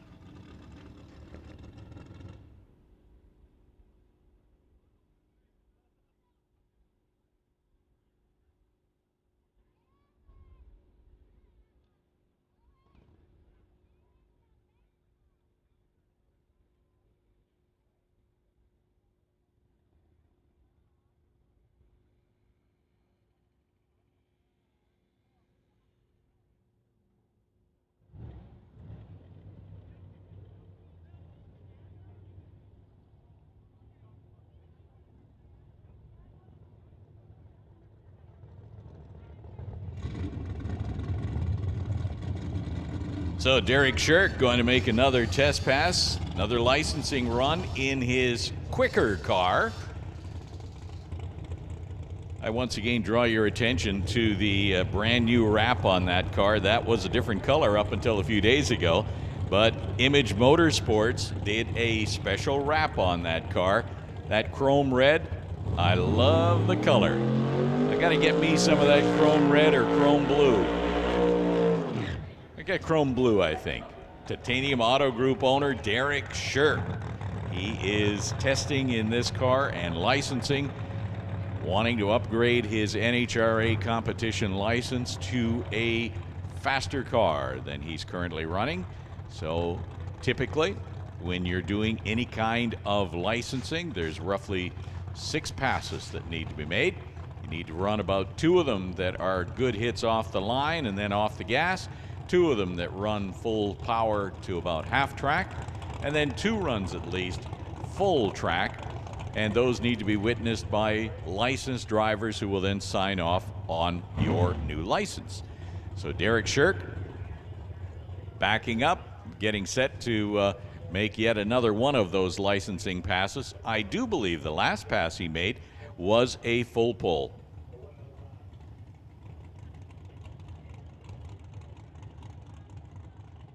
It was a 7-second run, and so he's looking to do at least that well. Car is staged. Staying pretty true, right down the groove on the track. 744, 185 miles an hour with some smoke at the top end. Parachute is out. Hopefully that is not destruction. And here we go with the alcohol dragster licensing for, pause for burnout, Steve Horn. If you were out at the races over the last few years, you no doubt recognize the name Steve Horn. He used to drive a really swoopy looking 41 Willys that had a Brad Anderson engine, and he is based out of Burnaby. Well, he had that car for sale for a while. Looks like he sold it, unless it's sitting in a garage somewhere, but this is a step up for Steve Horn. Moving up from that 41 Willys that was racing in the Canada West Doorslammer series, so now he is in an alcohol car that conceivably could run in top dragster, or some outlaw class.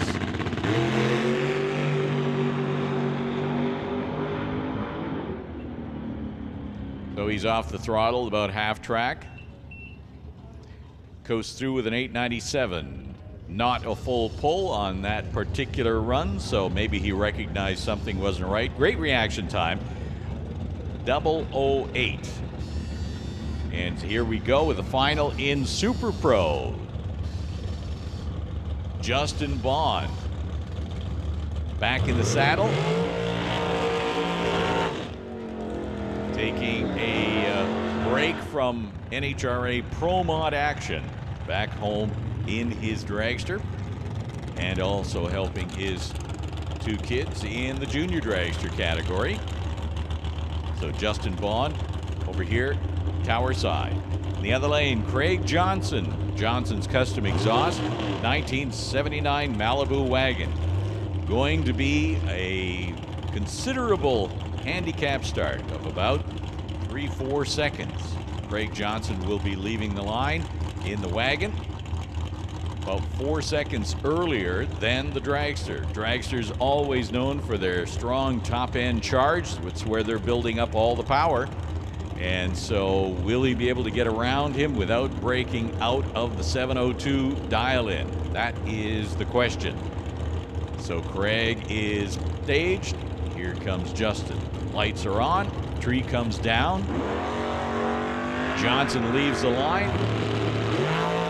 And Johnson went red because he knew he had to stay out in front. Will the dragster get around him anyway?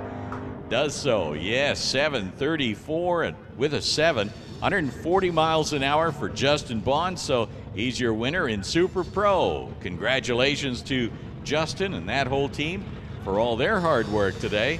Congratulations, Justin Bond, winner in Super Pro.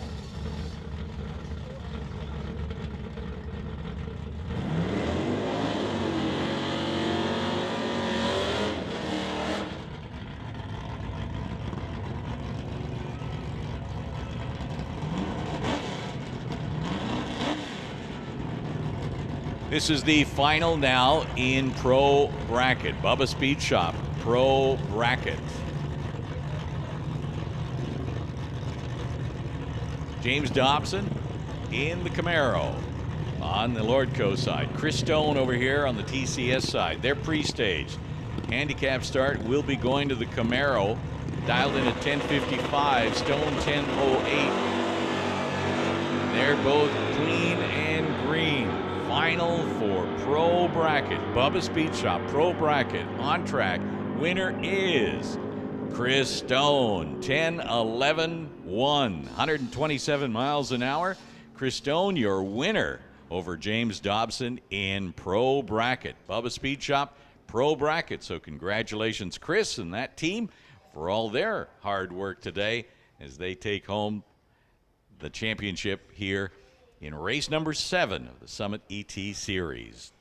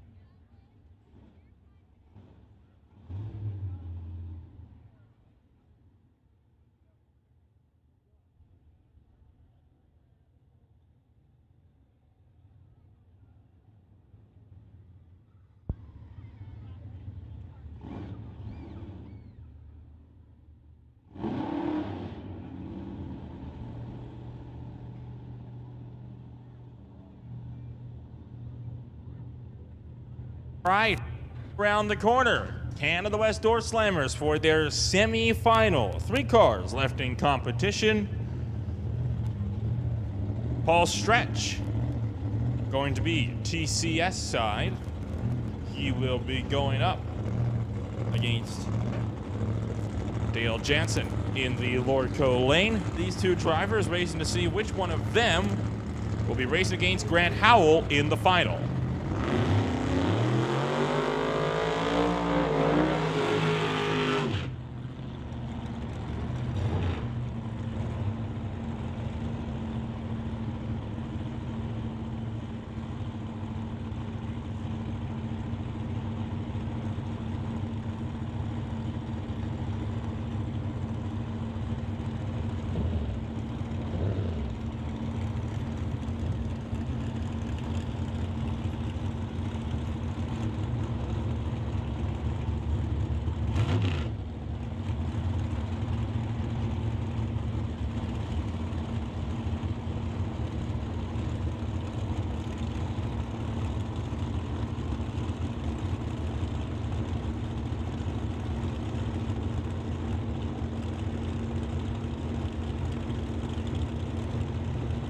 Cavalier's been fully staged,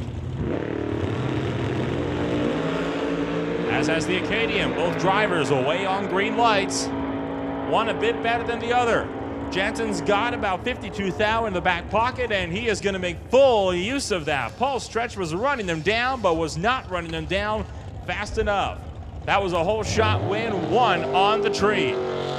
So it will be Dale Jansen versus Grant Howell in the Canada West Doorslammers final.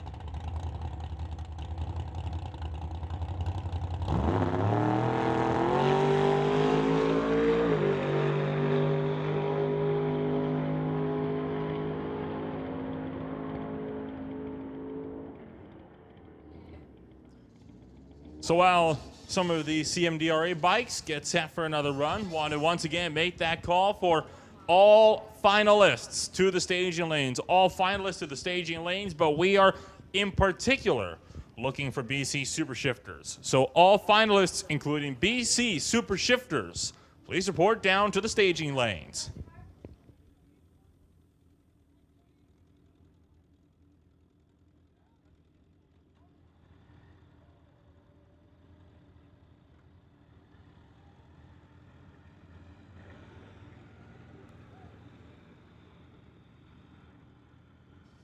So this is now going to be the final for Crazy 8. For the Canadian Motorcycle Drag Racing Association, you are going to have Tom Turan lining it up TCS side.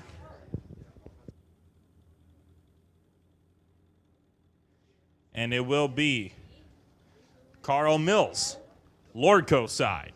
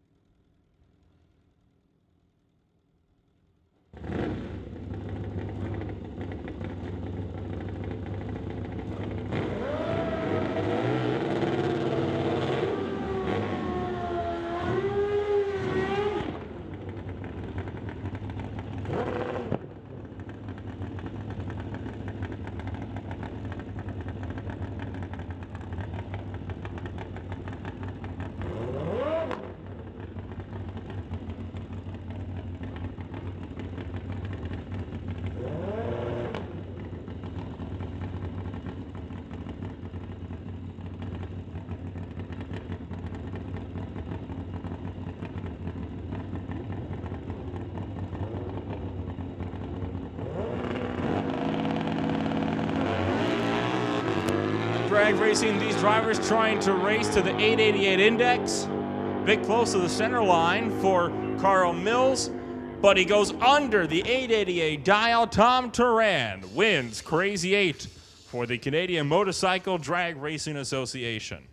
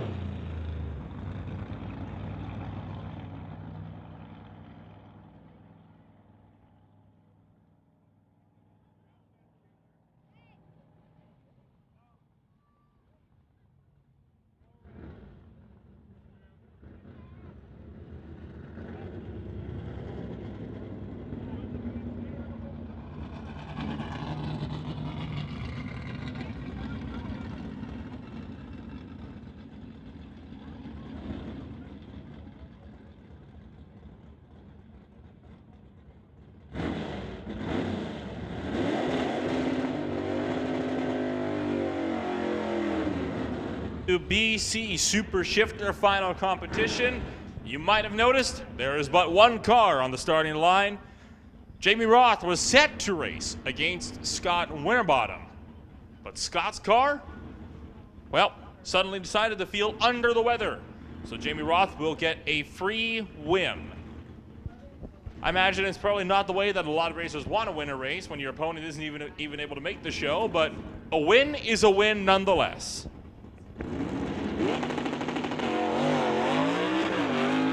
Still going to elect, though, to make a full pull. And Jamie Roth will win BC Super Shifters.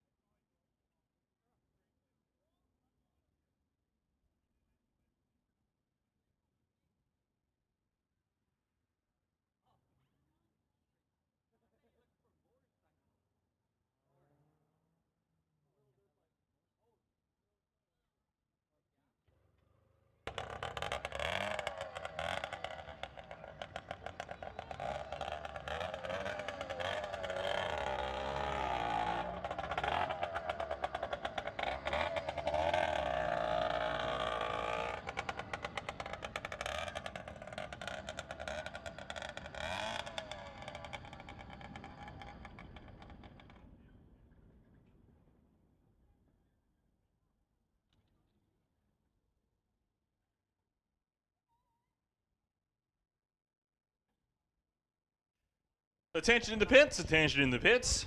We made the call some time ago for all finalists of the lanes. Well, there is just one left to run. Canada West Doorslammers. We are awaiting your arrival in the staging lanes. Canada West Doorslammers, please make your way down to the staging lanes for your final as soon as humanly possible.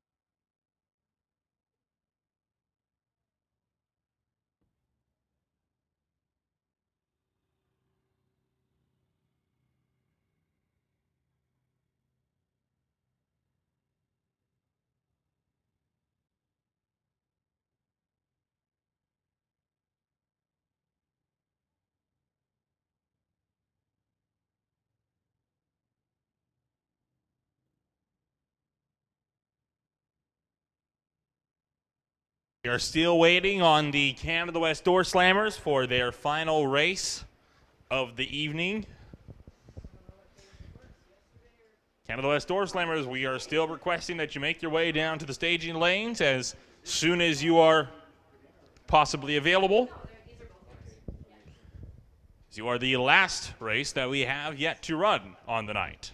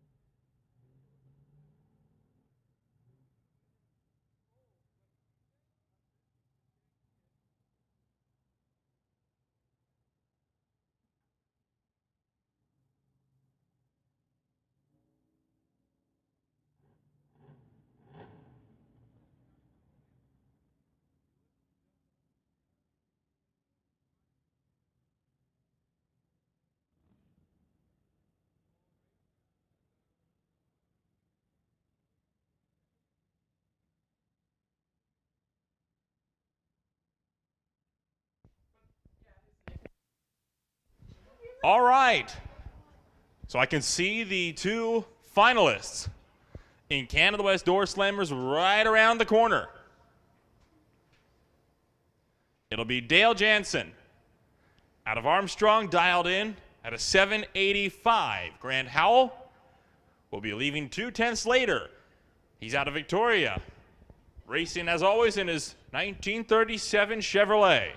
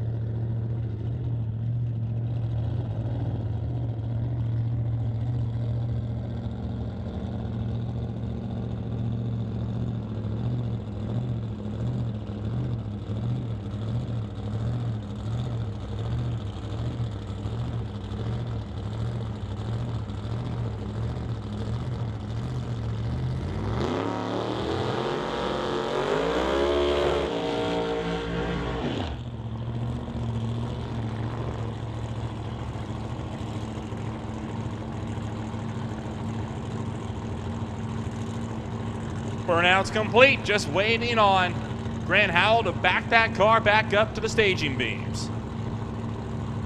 So hedge your bets, folks.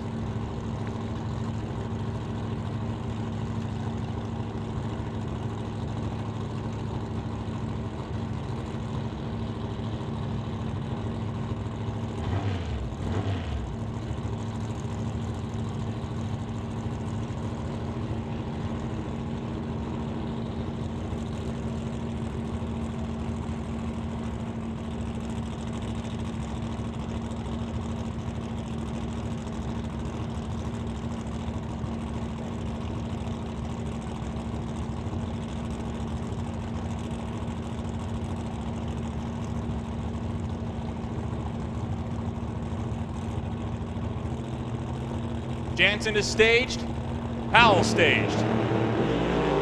Both drivers away on green bulbs. This one is for the quarter mile. Howell running Jansen down, closing. Too fast though. Dale Jansen beats Grant Howell as Howell goes under the dial. 766 on the 768.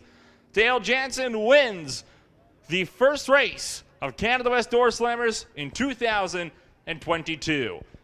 So that will be a wrap on not just today's proceedings, but also this weekend's running.